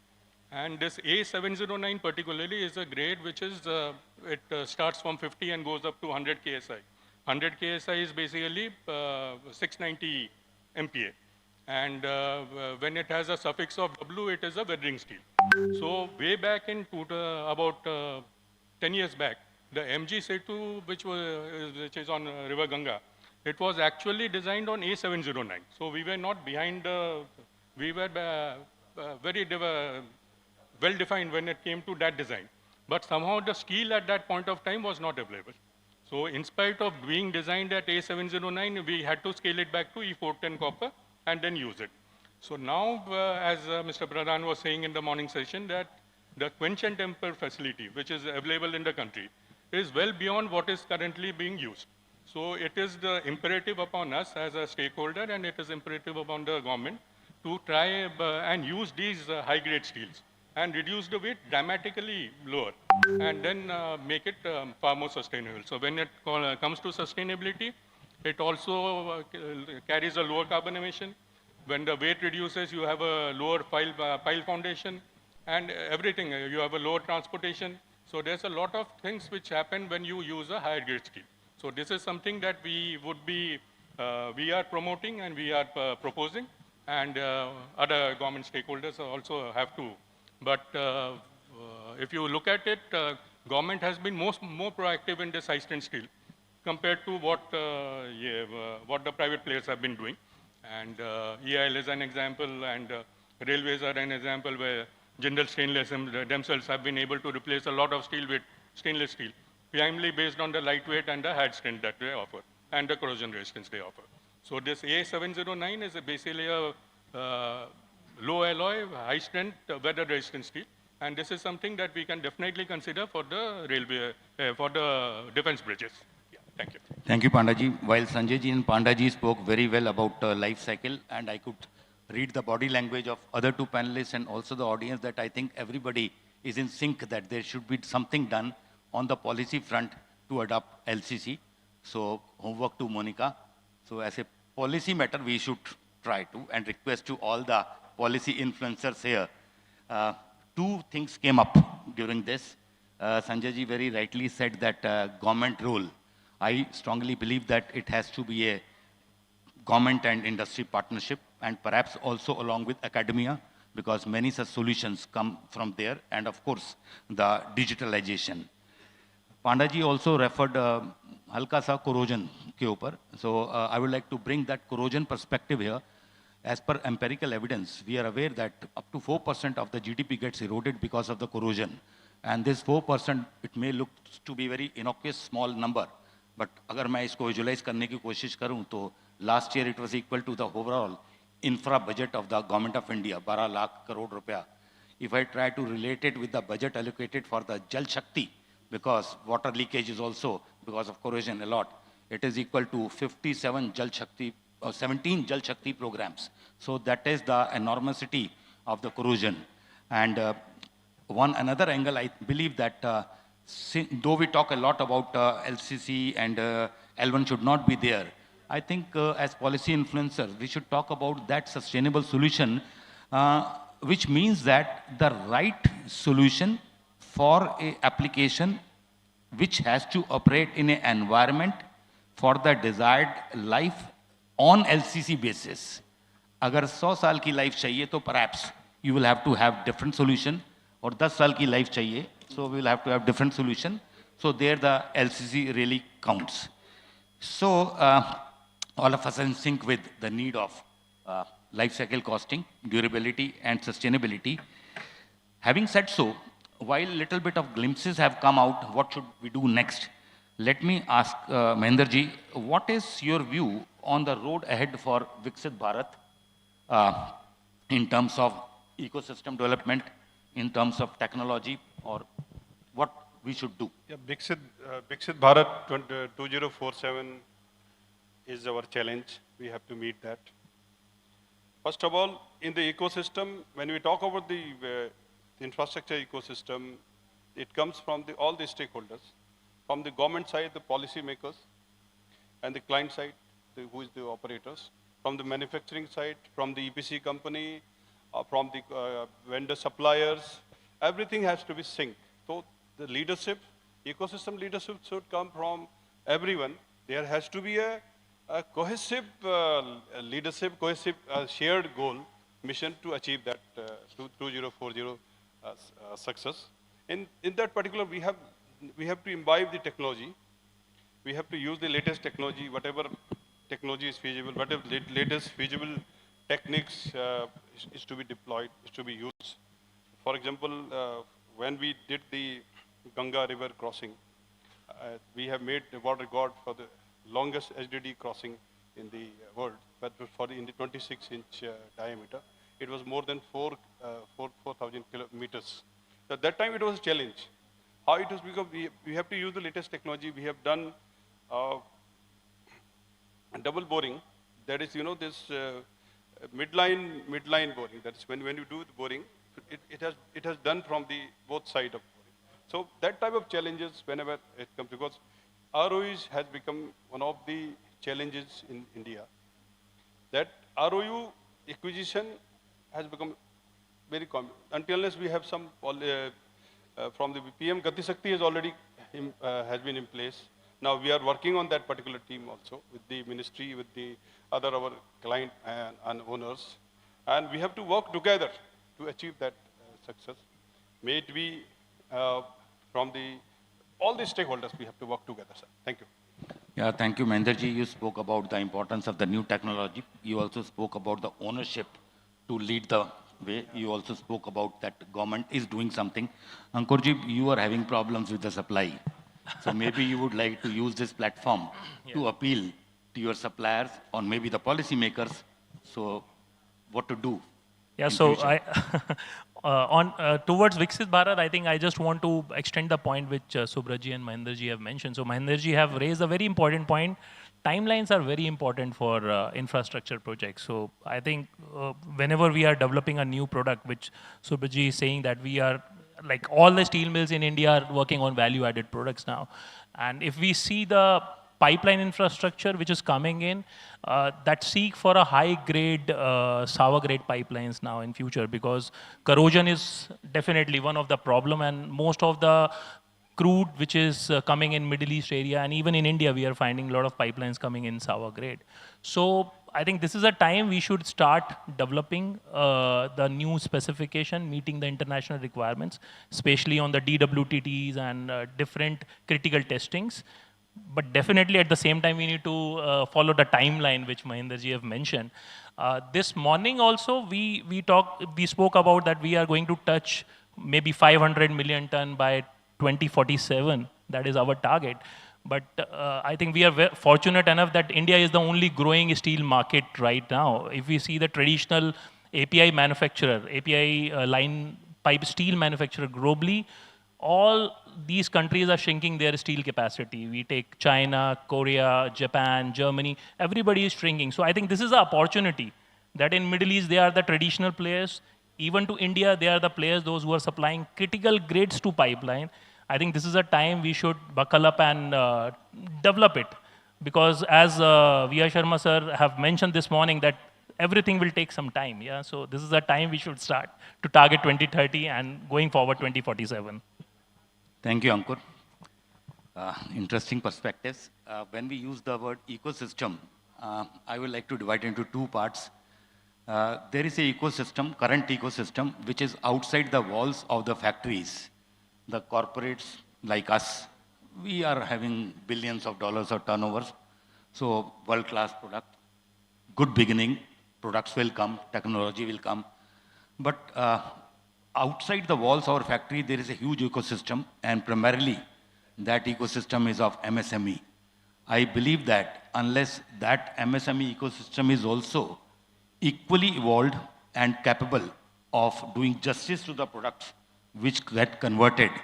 For example, my one coil of stainless steel could be 7 Series BMW, but that is not used by the consumer. There are huge number of links in between. So I believe that the big conglomerates like us, we should also own the ecosystem outside the walls of the factory.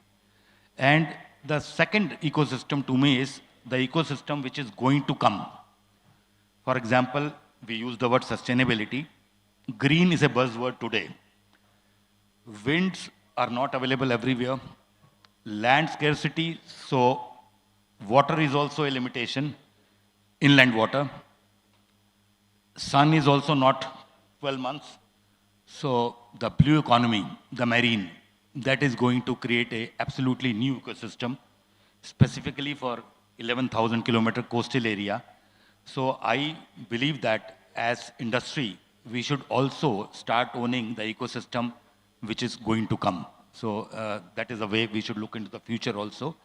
So we have dwelled upon the criticality, challenges, opportunities, capabilities, durability, life cycle, and the future. Now I will request each of the panelists, just one strong suggestion from your side, if you are the boss. For that, anyway, okay, we'll start from Pandaji. So what is that one initiative, whether policy, technology, industry, infra, which will significantly strengthen India's strategic infrastructure over the next decade or 2047? Yeah. So before I answer that, some answer to Ankur's pains. So there are, when it comes to this pipe industry, there are two. One is the seamless pipe, one is the welded pipes that we have. So as far as the seamless pipe is concerned, we work very closely with Jindal Saw. And in fact, all the API grades that they require, we have been able to supply, and we have been able to supply much to their liking. As far as the welded pipe industry is concerned, I think today morning also Mr. Sharma was speaking of the same thing, that currently we manufacture about 250,000 tons per month of plates.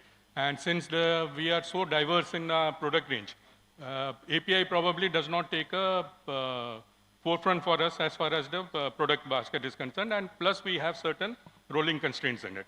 So one of the solutions to it is to use a 400 mm slab instead of the current 300 mm that we are using.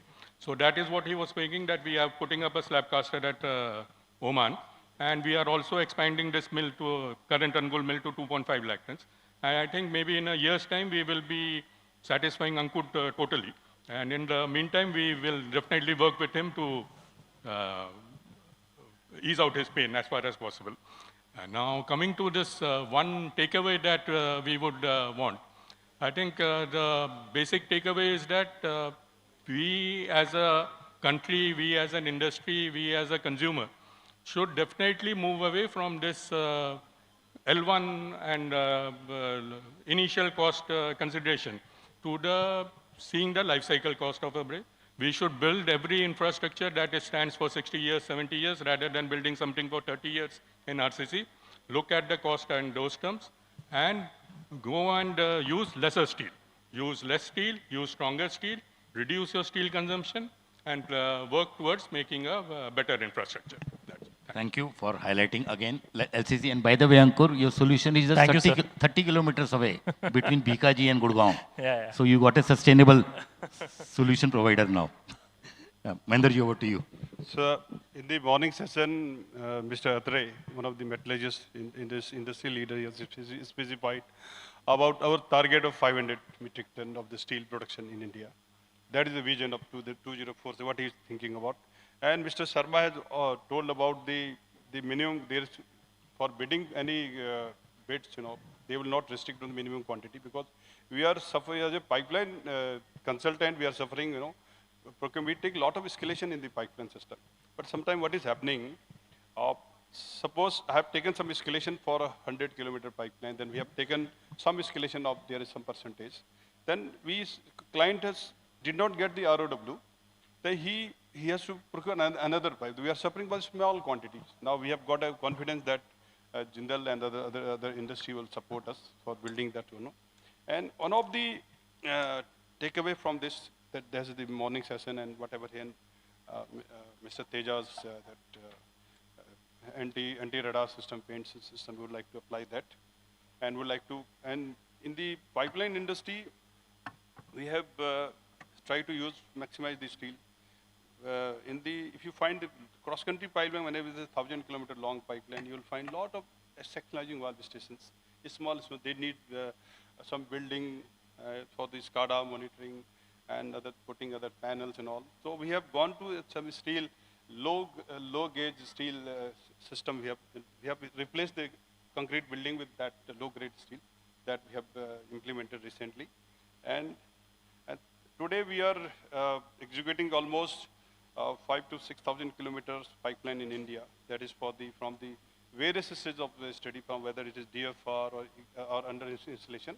And we are working in the Africa sector also, because until unless as India we work, we have to make a bridge between the developing country and the developed countries. We have to make bridge where we have to make a bridge from west to east. And the other country, we have already implemented a huge refinery and the petrochemical complex in Lagos, Dangote. And they have given us other opportunity in Kenya, Ghana, and Namibia also. We have that around approximately 3,000 kilometers of pipeline will come in the Africa sector now. That more than 14,000 crore we have got the orders. We are executing those. And with the I will say the Bhagavad Gita's one of the stanza that I would like to use only that particular word, karmanye vadikaraste. I will not use the second part, that with the karmanye vadikaraste, we will able to achieve the Viksit Bharat 2047 amicably. Thank you, sir. Thank you, Menderji. Thank you very much. Sanjay, over to you. Yeah, mine is a slightly technical oriented. And again, coming back to the need of the strategic importance, armed forces. We have seen that our armed forces in the difficult situation, be it a strategic, you can say conditions, or you can say the force majeure conditions, they make use of, you can say, the temporary bridges, valley bridges. Nowadays means we have the technology and we have the knowledge base. Instead of just making these temporary steel bridges of modular type, we should move forward for a permanent nature modular type of bridges, for which already the IRC standards and other standards, they are available. It is only the willpower for execution. So that is one step towards what I see 2047 scenario, where the cost of, you can say, production, as well as you can say the execution time, they are optimal. Second aspect is that the innovation. Innovation, for example, we have seen the arch bridges, typical arch bridges. So we have to think both innovations in terms of analysis and design. Now, a live example in this NCR Delhi, we have come up with a network arch bridges, which by virtue of innovation in design, it when compared to the traditional arch bridges, it is lighter in cross sections, as well as it reduces, you can say, the live load on the deck superstructure. So hence, with the thinner sections, still the same load carrying capacity can be safely applied to. So that innovation. So these two recommendations I keep from my side to recommend for. Thank you, Sanjay ji. Since you talked about defense, I will share my experience to the audience. On the first anniversary of Operation Sindoor, I got an opportunity to meet General Saab, who was overall in charge of the drone. And since occasion was such, he shared with me in last just 1 to 2 years the dramatic changes which has already happened in defense sector. And I believe that whether willingness to hear, willingness to adopt, and the speed, decision making and execution, it has multiplied many folds in last few years in the defense sector. So such suggestions, if discussed at the right level in the defense corridors, I strongly believe that there could be, unless they have got certain reasons, which we should be able to understand logically, but I am very upbeat in the overall. Ankurji, your last. Yeah, so I will just start with a data point. Currently, the global demand for pipe is around 14 million ton, as mentioned by our respected MD in the morning. And India is able to manufacture, I'm talking about ELSO, HSO and ERW pipe put together for transportation purpose. India is going to manufacture, estimated is around 3 million ton of pipe this year. So India is contributing a lot in the global demand. And Indian companies are expanding globally. So we feel that by 2030, total Indian ownership companies will have a capacity of around 11 million ton of pipe. We cannot serve the customer alone. So we need support from all the steel companies because, again, I mentioned that for pipe, core is steel. So we need your support. We need your support. So in terms of takeaways, going forward, I think we should start working on approvals and working on the demanding specification by end client. Thank you. Thank you, Ankur. But I can assure you that it is sort of an evolving situation. When you go for innovation, the requirements are less, and there is a lag of some time by the time the mills are able to supply you that. But we have seen it every time, and I strongly believe things are dramatically with the right speed are changing. Yeah.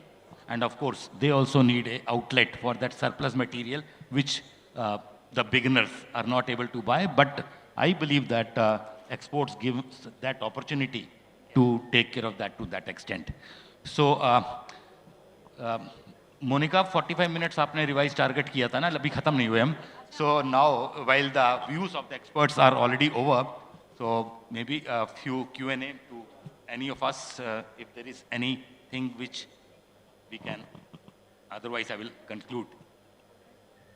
Anything from audience, if it is okay? Yeah, they are satisfied, fully satisfied. Or it is that my post-lunch apprehension. Sir, please.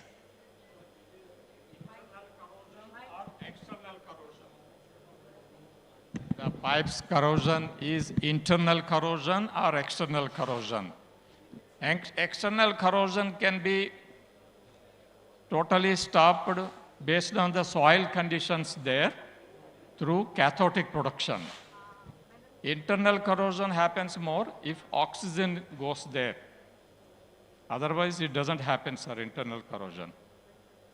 The future requirements of pipes is going to be mineral transportation through slurry pipelines.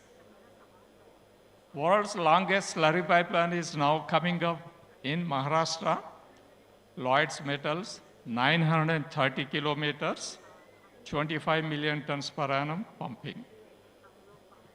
So there, sir, if it is minerals, the corrosion is prevented through oxygen scavenging through cobalt sulfate. Any air bubbles are there inside, that will be removed. External corrosion through cathodic production, internal corrosion through oxygen scavenging. It is being achieved, sir. Thank you for adding the value and perspective. Will anybody like to give a quick comment on this? On the MIC, you're talking about the MIC.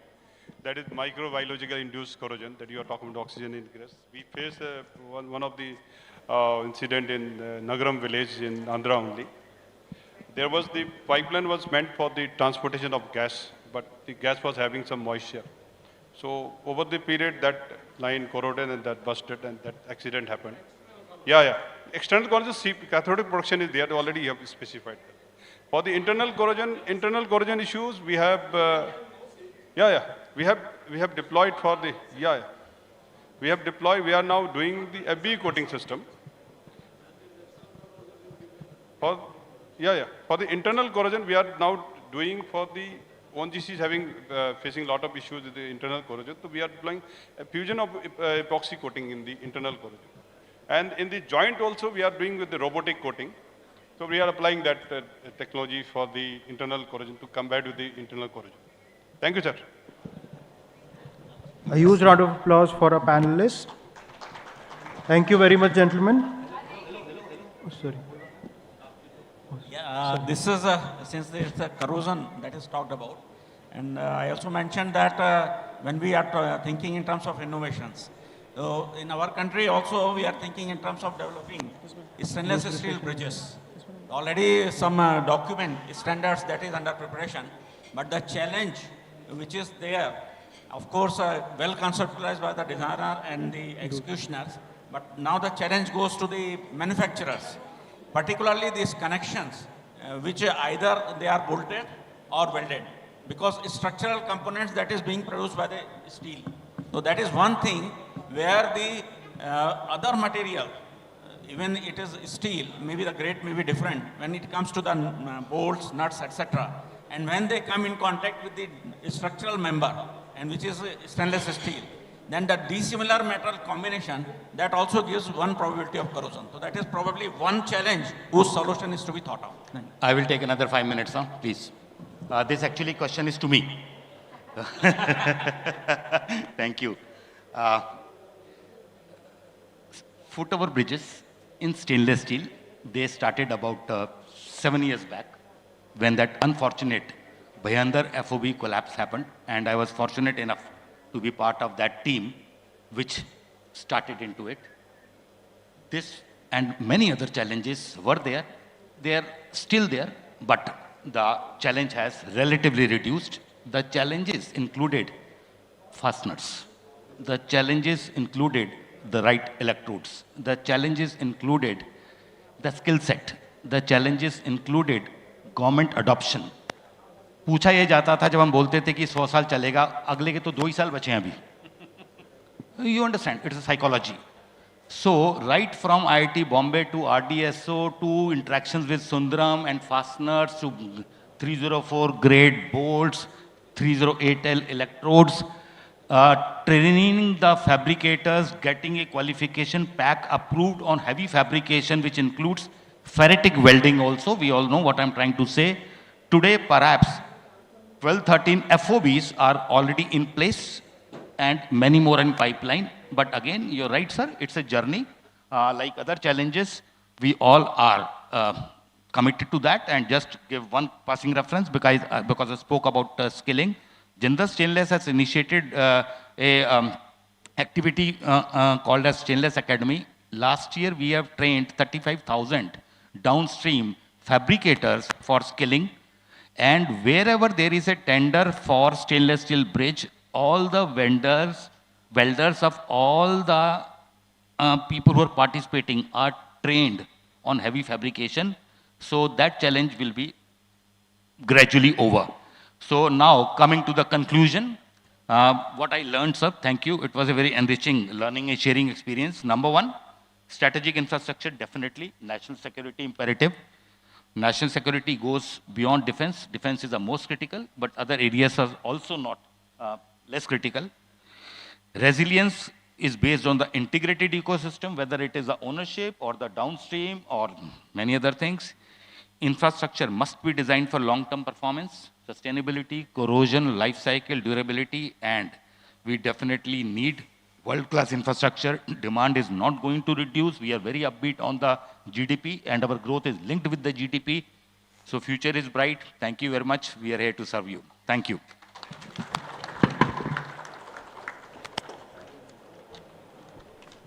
Thank you very much, gentlemen. From this panel discussion, one message comes through very clearly. Strategic infrastructure is not only about building more, but it's about building assets that are resilient, stronger, smarter, durable, and dependable when the nation needs them the most. Whether it's pipelines securing energy, bridges enabling strategic mobility, stronger domestic supply chains, or infrastructure designed for better life cycle performance, resilience has to be built in from the start. And as India moves towards Viksit Bharat, that will require industry, government, technology, standards and skills moving together. Thank you to you, Mr. Vijay Sharma, and all our distinguished panelists. Ladies and gentlemen, a warm round of applause for them, please. Before we conclude, we would like to present our distinguished panelists with a token of our appreciation. And may I request Mr. Monica Bachchan to kindly present the mementos. May I request Mr. Ankur Agnihotri first.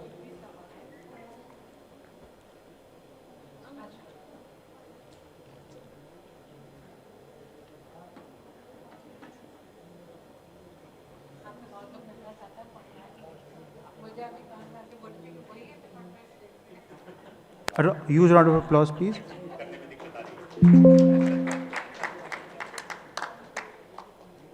Mr. Subrat Panda.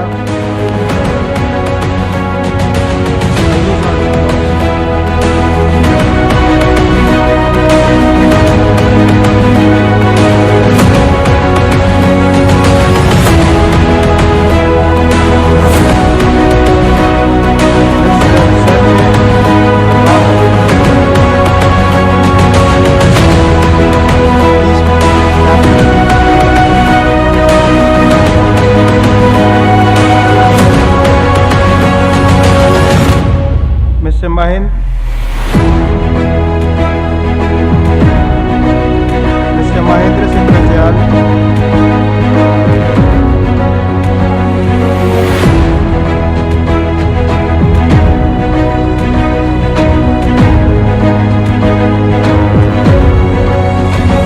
And Mr. Vijay Sharma.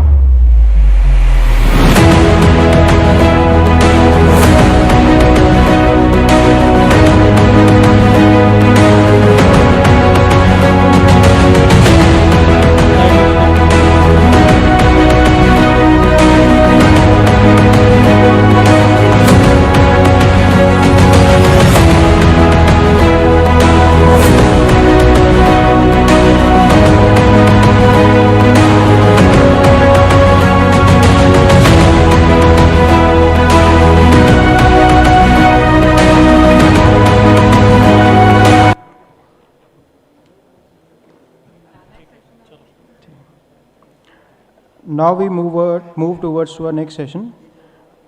Ladies and gentlemen, our previous session kept us firmly grounded with a panel discussion about pipelines, bridges, and strategic infrastructure. So our next session takes us to an entirely different frontier, space and aerospace. And when we talk about India in space, it is not hard to forget Dr. APJ Abdul Kalam. In his book, Ignited Minds, Dr. APJ Abdul Kalam reflected on India's space and defense achievements not as final victories, but as proof that indigenous technological self-reliance is possible when driven by a national vision, youthful energy, and courageous leadership.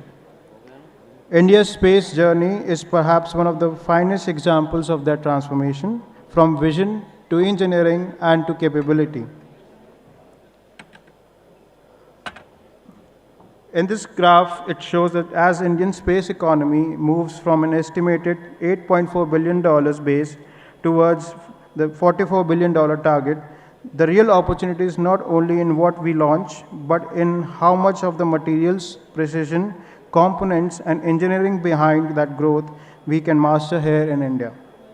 And that is where steel takes a very different role. This brings us to session 4, Steel in Space and Aerospace Applications, Engineering the Next Frontier. With this, I would like to invite Dr. Neeraj Nayan, Scientist, Associate General Manager, MMA, MME, Vikram Sarabhai Space Center. A huge round of applause, please. Mr. Angesh Karn, Head Marketing, Jindal Metals and Alloys Limited, and Mr. Rohit Ojha, Managing Director, Thermocalc Software India Private Limited.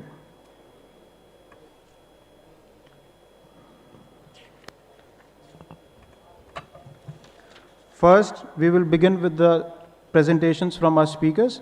Then we will be moving towards the panel discussion here. I would like to call upon Dr. Neeraj Nayan to deliver his presentation.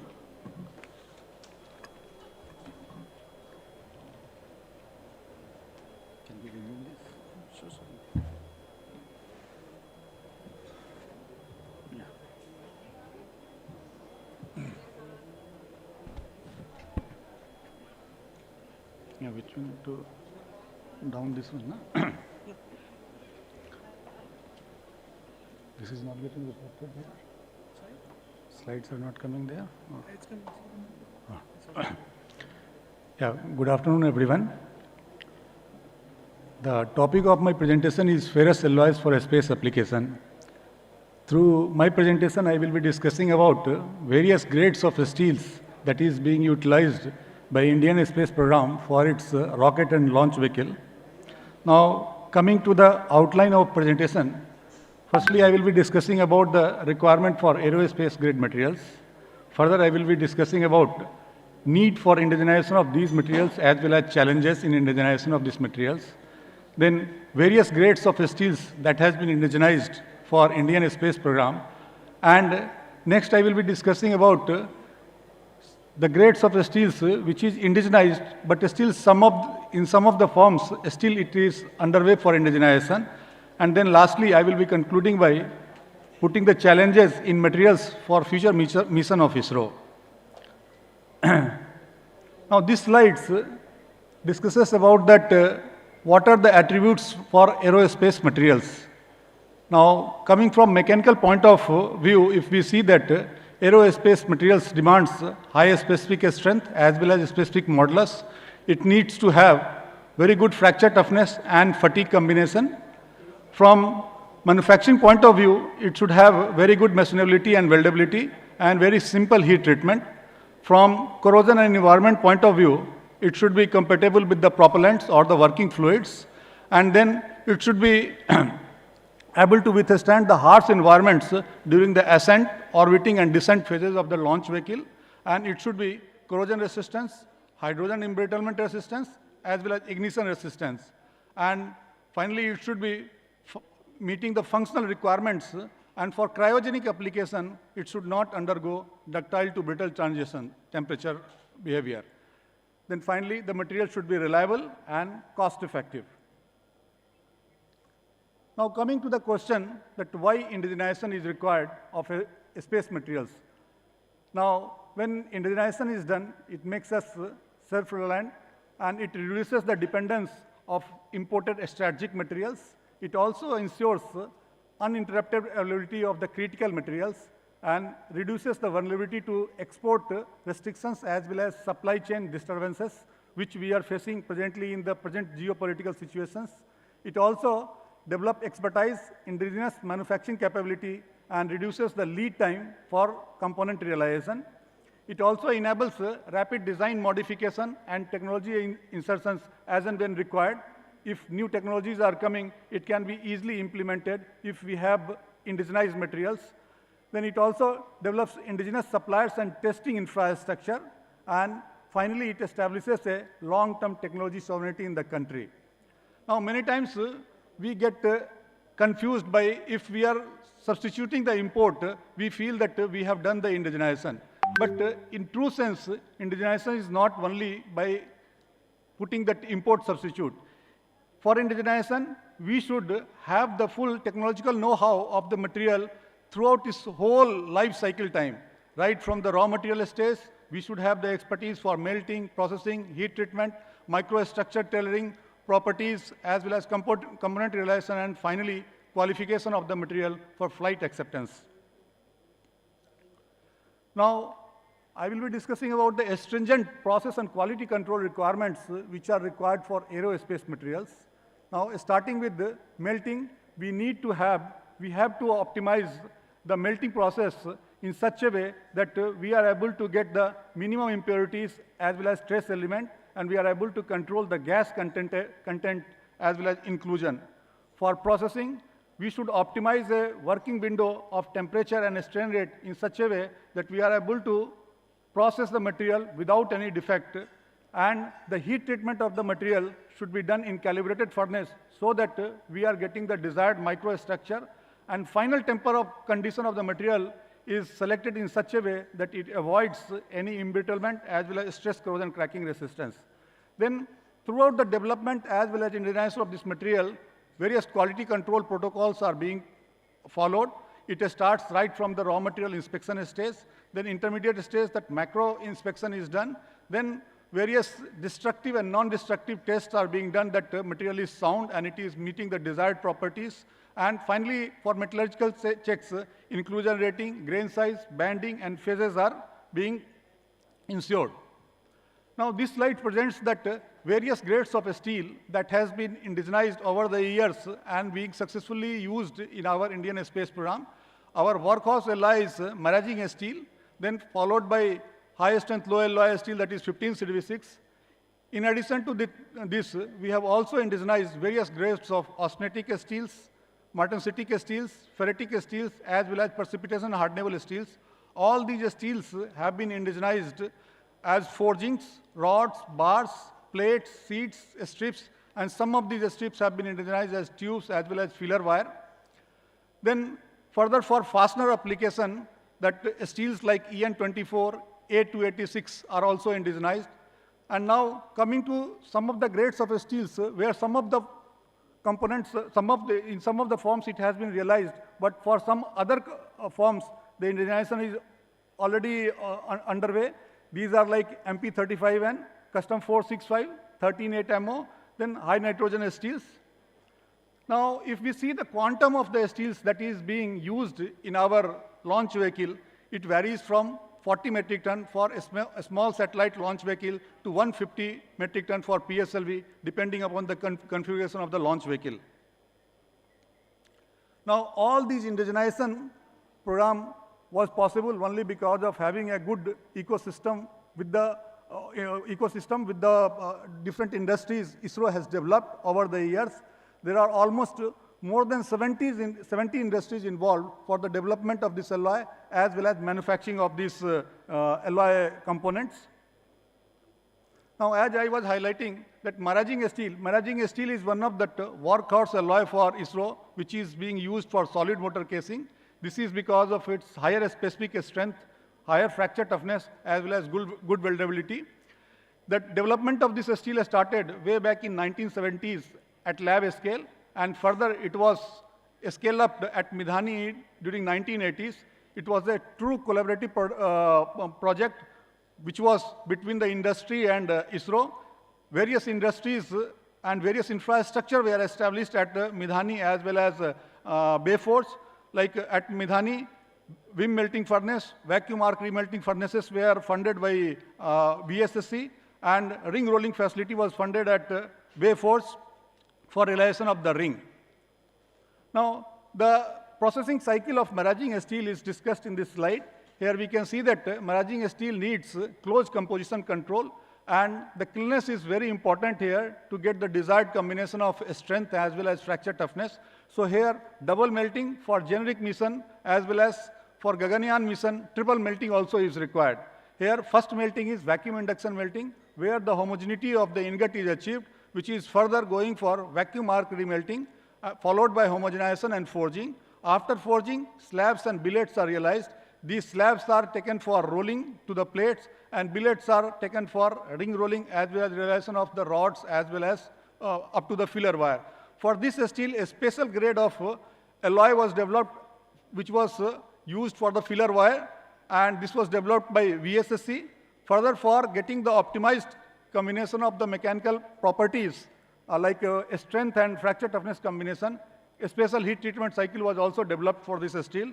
And these steel, maraging steel, plates, domes, all these things are realized. And finally, you can see here that the solid motor casing is being fabricated by welding.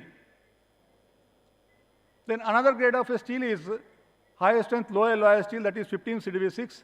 This also needs double melting, primary by EAF and secondary by electroslag refining. These ingots are forged to slabs, and further these slabs are hot rolled and cold rolled. For 15 CDV6, from 0.8 mm to 55 mm thickness, plates have been realized, indigenized through Jindal steel for ISRO's application, and from these plates, motor cases, small motor cases and nozzle hardwares are being realized. Now, ISRO has a very ambitious plan for Gaganyaan mission, which will be performed by human-rated launch vehicle. You can see that on this launch vehicle, there will be a crew module. This crew module will be sitting on that one. This crew module has a crew escape system, which is which will detach the crew module during any critical emergency situation. And for that crew module escape system, there are various motors. These motors are made up of 15 CDV6. The heaviest forging, that is a monolithic 15 CDV6 forging, that is of 4.8 ton.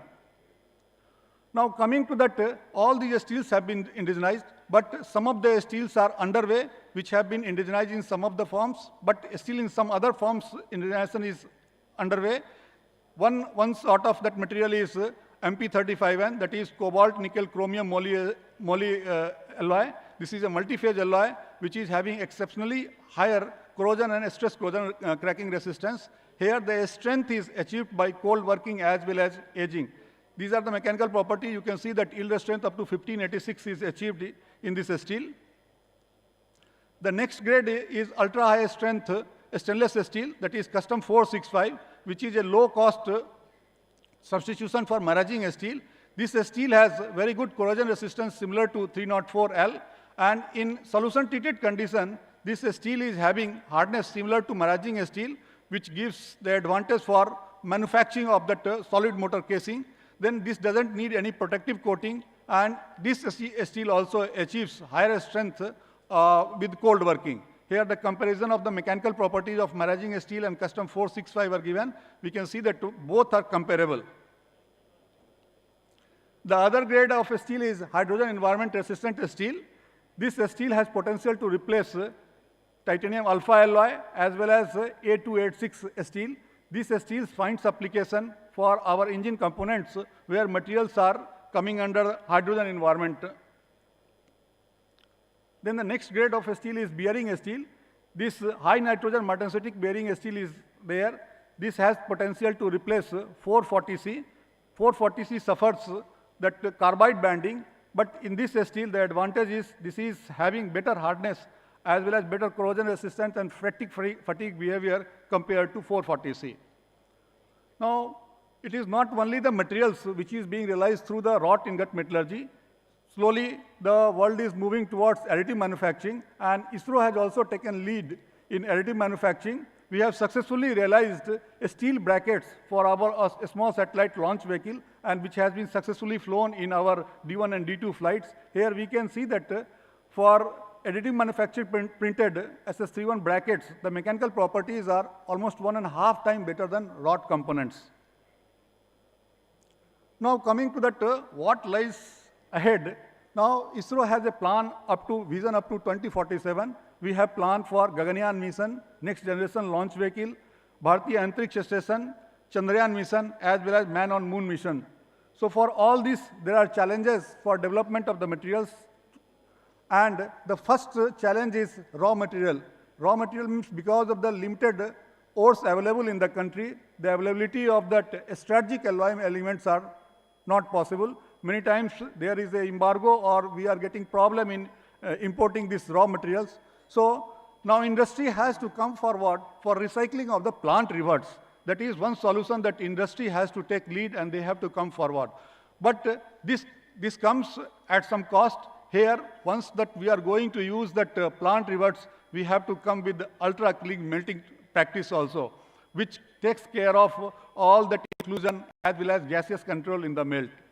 Then further, now this is the time that we should do the indigenization of cost-effective steels like metastable austenitic stainless steel, which our deputy director was telling in the morning, which space has already successfully used, that is 30X, which is one form of 301 steel. Then there is another steel that is D6AC, that also it is a high carbon steel that can be indigenized. Then we should also focus towards demand-driven design for new alloys, that we have to develop our own alloy system suitable for our requirement. Then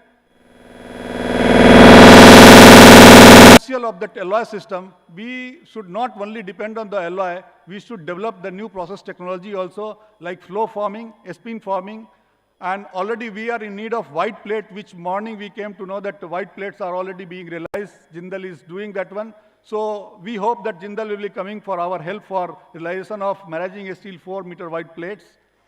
Then we should also develop processing technologies for achieving higher strength on higher thickness sections.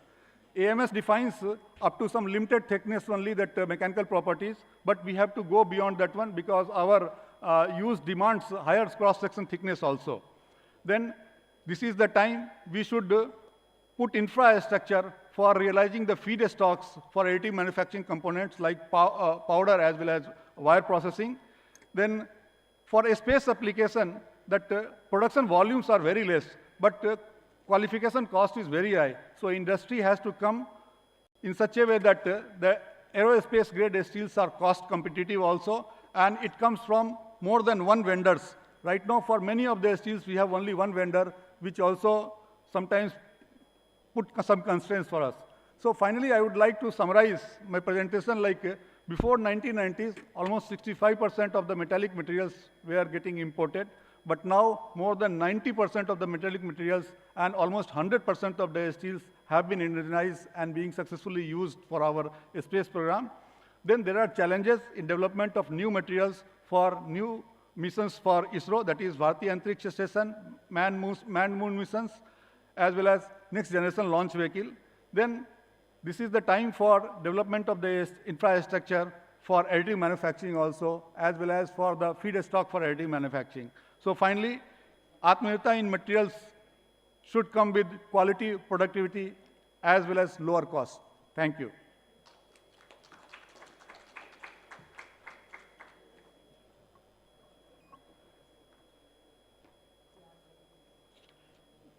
Thank you, Dr. Nayan, for presenting for the presentation and showing that how India has achieved a 90% indigenization of metallic materials and 100% of steel used in launch vehicles and satellites.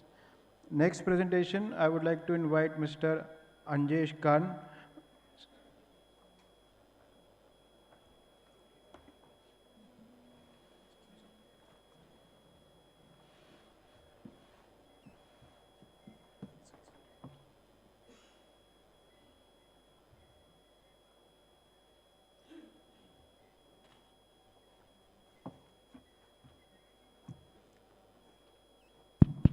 Hello.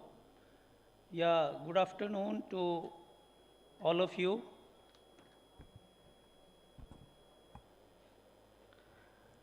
I am Anjesh Karn, representing Jindal Metals and Alloys Limited, which is a subsidiary company of Jindal SAW Limited. Now, we all are aware, Jindal means steel. Jindal is a synopsis of, you can say, steel. So legacy of Jindal is over 3 decades, over 6 decades. And during these 6 decades, 4 prominent companies of Jindal Group has left a footprint in India and across the globe.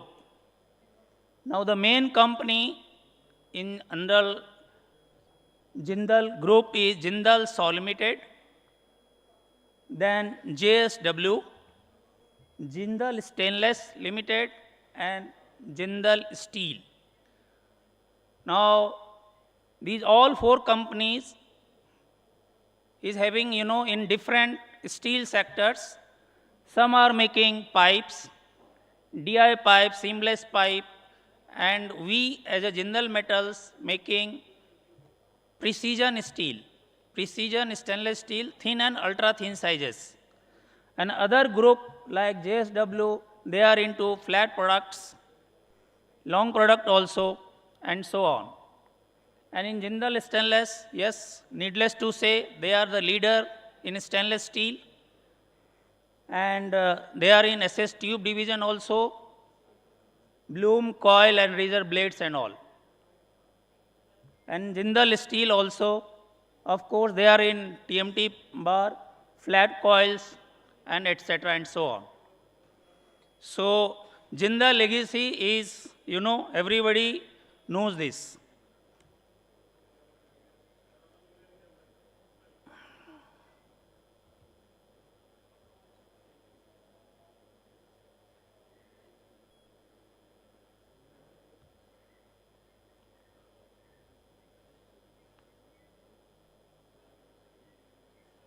Slide, so just a minute.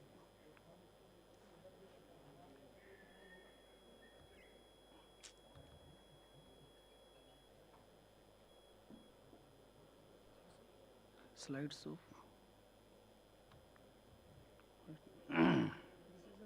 No, this one is next. Full screen.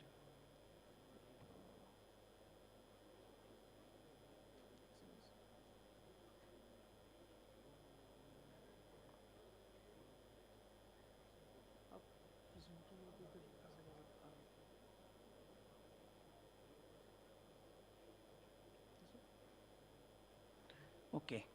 So, Jindal Metals and Alloys Limited, we are spread in the area of 13 acres, and we are pioneers since 1984.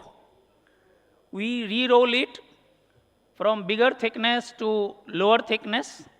We have a re-rolling unit, and this has come because of, there was initial days around 80s, 90s, there were a scarcity of thin and ultra thin sizes in India. So our management has thought of, why don't we start the thin and ultra thin segments? And they had took the challenge, and because of their leadership, innovation,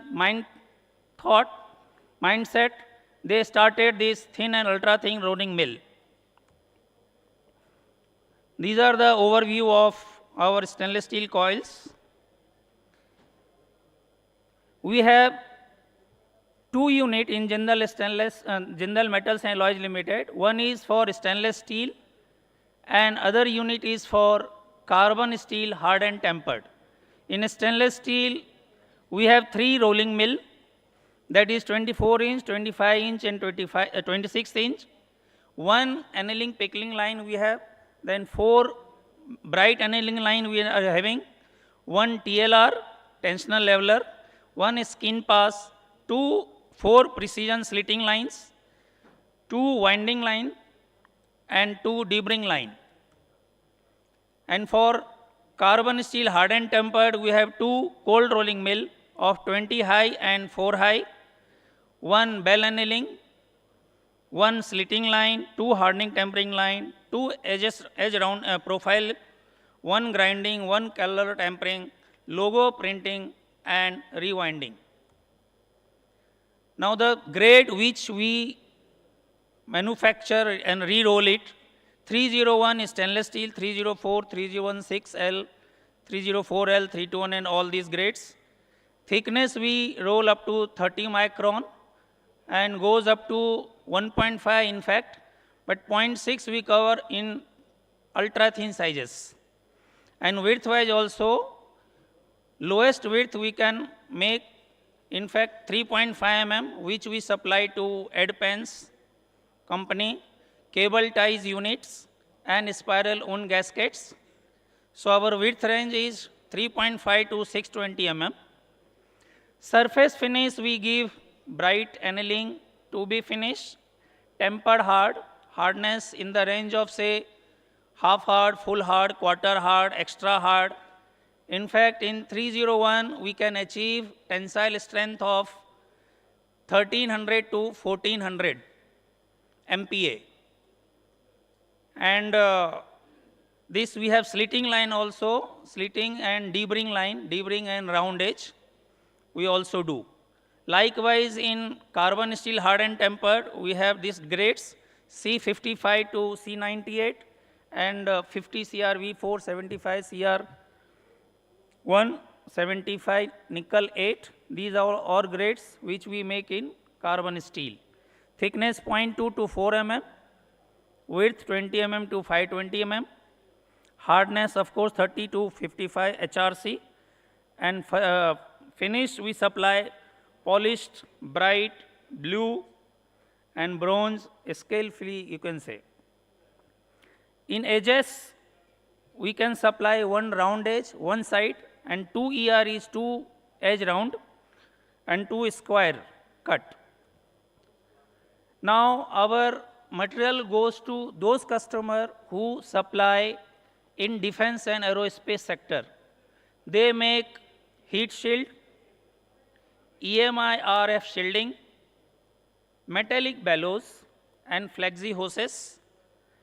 And in auto segment, to whom we supply them, they make engine gaskets, heat shield, then exhaust system, and electrical and electronic equipments.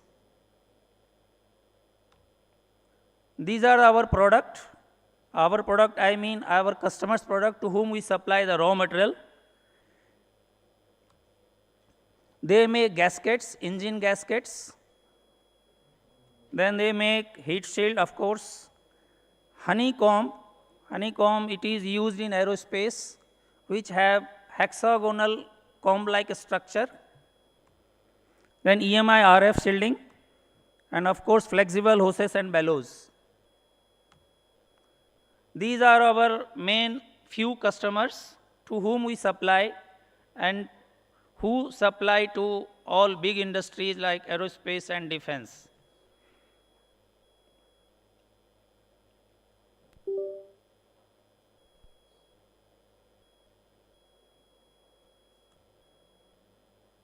Why we choose Jindal Metal? Because of course we have a capability to roll thin and ultra thin sizes. We have a very good facility to supply a few kg even as a prototype sample and develop your product.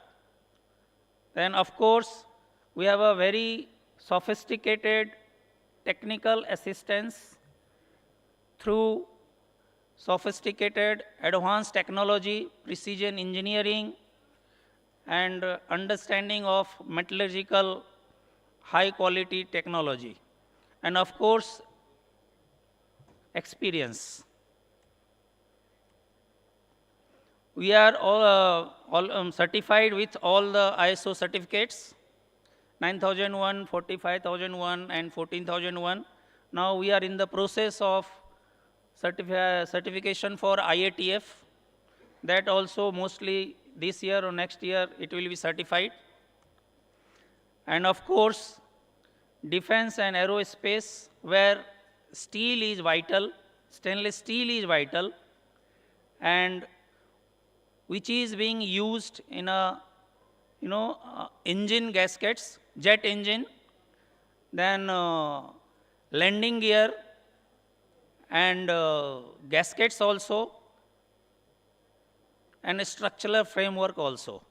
So we are directly or indirectly associated with defense and aerospace sector. That comes to end my presentation. Thank you very much.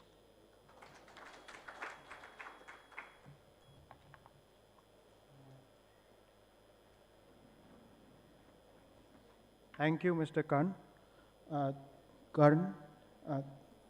for highlighting how Jindal's Metals and Alloys is strengthening India's precision manufacturing capabilities through advanced stainless steel and high carbon solutions. Your presentation clearly showed how indigenous engineering and specialized materials can support India's next phase of growth across defense, aerospace, and other critical sectors. For the next presentation, I would like to invite Mr. Rohit Ojha on the dais. A huge round of applause, please.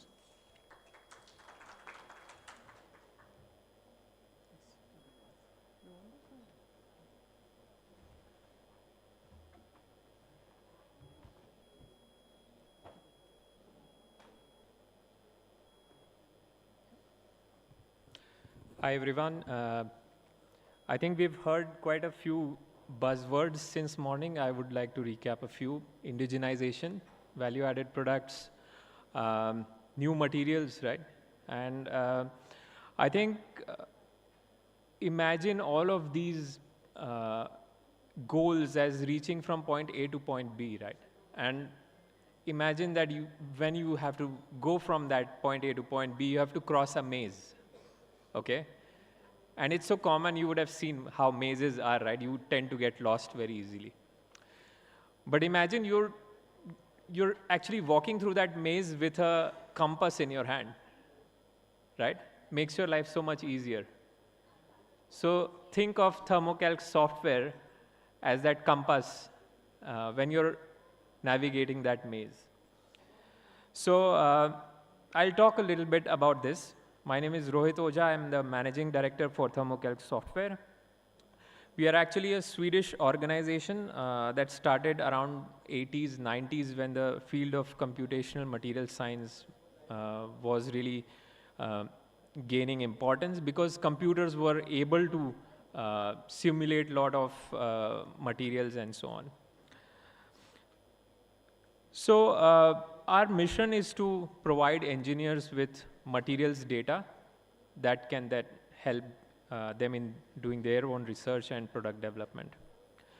A lot of our staff actually happens to be PhDs, so right from our CEOs to sales heads to several employees are actually scientists, and so am I. Hopefully I'll also be a PhD very soon, in a few months. We are headquartered in Stockholm, Sweden, and in India now we have a direct presence through our Indian subsidiary. Globally, we have close to now 2,100 customers across industries, government labs, and academia. So why are these tools important and to which type of industries are these important, right? So our tools can help you with alloy development, process development, and so on. So what that means is it will accelerate time to market, it will reduce cost, it will reduce a lot of efforts. Imagine, like alloy development traditionally used to take 10 years, 12 years. And today, with such tools, if you can cut that time to say 4 years, I think it's a big feat. And it's been demonstrated time and over again that alloys can actually be developed and commercialized in that duration, right? So our products can be used across metal producing companies, that's very obvious. And pretty much everywhere materials are being handled. So it could be electronics, automotive, aerospace is a big part. Shipbuilding, we've talked about this a little bit during one of the sessions. Construction, and the list is big. And our products are actually used by, if you look at top 20 manufacturing companies in the world, 10 out of those 20 are our customers. And this list actually happens to be sector agnostic, right? So you have even textile companies there. We don't sell to them, but yeah, a lot of steels, automotives for sure. Another interesting bit of data here is that 8 of the 10 largest aerospace private companies in the world, they are using thermocalc products. So what do they use it for? Let's get into that right away, right? So typically, when you talk about a part, how it performs, that becomes relevant after the right half of your screen, where the part performance actually affects an assembly performance, and that affects the system performance, right? And as theoretical scientists like to do this a lot, they like to study cause and effect. But we as an industry cannot be happy with that, right? We have to work with goal-oriented design, meaning that you want to reduce weight of your component by X%, but your strength should go up by Y%, right? And how can you do that? So the way to do that is to go back into the length scale, know your material, understand your material, and that is where we come in. And the length scales can be from a continuum down to the quantum levels, but our tools actually help understand most of the material behavior on the microstructure scale, right? So if you take any material, look at it in the microscope, and you see all these features. And this configuration and amounts of these phases is what dictates material properties. So thermocalc helps you predict material properties at this scale and beyond. So typically in a conventional materials research field, what are your sources of materials data, right? These typical conventional ones are experiments and handbooks. However, when you're developing new materials, you can't rely on them because there's no data, right? So you have to estimate. Another problem, even if you want to look at similar materials, is that typically there is a lot of gaps in the data. For example, you can have yield strength at room temperature, but not at elevated temperatures, right? So you need to look at these alternates, and then you can have several types of models. You could do AI/ML, you could do ab initio quantum physics computations and so on, or you could do very simple empirical Excel fitted kind of predictions. What we work with is called CalFAD, and in this approach what is done is we really collect thousands and millions of data points for any type of material. For example, steels. We would scan whatever data we could find in literature about steels. We collect all of that, and what we do is then we go and fit that into what is called Gibbs energies. These are basic fundamental thermodynamics equations which then would govern the material behavior. And these databases can then be used to predict properties, right? So these databases take years to develop. Our steel database has been developed over 50 years with I don't know how many lakhs of man hours. And once you do that, you can then overlay that information with diffusion, nucleation, and so on, and predict several properties. It could be mechanical properties, thermophysical properties, and so on. And to do all of that, you need a specific database. Today we talk about steels mainly, but you can have that for any material really, and we do offer that. So what can you do? I mean, you can predict phase diagrams, very common. I think this lower plot is something that people would intuitively relate to more.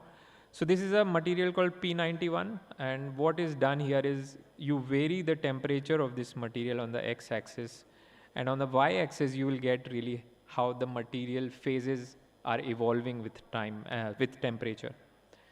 And this then can give you several types of information, like how you should heat treat this material, in what temperature ranges can this material be applied, and in certain temperature you will get some problematic phases, and you can't use the material in those ranges. You can use this for optimizing your casting processes, heat treatments, hot working, and so on. You can predict properties like how volume changes with temperature, how, say, resistivity changes with temperature, how surface tension of a liquid material would change with temperature, and so on. Here you have a stress strain curve of martensitic steel. You can actually predict that. I mean, you have all these dots are experimental data and the curves are predictions. And I think it does a pretty good job. The right one is a 304 steel, and in any standard, right, you have these composition ranges. Chromium can vary from 12 to 14%, nickel can vary from X to Y%, and the list is very long, right? So if you take all of that scatter, and if you take experimental data of all those different compositions, how the Young's modulus changes with temperature. These are experimental data, and the predictions sort of capture that bounds very well. So such things are possible. You also have segregation. In a cast material, you have segregation, which has to be then removed by heat treatments, hot working, and so on.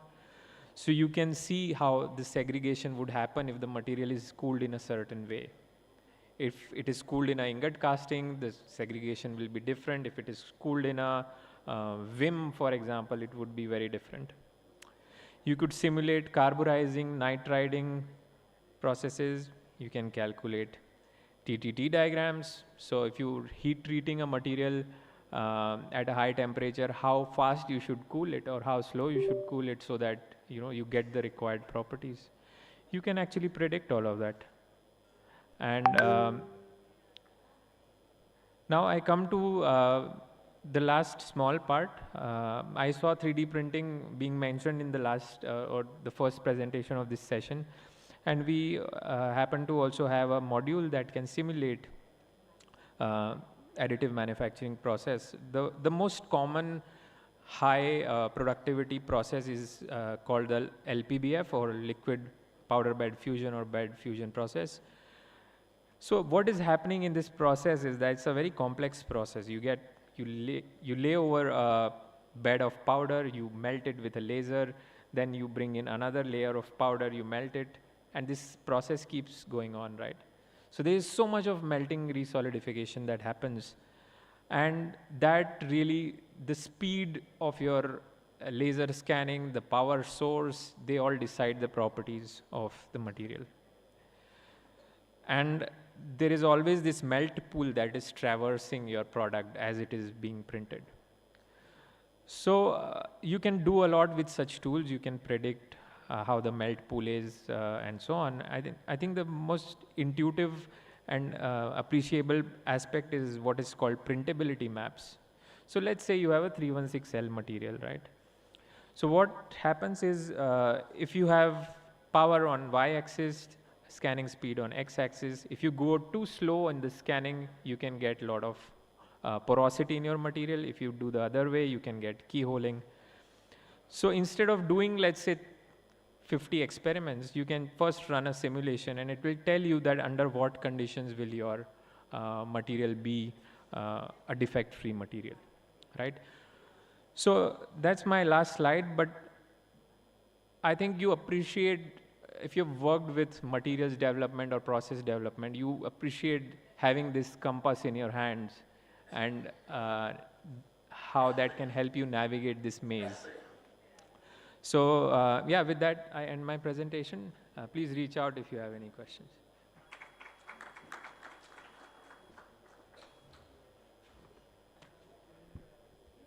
Thank you, Mr. Rohit Oja, for highlighting how computational material science and tools like thermocalc are enabling faster and more cost-effective alloy and process development through accurate material simulations.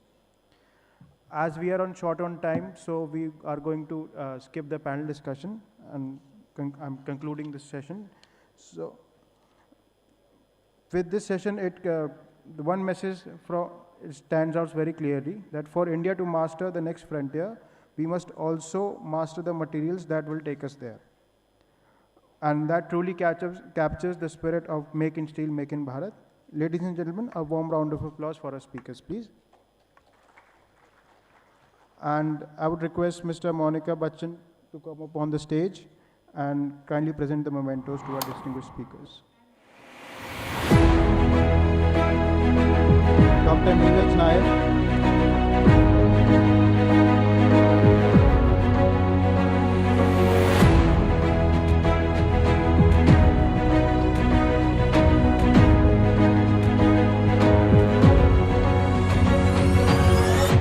Mr. Agnesh Karn.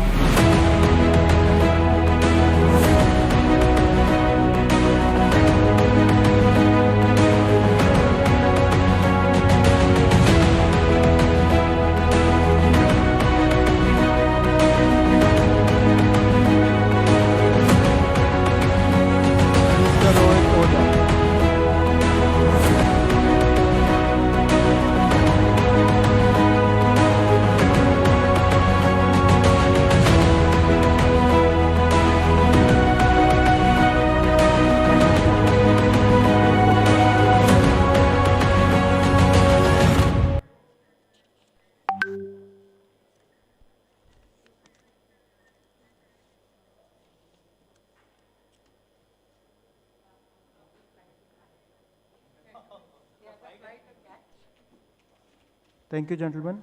Now the next session will be taken over by my colleague, Jatin.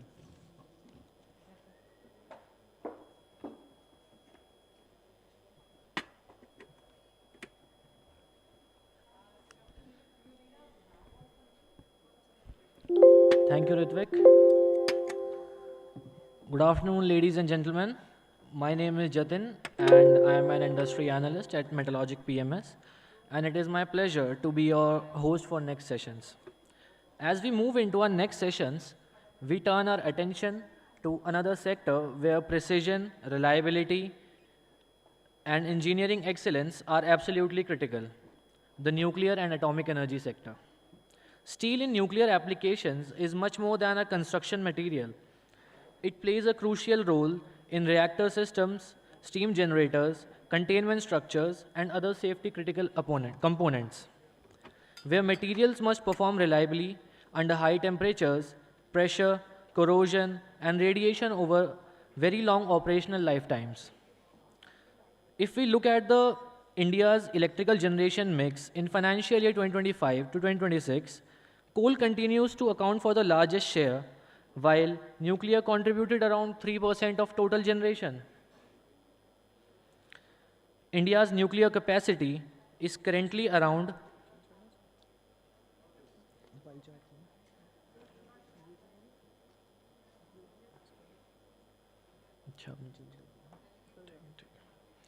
So, India's nuclear capacity is currently around 8.78 gigawatts, with the government's roadmap aiming to progressively reach 100 gigawatts by 2047.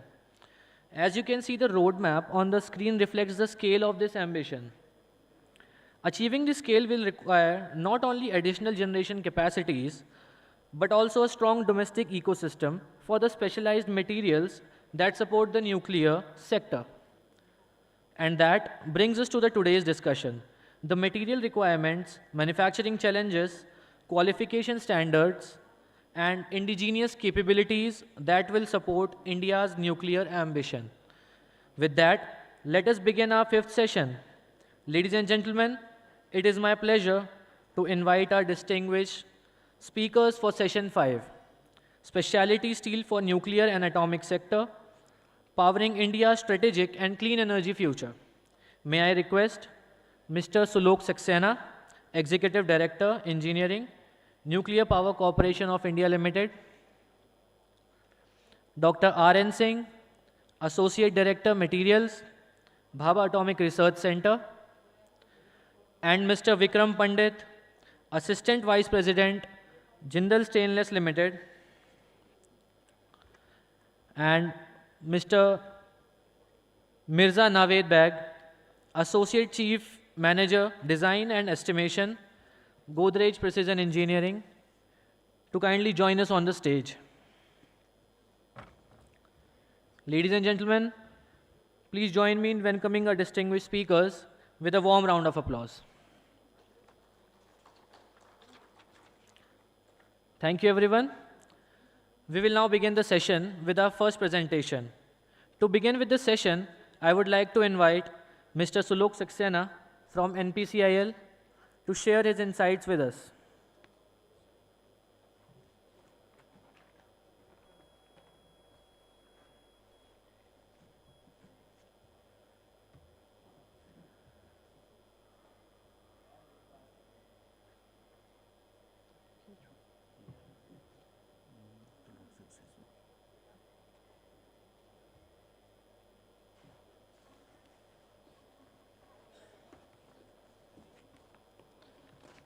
Good afternoon to all.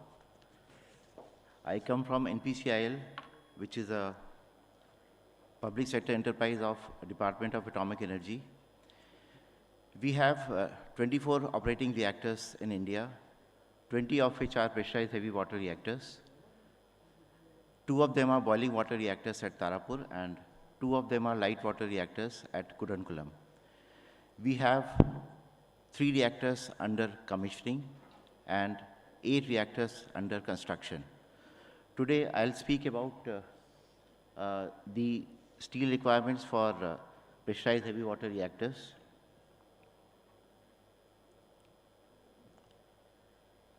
So today's theme is about steel and how we make it in India. So for NPPs also, we rely heavily upon the steel that is fabricated in India.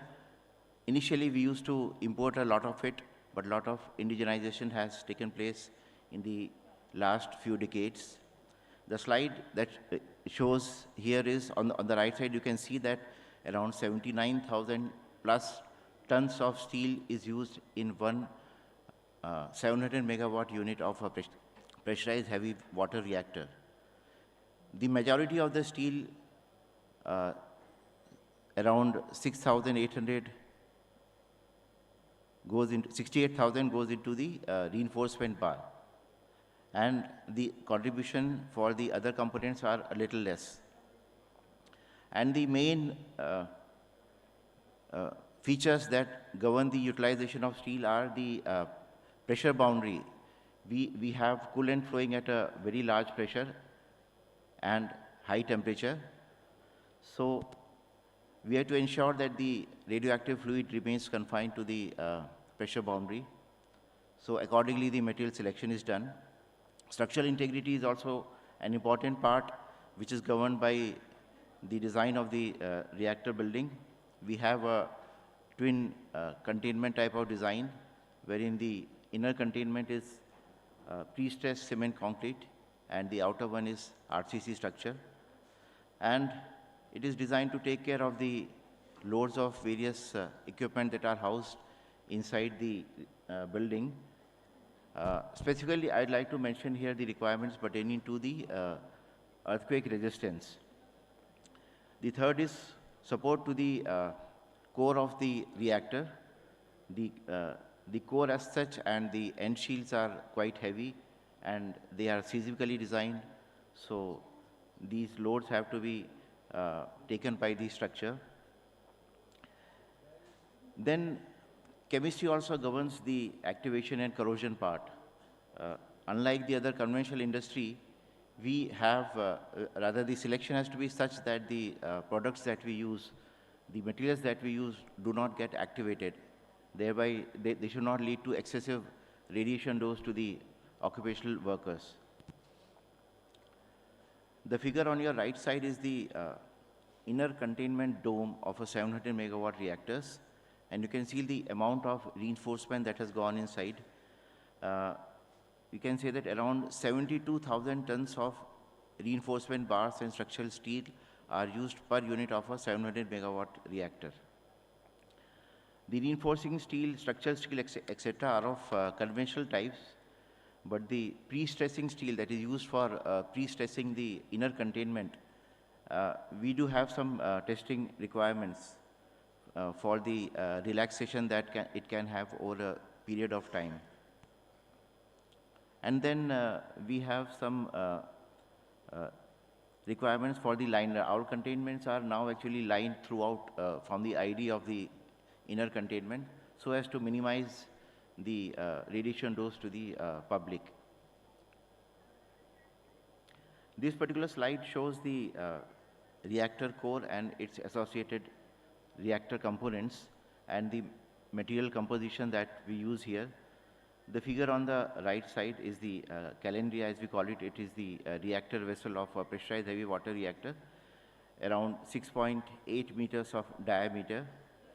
The figure on the photo on the right side shows the end shield. It houses 392 pressure tubes, and for a pressurized heavy water reactor, we resort to on-power refueling of the reactor.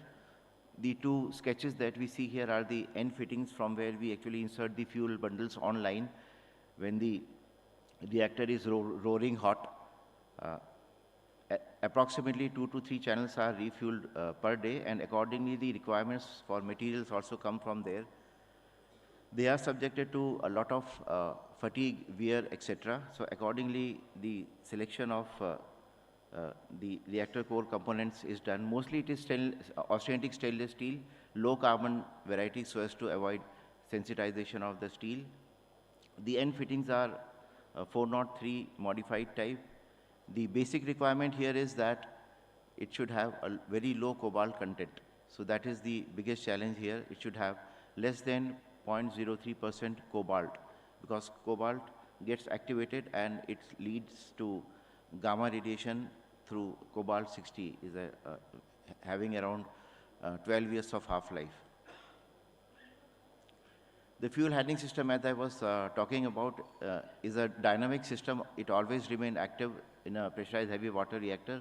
Every day it has to refuel, it has to visit 3 channels per day, and accordingly the wear and tear is large, and accordingly the material selection is also like that, with strict chemistry control, mechanical strength, fatigue and wear resistance requirements. Approximately 448 tons of steel goes into the fuel handling system. The photo that you see here is for the mobile fuel transfer machine, wherein it takes the red hot fuel from the fueling machine that is inside the vault, and then it safely transports it to the spent fuel storage bay. This slide is for major nuclear equipment and piping, namely the steam generators, the large capacity tanks, and some of them are pressure vessels too. The figure on the top right is from the 3D model, wherein you can see the steam generators from the top view. There are a few large size tanks meant for long-term cooling of the reactor. So we have specific requirements for these important nuclear components. They need to have high tensile strength, like Dr. Neeraj Nayan was saying. Similar requirements are there for nuclear industry also. High tensile strength, fracture toughness, and ASME code compliance needs to be followed. We follow ASME section 2 for the material selection and section 3 for the design requirements. And the type of piping that we use for nuclear services, seamless pipe. Seamless stainless steel pipe is also one of the challenges. Till late 2000s, we were actually importing all these stainless steel pipes, but recently some amount of indigenization has also taken place. These are some special materials, not necessarily stainless steels, but some material that we use for other components, for reactivity devices, etc. We can skip this. Quality assurance is one of the important aspects of procuring steel in nuclear power plants, similar to what is used in space. We have a well-defined quality assurance plan which dictates, which specifies the requirements right from the milling stage to the end-use stage. During the lateral end product analysis, non-destructive, tensile, impact, etc., all these testing are done and they are recorded in the form of test reports. And we have our own dedicated quality assurance setup which looks after the QA aspects right from the milling stage to the end-use stage. During fabrication stage also, the welding procedures and procedure is qualified and very well documented. The welders are qualified. Stage-wise dimensional and inspection reports are documented and available throughout the reactor lifetime. Non-destructive examination is also carried out after the completion of fabrication, both surface, volumetric, and they are recorded in the form of a history docket. We also have an independent oversight, wherein sometimes we also employ a third-party inspector who carries out independent inspection, though the quantum of the inspection is slightly large. And the final verification in terms of actual hydrostatic, pneumatic test, etc., is done before the item is dispatched to the plant site. One important aspect is that the heat number traceability is very important for us. Whenever we get a material at the fabricator's work, we ensure that it has a trace number. It is traceable right to the mill stage. If we do not have the original mill test certificate, we normally do not use that particular material in NPPs. The QA hold points are very well defined in the quality assurance plan, and the quantum of the inspection, and it is to be done by whom, and when will NPCIL come in and carry out inspection is also very well defined. Now, some challenges and constraints for the steel supply chain. All of us know that we have a strong steel base and capabilities now available in India. But still, there is a task ahead, keeping in mind the huge expansion plan. So we have only a few fabricators who can fabricate as per the stringent NPCIL specification requirements. So we need to increase the qualified vendor base. Around 12,000 tons of open die heavy forging capacity is available in India presently, but it needs to be multiplied manifold, keeping in view the large expansion that is coming up. The industry that is presently catering is only utilized up to 20% because of stay requirements coming from NPCIL, because we have been pursuing a program which was not full steam, and now it is going to multiply. So the idle capability will now be utilized. We have to generate 100 gigawatt by 2047, very ambitious target, adding around 4.1 gigawatt per year, which is difficult but not impossible. And the cobalt restriction of 2.03% is also to be taken care. Yeah, right. So I already told that we are going to increase the capacity up to 100 gigawatt. Fleet mode is going to change the economics. So this particular slide, around 0.79 million tons of steel is going to be fabricated in the next, say, 10 to 15 years, considering the new 10 fleet reactors, and up to 2047, we expect that around 10 billion tons of steel would get generated. So steel is the backbone of PHWR safety and economics. This is the concluding slide. So every system depends on a distinct grade. Every system has a different specification. So tonnage sits in civil steel. The civil part, it takes a majority of the steel, but the risk is in the alloys that we use for nuclear service. Chemistry and traceability is important for us, and fleet mode brings in a lot of promises. So capability and not the capacity is the gap to close. So that's it. Thank you.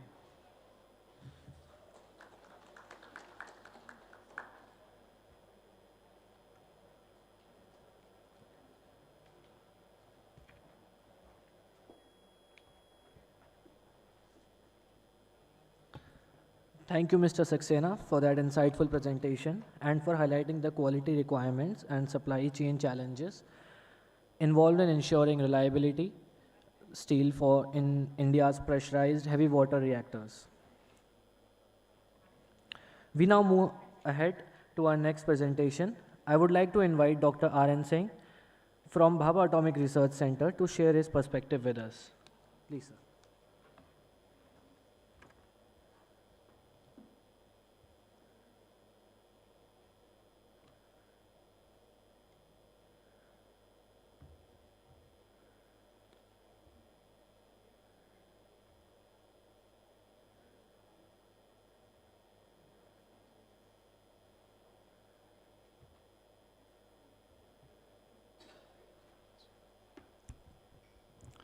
A very good afternoon to all of you.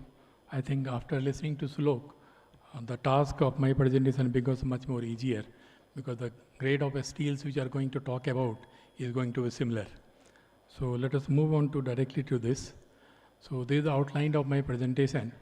So we'll talk about some of the special steel, what are the criteria for its selection. Then we have got, recently we have entered the stage 2 of our Indian 3-stage nuclear power program, that is with the PFBR attaining criticality. Then we have got new reactor concepts like Bharat, a small modular reactor, and a small modular reactor. What are the steel requirement for these two reactors that we'll be talking about? And what are the manufacturing challenges? And if time permits, I may touch upon oxidation and creep resistant steels, which we are developing in BARC. And another is that accident tolerant fuel cladding. See, we have adopted 3-stage nuclear power program to effectively utilize our modest uranium resources and large thorium reserves. However, this is the path given by Bhava to our Department of Atomic Energy. But recently, because of the challenges which our country is facing, there is some course correction. So we'll not be merely following this 3-stage power program, but we'll try also to augment our power resources by using new reactor concepts. So that's why we are having concept of a small modular reactor, Bharat a small reactor, molten salt reactor, gas-cooled reactor. So all these reactor systems we are working on.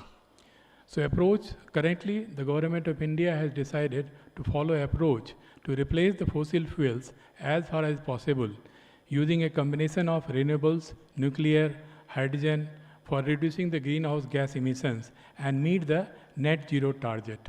I think recently in 24, one ESN study was conducted and that has envisaged 4 net zero scenarios by year 2070. So in all these 4 scenarios, the nuclear combination could be varying from about 78 to 331 gigawatt. And the target which is given for our country by 2047 is 100 gigawatt, which Sulok also touched upon. And by 2031, we want to achieve about 20.22 gigawatt. So before we move forward, I think this slide is very important for all of you because we all have been talking about steel since morning and why this steel could not be used in the nuclear sector, that can be understood over here. So for selection of any structural materials, we need to have a very good mechanical properties. It should have very good corrosion resistance. It should have sometimes very good physical properties. But the same structural material which will qualify for any other engineering application cannot be used in nuclear sector just like that. And the reason for this, that these structural materials should also have very good nuclear properties. When we mean nuclear properties, what mean by very good nuclear properties, it should have very good irradiation resistance, it should have resistance to transmutation. Now I think in one of the presentation, there was a talk of P91 steel, that is 9 chrome 1 moly steel. Now this 9 chrome 1 moly steel, ferritic martensite steel is there, that is used for a steam generator and all. That is very good structural material. It has got very good creep resistance, very good high temperature strength. But it cannot be used in nuclear sector because the moly that under irradiation produces a daughter element which is radioactive. So all those elements which under irradiation will produce an element which is having which is radioactive. So such elements cannot be used as alloying elements. So most of the engineering materials, when you have got this kind of alloying additions, which give you this thing long life elements, so that is not desirable. So that's why choice of this material chemistry and metallurgical treatment of the material, that becomes very important. Now what this radiation does is that your charged particles, the charged particles will displace the atoms from their lattice. This binding energy of atom to the lattice for most of the metals lies in the range of about 40 to 50 electron volt. The energy of the charged particle is of the order of million electron volt. So you can imagine that even a neutron, which is having 2 MeV or 1 MeV energy, that can displace an atom from its lattice several times. So what happens? First, this charged particle or energetic particles displace the atom from this lattice site, and then this the first atom which is getting displaced, it is having so much of energy that it displaces several atoms. So this damage, radiation damage, one of the unit which is used for measuring radiation damage is displacement per atom. And this displacement per atom, depending on the reactor system, can vary from 10 dPa to almost up to 400 dPa. So imagine when we talk about 10 dPa, what it means is that on average, each atom is displaced from the lattice position 10 times. So imagine what happens to crystal structure, your microstructure we have thought about. But then all these things happen in such a way that grossly this microstructure remains preserved, but the defects are created. These defects form aggregates, segregates at one place, and that creates obstacles to the path of motion. That's why this radiation hardening takes place. Because of radiation hardening, your strength increases, but fracture toughness and ductility is getting reduced. So with this thing irradiation, mechanical properties degrade, dimensional changes take place, and these are the challenges which we face.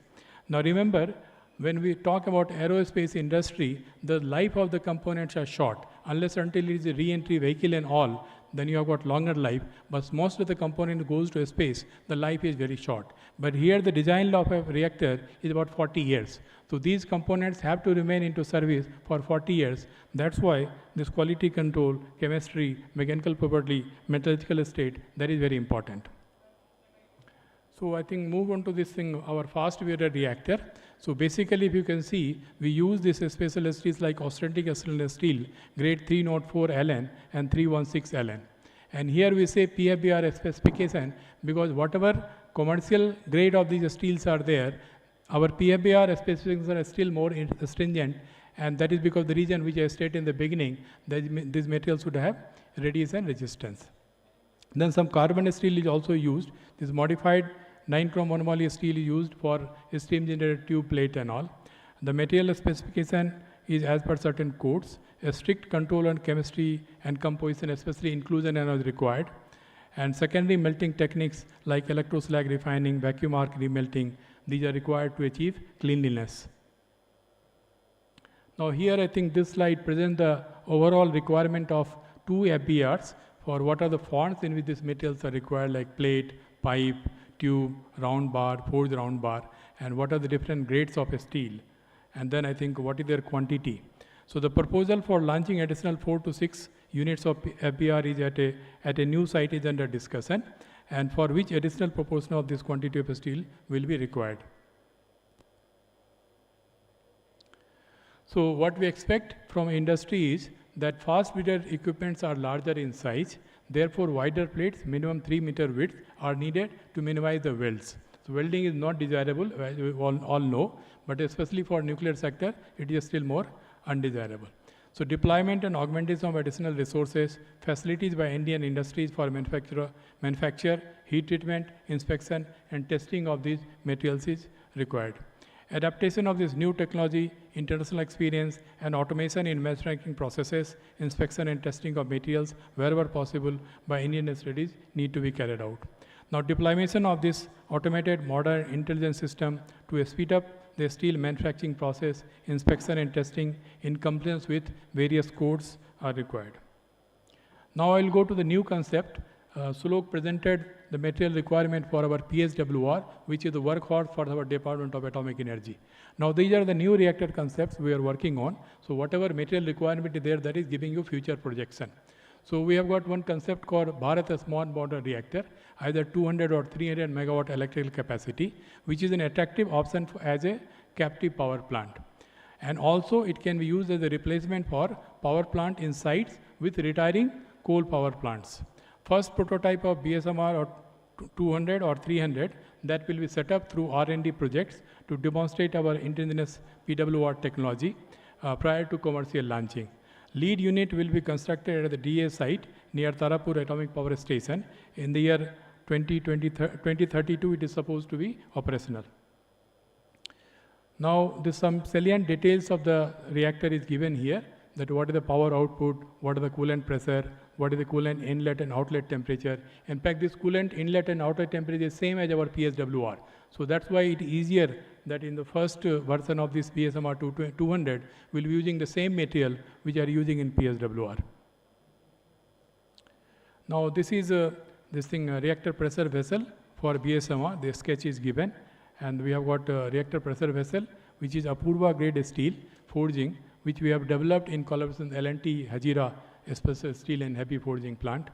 And then we have got SS347 overlay, control rod drive mechanism, nozzles in top cover, core internals, main studs, gaskets, nozzle, main coolant pumps. So this low alloy steel forging that is shown over here.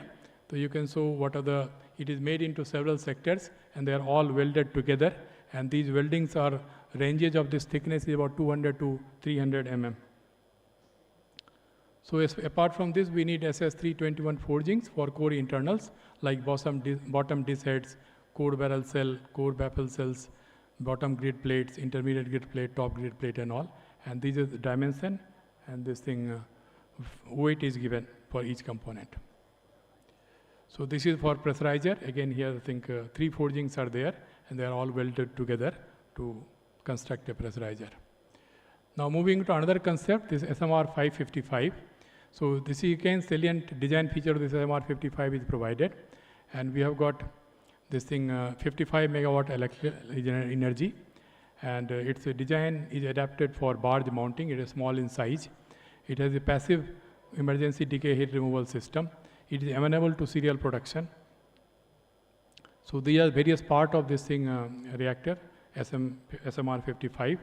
And again, material is familiar, Apurva grade steel for pressure vessel steel, core internals of RSS3. Okay. So I think these are again, I think, a list of materials and the tonnage required. And this is a sketch of this thing again, RPV cell. Then this is for again, I think, low alloy steel, pump elbows, a steam generator bottom disc head, steam generator cells.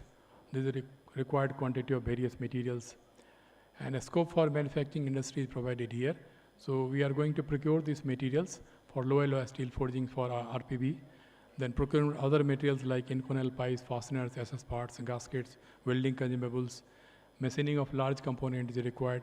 ID cladding with ISS 304.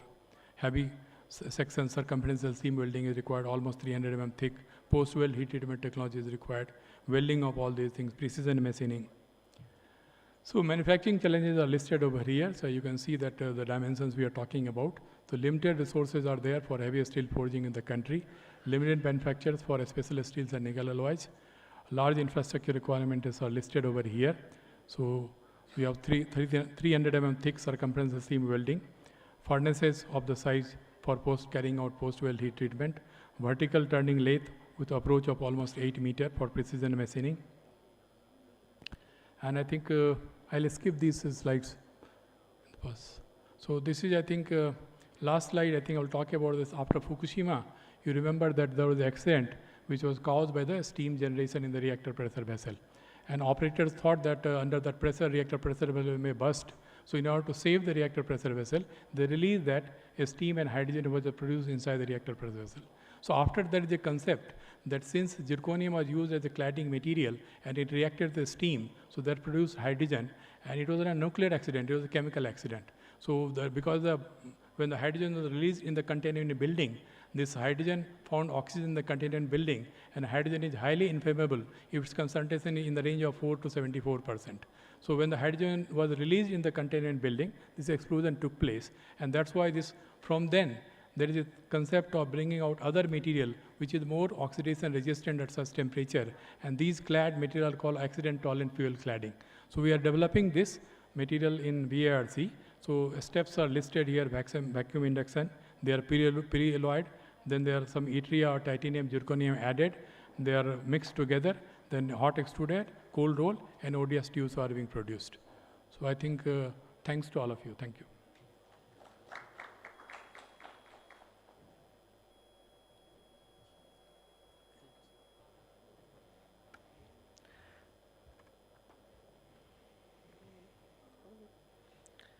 Thank you, Dr. Singh, for that insightful presentation and for showing us the wide range of specialized materials required for critical nuclear components such as reactor pressure vessels and the capabilities Indian steelmakers need to develop them indigenously. Moving forward, I would now like to invite Mr. Vikram Pandit from Jindal Stainless to share his perspective.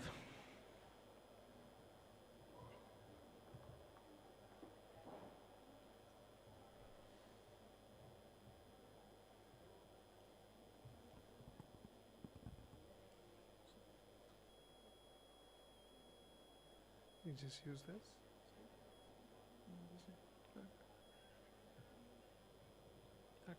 Okay. Good afternoon, ladies and gentlemen. As we move towards the end of the day, it's an honor and privilege to be with all of you here today. I'm going to share something about, as my esteemed colleagues on the dais spoke about, the requirements about stainless steel for nuclear industry. And Jindal Stainless has been, I would say, a pioneer and at the helm when it comes to the requirements within nuclear power. As many of my colleagues, I think I will skip some of my slides, as many of my colleagues from other Jindal Group companies have already spoken about. we are very well known, of course, in India. We are number one when it comes to stainless steel producer in India, and one of the top 5 in the world, with a capacity of almost 3 million metric tons, scaling up to 4.2. And we manufacture almost 120 different alloys. Well, JSL has been at the helm of many of the India's landmark projects, whether it be Chandrayaan-3, Mumbai Metro, Vande Bharat, cladded FGD plates, basically, biorefinery, and I guess the latest one, which you must have heard about, is the hydrogen train, where Jindal has actually supplied a lot of almost 100 tons of stainless steel. Coming to our capabilities, we can manufacture anything from 0.05 mm to 80 mm thick plates, up to the width of almost 1600 mm, and in various alloys from 200 series, 300, 400, and duplex, super duplex, other high austenitic alloys as well. And we have also developed recently some new alloys like 6MO. And as one of our esteemed members, we have been talking about it throughout the day, and also our esteemed panelist from BRC talked about 9-chrome-1 moly. We developed it in Jindal Stainless, and happy to share that we have supplied almost more than 2,000 tons of this steel. And now we are also preparing, not just for nuclear, of course we have supplied it for thermal power as well to BHEL and NTPC, but also for nuclear we are preparing ourselves for 9-chrome-1 moly with a little slightly more modified version. We also have UNS 32615, which is basically a silicon-based alloy for high concentrated acids, which we have developed the alloy. And when it comes to nuclear power, I think we all know Dr. Homi Bhabha gave us the roadmap of all 3 stages. We have been on stage number 1 for a long time, and recently on April 6th, the first fast breeder reactor got critical, and it's assumed that by December this year it will be starting the power. And what we are also doing here is, especially we have to be ready in terms of the futuristic, which I think our panelists showed, some of the alloys, the requirements, and the challenges the industry is facing.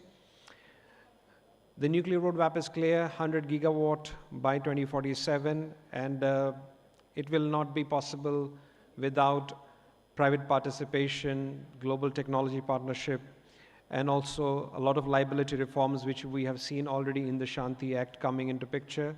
And also the SMR ecosystem becomes equally important for us as a country to achieve this goal of 2047 100 gigawatt. High pressure water, I think it will remain the crux.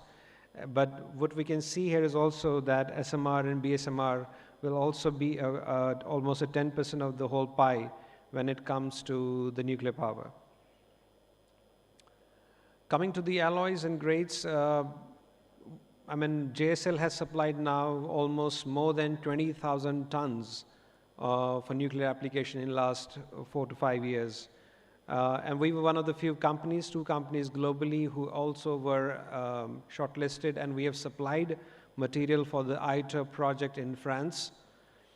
And I think many of my colleagues have talked about the low cobalt stainless steel, which we have developed with NPCL specifications.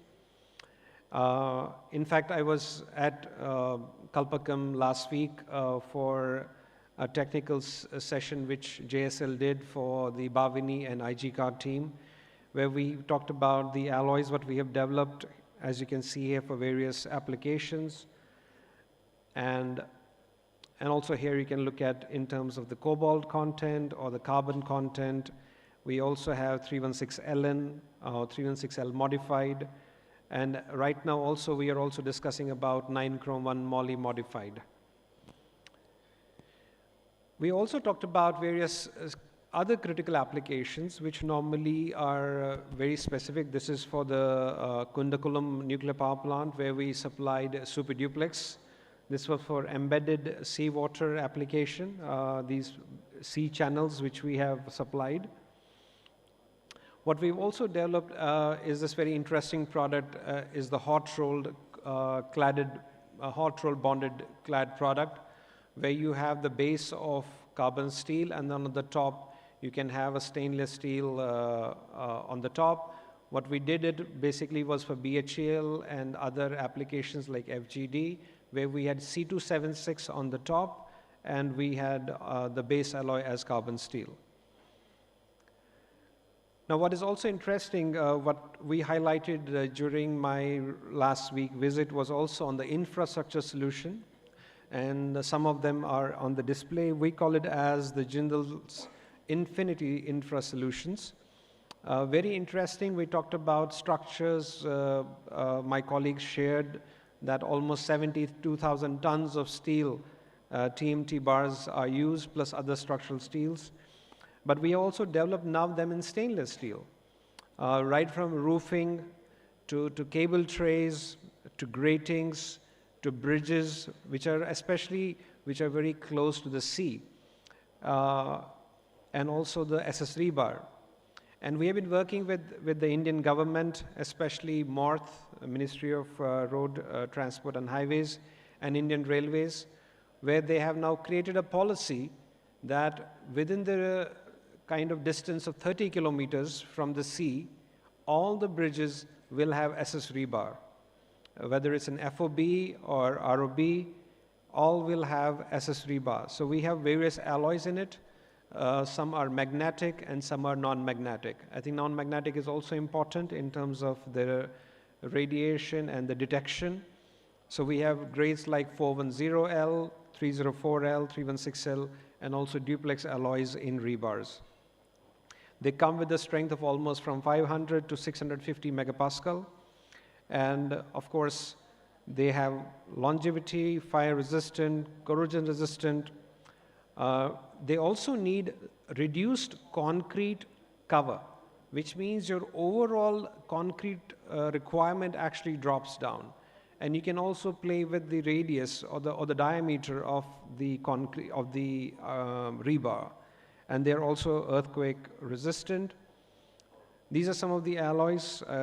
This is pretty much available in public domain, what we have created. And these are the multi-projects, infra projects where it has been already used, these stainless steel. So it is gradually now picking up in terms of the usage in infrastructure. So this is something which is very important, and we are really upbeat about it, its usage within the nuclear power industry. And as we all know, I think nuclear industry means extremely tight tolerances when it comes to materials. So we have now established electroslag refining in Hisar, in one of our plants, as well as forgings, where we are doing roll bars or step shafts, blocks, shells, rings, tube sheets, hollow shafts, and a lot of customized products. We can also have ERSR capacity is almost 20 tons. We have ingots of 20 tons, which we can actually do electroslag refining.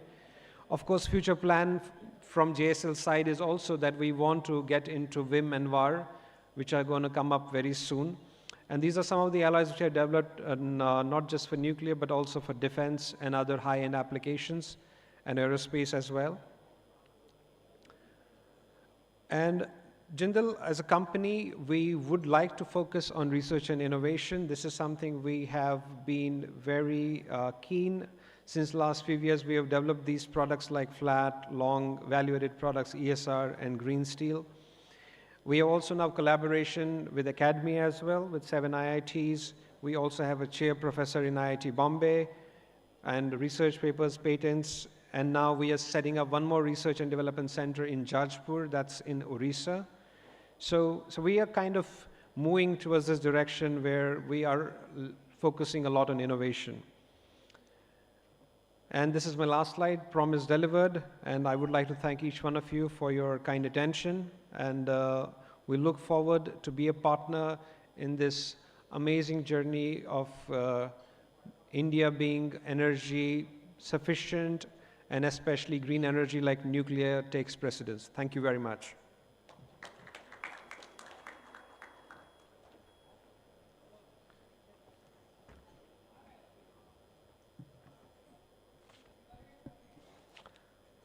Thank you, Mr. Pandit, for that insightful presentation and for highlighting Jindal Stainless, expanding capabilities in specialized grades, and how these material capabilities can support India's growing nuclear and strategic infrastructure ambitions. We now come to our final presentations of the session. I would like to invite Mr. Mirza Naved Beg, Godrej Precision Engineering, to share his insights with us.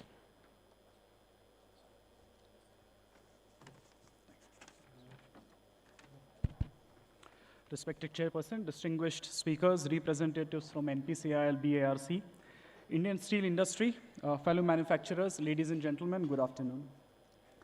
I would like to start my presentation by acknowledging the organizers, Monica and team, for creating a platform that connects the entire value chain, from steel producers to downstream manufacturers like us, and the end users ultimately.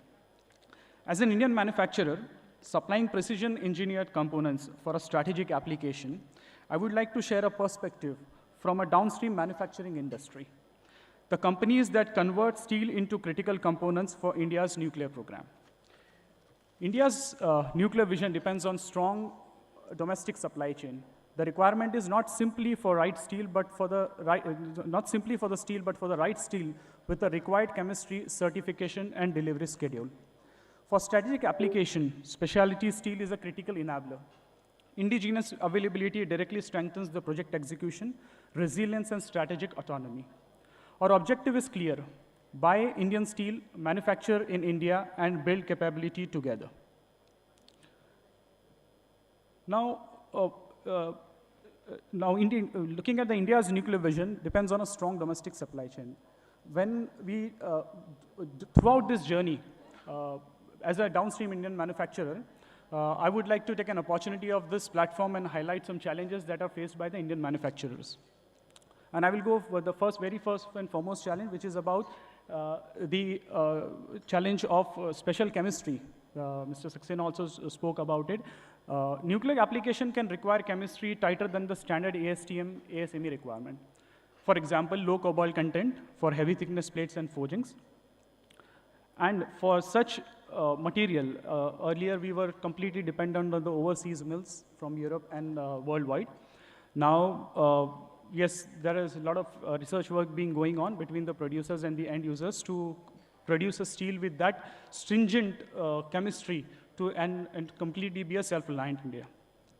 This also gives an opportunity to qualify the niche grades in India through collaboration between steel mills and the manufacturers of the end users. Another important challenge is the import dependency. The problem is larger than the purchase price of the material. Long procurement cycles, foreign fluctuation. Now, when the development of this project starts, from the realization, from the RFQ being floated by the end user, there's a substantial time between this period, for maybe not less than 6 months.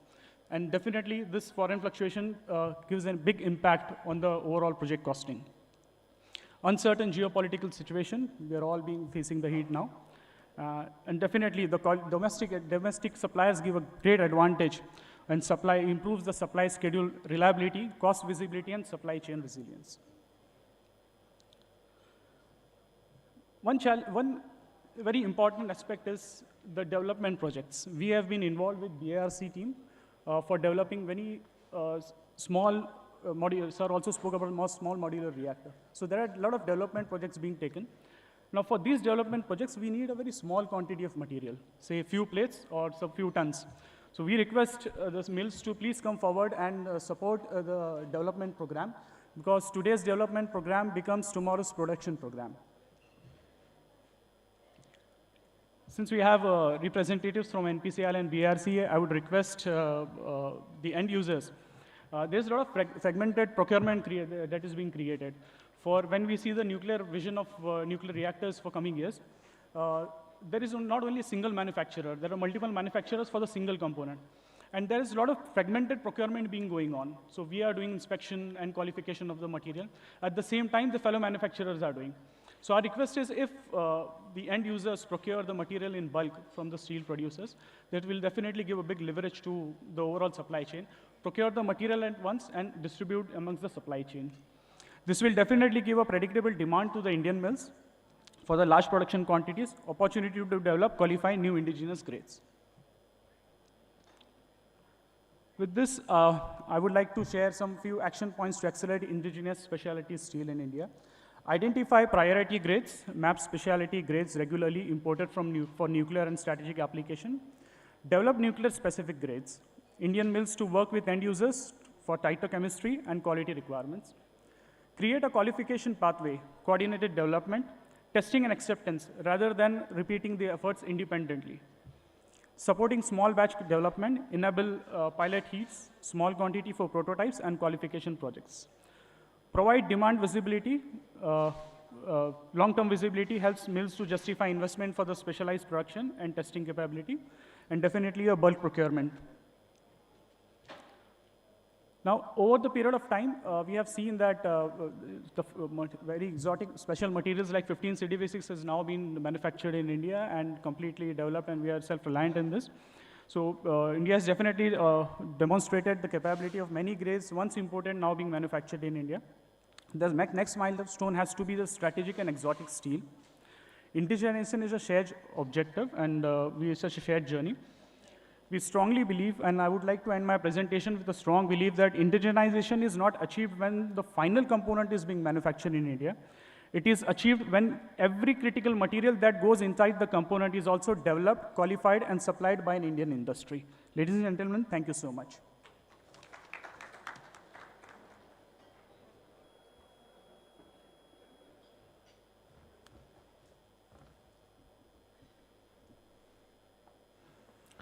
Thank you, Mr. Naved, for the insightful presentation and the highlighting the challenges and opportunities in developing strategic grades domestically, from specialized chemistry and import dependence to the need for collaboration across the ecosystems to build a stronger India specialty steel industry. Ladies and gentlemen, that brings us to the conclusion of session 5. On behalf of Metalogic PMS, I extend my sincere gratitude to our distinguished speakers for sharing their valuable insights and expertise. The discussion has highlighted how specialty steels and advanced materials will be central to India's expanding nucleus ecosystem, from material development and qualifications to manufacturing and long-term performance. Thank you once again to our esteemed speakers. As a token of appreciation, we would now like to facilitate our distinguished speakers and present them with a memento. May I request our founder and CEO, Ms. Monica Bachchan, to kindly come forward and present the memento to us. May I first invite Mr. Sulok Saxena to receive the memento.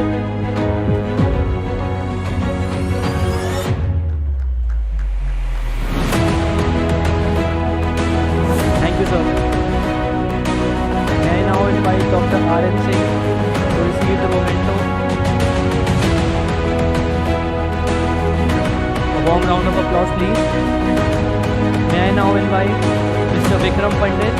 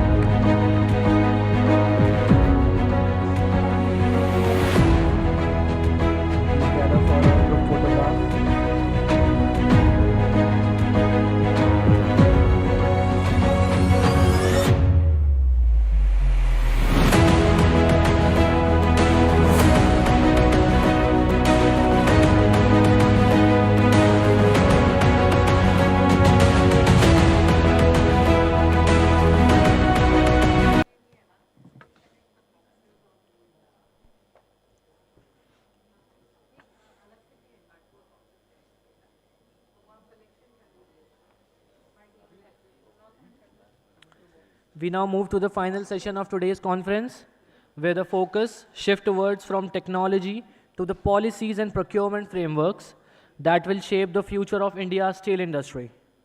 Ladies and gentlemen, as we come to the final sessions of today's conference, our focus shifts from technology and material to the policy frameworks that drives innovation, investment, and industrial growth. Throughout the day, we have discussed how steel and advanced materials are supporting India's defense, aerospace, infrastructure, and nuclear ambitions. As we come to our final session, we now turn our attention to the policies and procurement frameworks that can strengthen domestic capabilities and enable greater adoption across strategic sectors.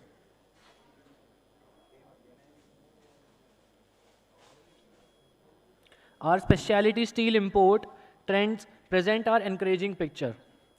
Alloy and stainless steel imports declined from 2.61 million tons in financial year 2024 to 25 to around 1.88 million tons in financial year 25 to 26, a reduction of about 28%. This shift comes alongside efforts to strengthen domestic specialty steel production. Under the specialty steel PLI, around 2.4 million tons of production has been achieved with 6,000 crores of import substitution reported so far. On the procurement side, the domestically manufactured iron and steel products policy gives preference to domestically manufactured steel in government procurement, helping create demand for domestical capabilities. Together, these measures are helping strengthen India's domestic specialty steel ecosystem and reduce dependence on imports. And with that context, let us move to our final conversation of the day, Make in Bharat, Policy and Procurement. With that, let us begin our final session. Ladies and gentlemen, it is my honor to invite our distinguished panelists for the concluding sessions, Make in Bharat, Policy and Procurement. May I request Ms. Monica Bachchan, founder and CEO of Metalogic PMS, to moderate. Now, may I invite Dr. Aruna Sharma, former Secretary, Minister of Steel, Mr. Sanjay Singh, Director, Strategy and External Relations, Jindal Steel, and former Secretary, Minister of Steel, to kindly join us on the stage. Ladies and gentlemen, please welcome our distinguished panelists with a warm round of applause. Thank you. I now hand over the session to our moderator, Ms. Monica Bachchan. Thank you so much. Thank you so much for keeping patience with us and for being with us till this time. This is a very important and significant session on policy procurement policy. So I welcome you all for this concluding session. We have spoken about steel, technology, defense, space, and strategic manufacturing. But ultimately, a policy becomes meaningful when it translates into actual procurement, actual demand, and actual opportunities for Indian manufacturers. And this is where the conversation becomes very interesting. India has articulated a very strong vision around Atmanirbhar Bharat and Make in India. We have policies encouraging domestic manufacturing, localizing, and indigenous procurement. But the question I want to put up on the table today is, are our policies and procurement framework moving fast enough to match India's ambition? And equally importantly, are we creating the right environment for Indian industry to invest, innovate, and build capacities for the future? I'm delighted to have with me two people, very, very important people, who bring extraordinary experience to this conversation. With me today, I have Dr. Aruna Sharma, former Secretary, Ministry of Steel, and Mr. Sanjay Singh, Director, Strategy and External Affairs, Jindal Steel, and also former Secretary, Ministry of Steel. So I would like to start with you, ma'am. Dr. Sharma, India has made a very strong pitch for Make in India and Atmanirbhar Bharat. From your experience in government, where do you think we have made the most significant progress, and where is the gap between policy intent and implementation still the largest? Okay, so first you have asked for the positive one, which is very good. Where it has made an impact is, of course, the robust steel policy. But along with that, most important was the procurement policy, which was comparatively less talked about, which gave a very clear instruction with a committee chaired by Secretary Steel, Government of India, that unless until that committee gives an NOC, nobody in the government sector can import any steel product. So that was like a very strong move which went ahead, and it had its impact in the rail. It had its impact in the pipeline both for gas supply as well as for the refineries. Now in this, what was adopted at that time was something which the industry was completely in readiness to cater to the kind of quality that was required by the clients. So what railways needed, the RDSO found it absolutely correct, and they gave their future plans for the industry to start manufacturing accordingly. In pipes, there was a gap, and that is exactly what was marked in the previous session, that when it came up in previous session, it is very important for the end client and the manufacturer to handhold. For the oil pipes, for the oil refinery, what was worked out was a 2 years period was given to import, but meanwhile, this handholding was to happen, and slowly the import graph is to taper, so that the Indian manufacturers are able to make of the desired quality of the end client. So absolutely no compromise on what the end client needs, absolutely no compromise on the quality needs, but an assured procurement with the time gap which is needed. So when in the previous session you were talking about the steel required for the nuclear reactors and for production of power from nuclear, using nuclear as a base and shift for the greener source of energy, definitely what is needed is this kind of a hand-holding, which was mentioned by our participant from Godrej and from BARC and others. What is very important is you identify exactly what kind of steel is needed, whether it's in the steel or stainless steel, that is carbon or stainless steel, and then work out along with the industry how much of a time they will need. Testing is yours. If you say it is not up to the mark, that's the end of the story. But if it is up to the mark, then definitely no imports.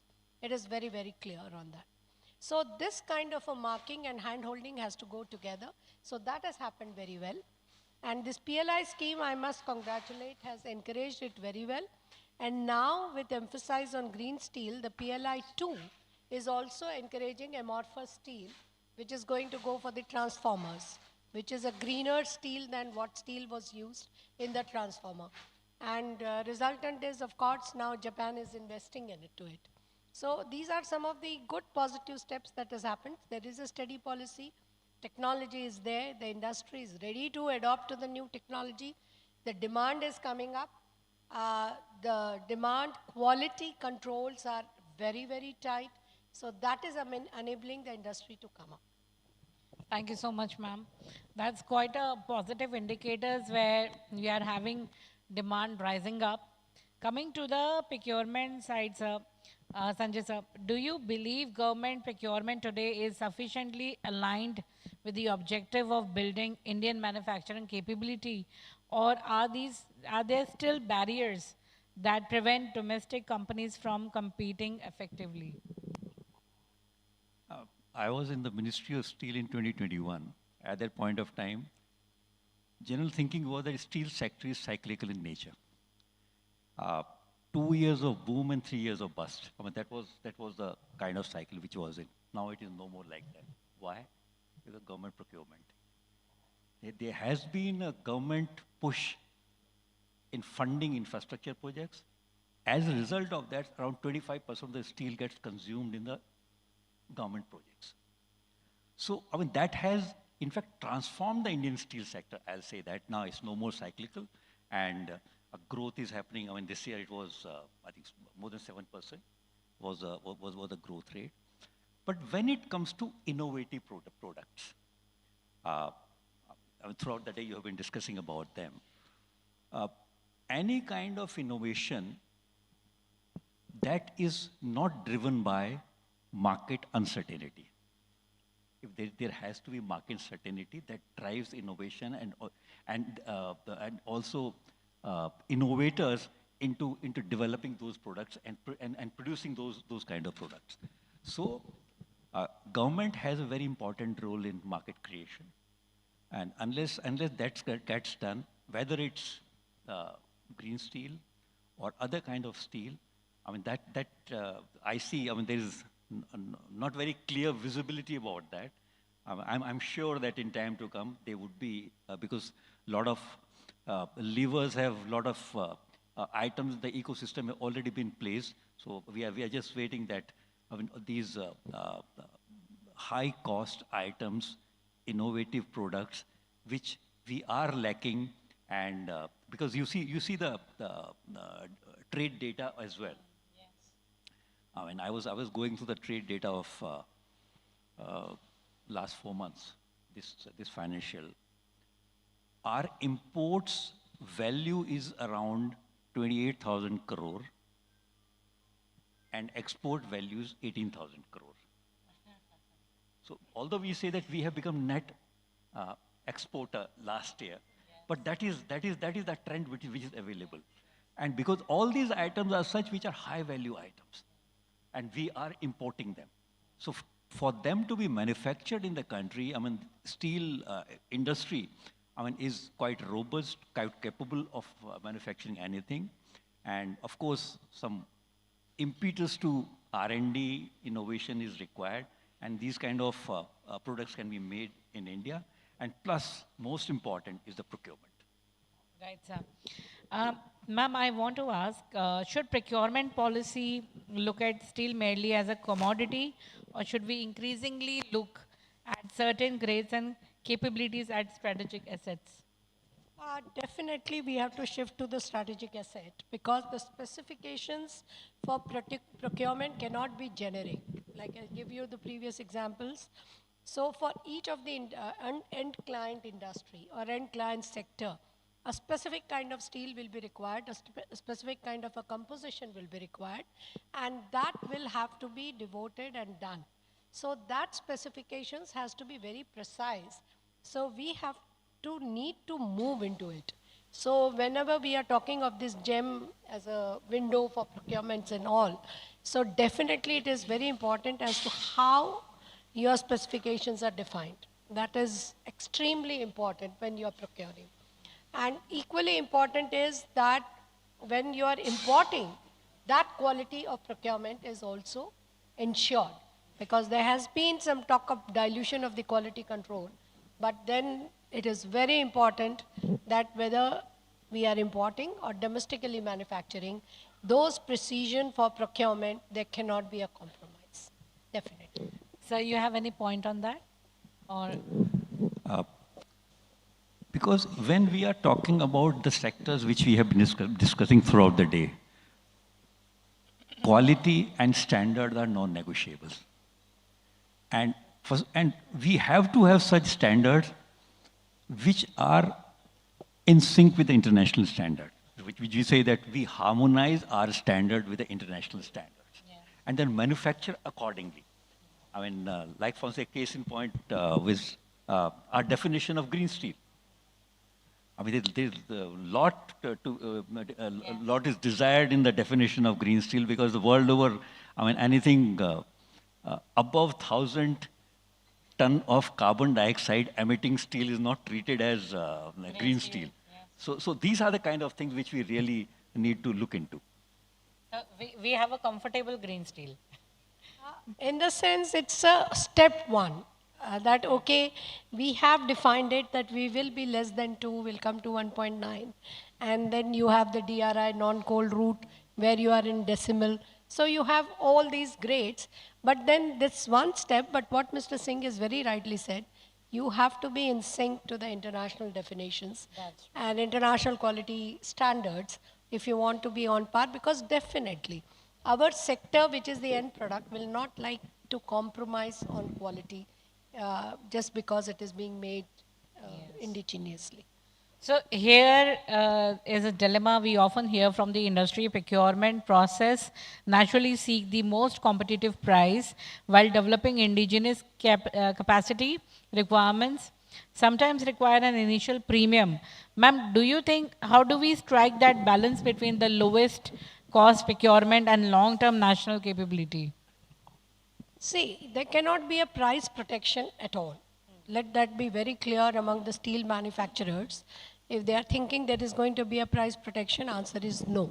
They have to be competitive. You have data of what has been imported by the end users. So that rates are available, international rates are available. You have to work out your manufacturing in that. But little handholding is given by PLI kind of schemes, where your initial investment to an extent of 20 to 25% is getting subsidized. So you do have a handholding there, but your end product has to be on par. Like when we are talking of green steel procurement also, what we are debating is it is bound to be 6 to 7% more expensive than the carbon steel. Now that 6 to 7% cost to be offset, the government has to think out of the box for doing away with the GST for it, or doing it so that the end procurer, that is the infrastructure industry, is not sort of fined just going green by the 6% of extra cost on infrastructure. Ultimately, it's taxpayers' money. That is true. That is absolutely true. And talking about MSME, how do we bring MSME component manufacturers or technology companies and smaller suppliers into these procurement ecosystem? Well, MSMEs, the moment the BIS was brought in, you know, if you recollect, 2016, 17, we worked on getting these BIS standards quite a lot. That brought the secondary sector, the MSMEs, on par with the primary sector, the terminology used in the steel industries. Now, the procurer has to, previously they used to write the route. The procurer used to write the steel from blast furnace route, right? Now, steel does, it's not different. Steel is exactly the same. So now what has happened is they now prescribe the BIS standard. So in the sense, the market is open, and that has brought down the cost considerably, because definitely the MSME is able to manufacture lesser rate.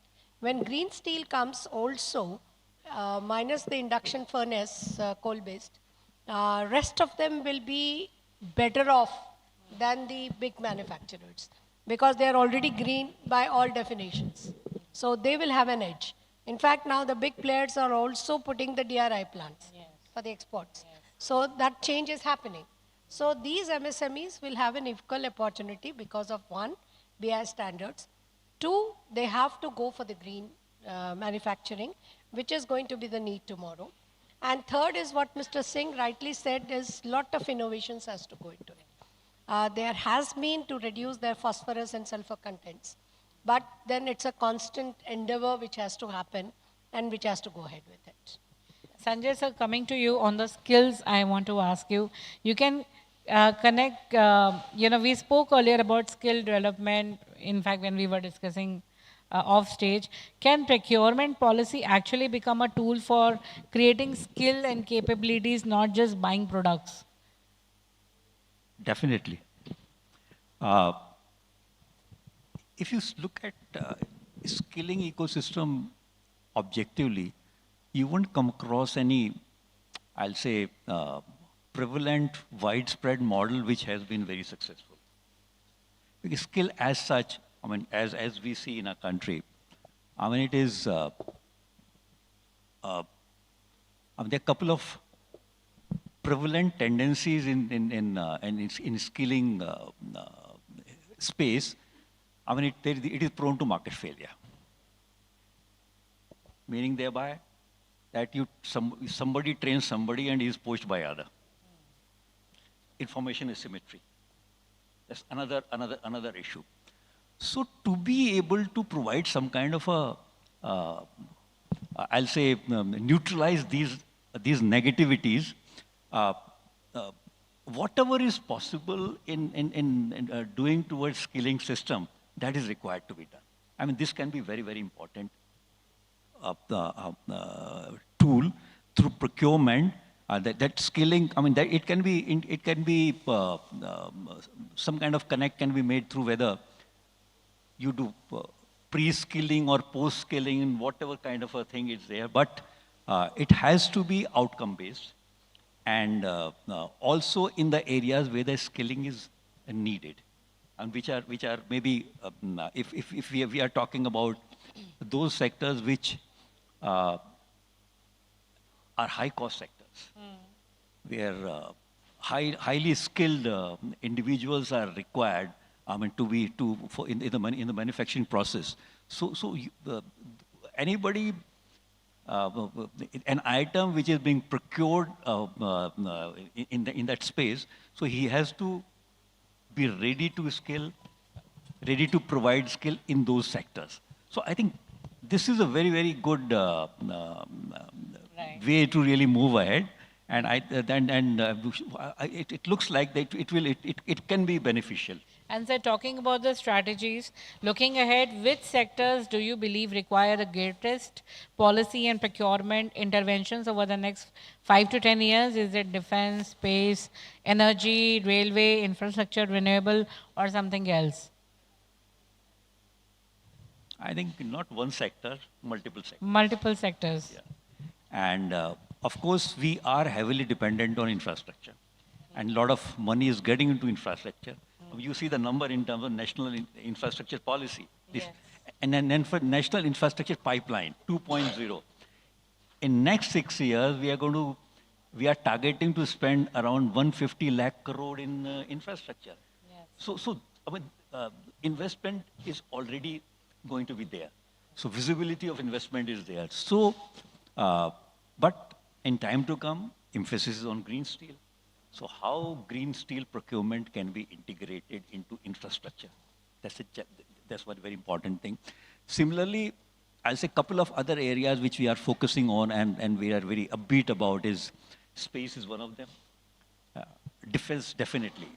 And these are the two areas where procurement is required to be really taken to the next level. And yesterday we came to know that in the nuclear, there are a lot of imported steel we are using in nuclear reactors also.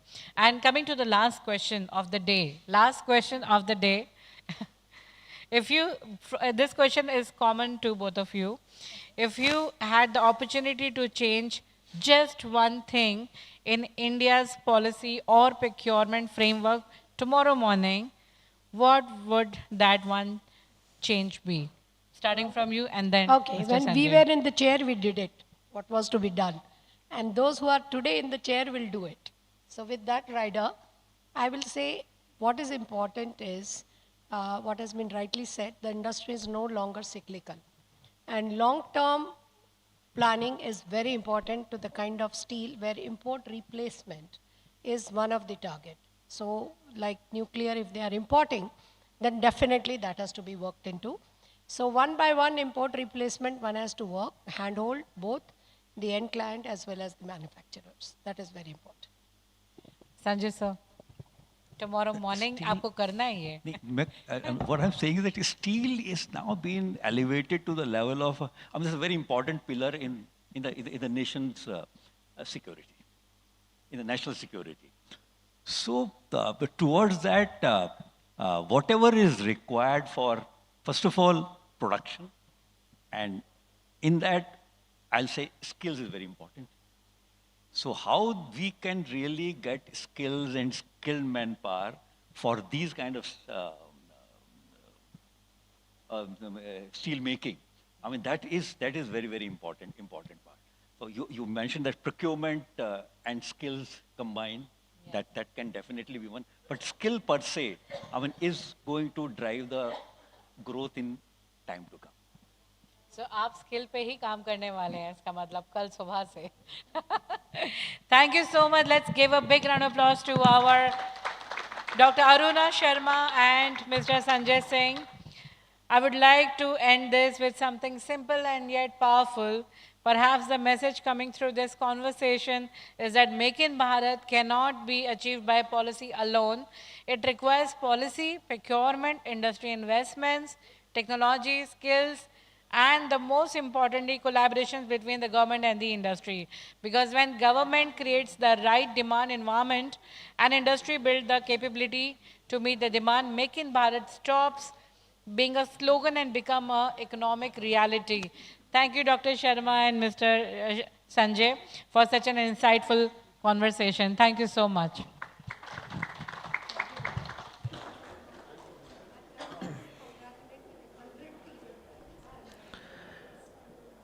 May I request our founder and CEO, Ms. Monica Bachchan, to kindly come forward and present the mementos to our speakers.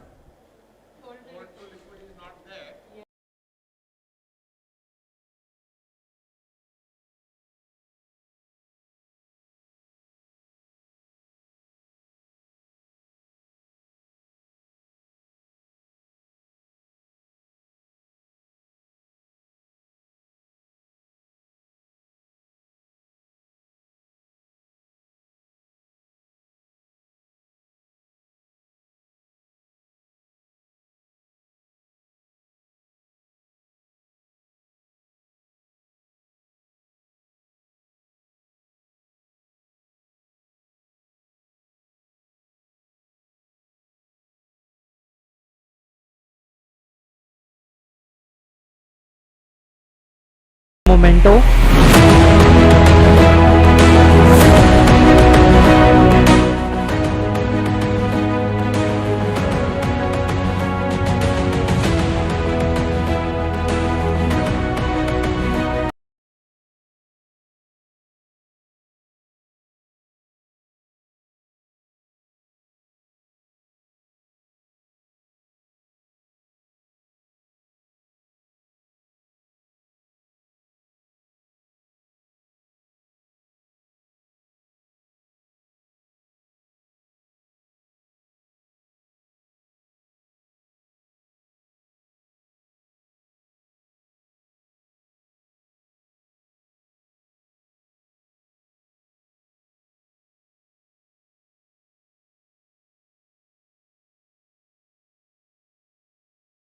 For taking the memento.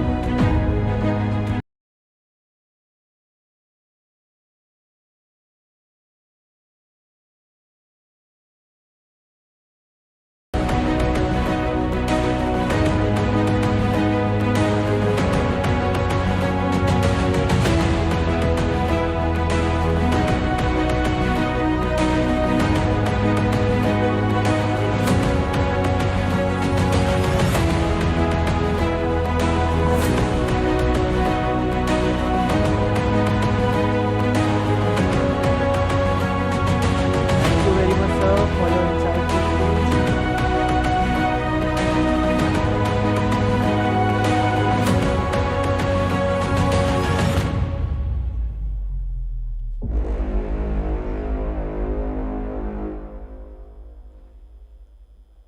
I may now hand over the mic to Ms. Monica Bachchan to deliver the concluding remarks and extend the vote of thanks.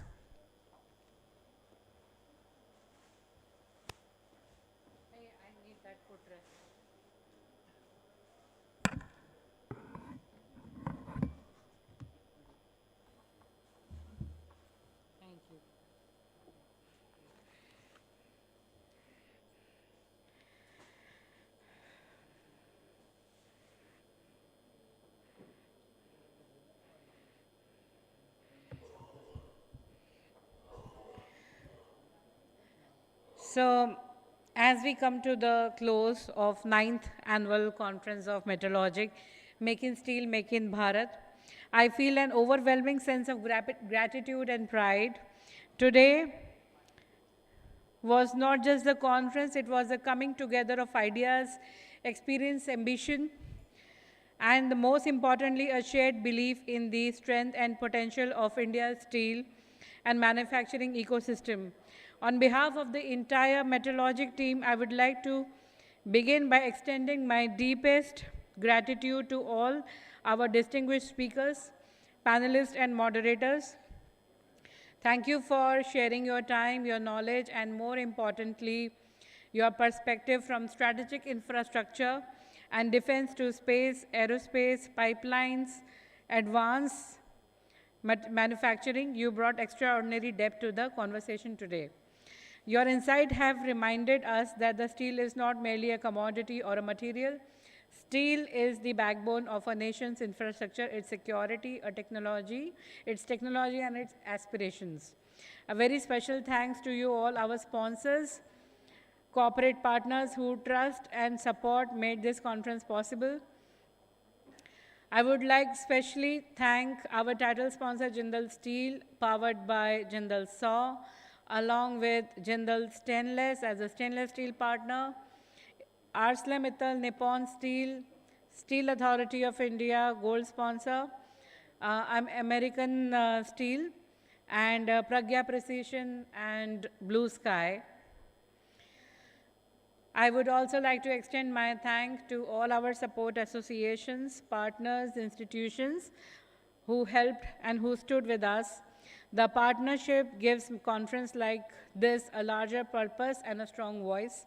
A conference becomes meaningful not because on the stage, but because of the people sitting in the room asking questions, challenging ideas, sharing experience, and creating conversations that continue long after the event is over.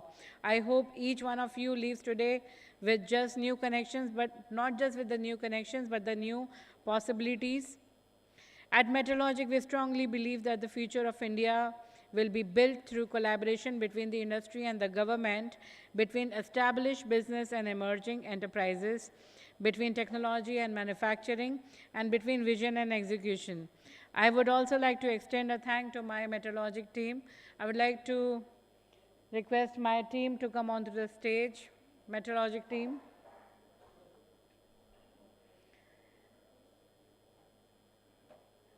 So these are the people behind the show. Come fast.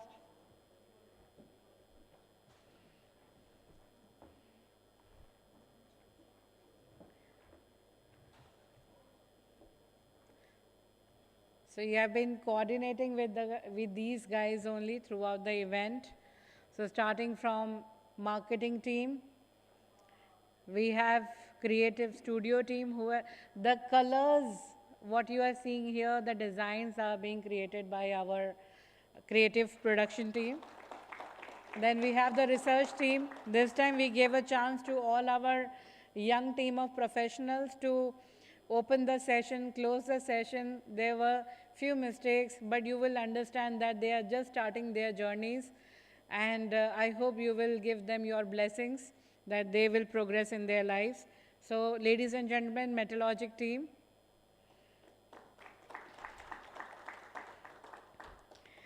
Events like this take months of planning, countless conversation, and tremendous teamwork. I'm extremely proud of you, what the team has created. And to all of you here today, thank you for trusting Metalogic, for supporting our journey and being the part of this community. Until then, we will be having our next conference at Guwahati on coated products very soon in the month of October. We will share the dates with you. As Metalogic, we like to go to the several places. अगर लोग नहीं आ पाते तो हम लोगों के पास चले जाते हैं. तो दिल्ली में एनुअल इवेंट में सब आ जाते हैं, but not everybody are able to be a part of the programs. So to our pan-India journey, we will be moving ahead with the coated conference at Guwahati, Assam.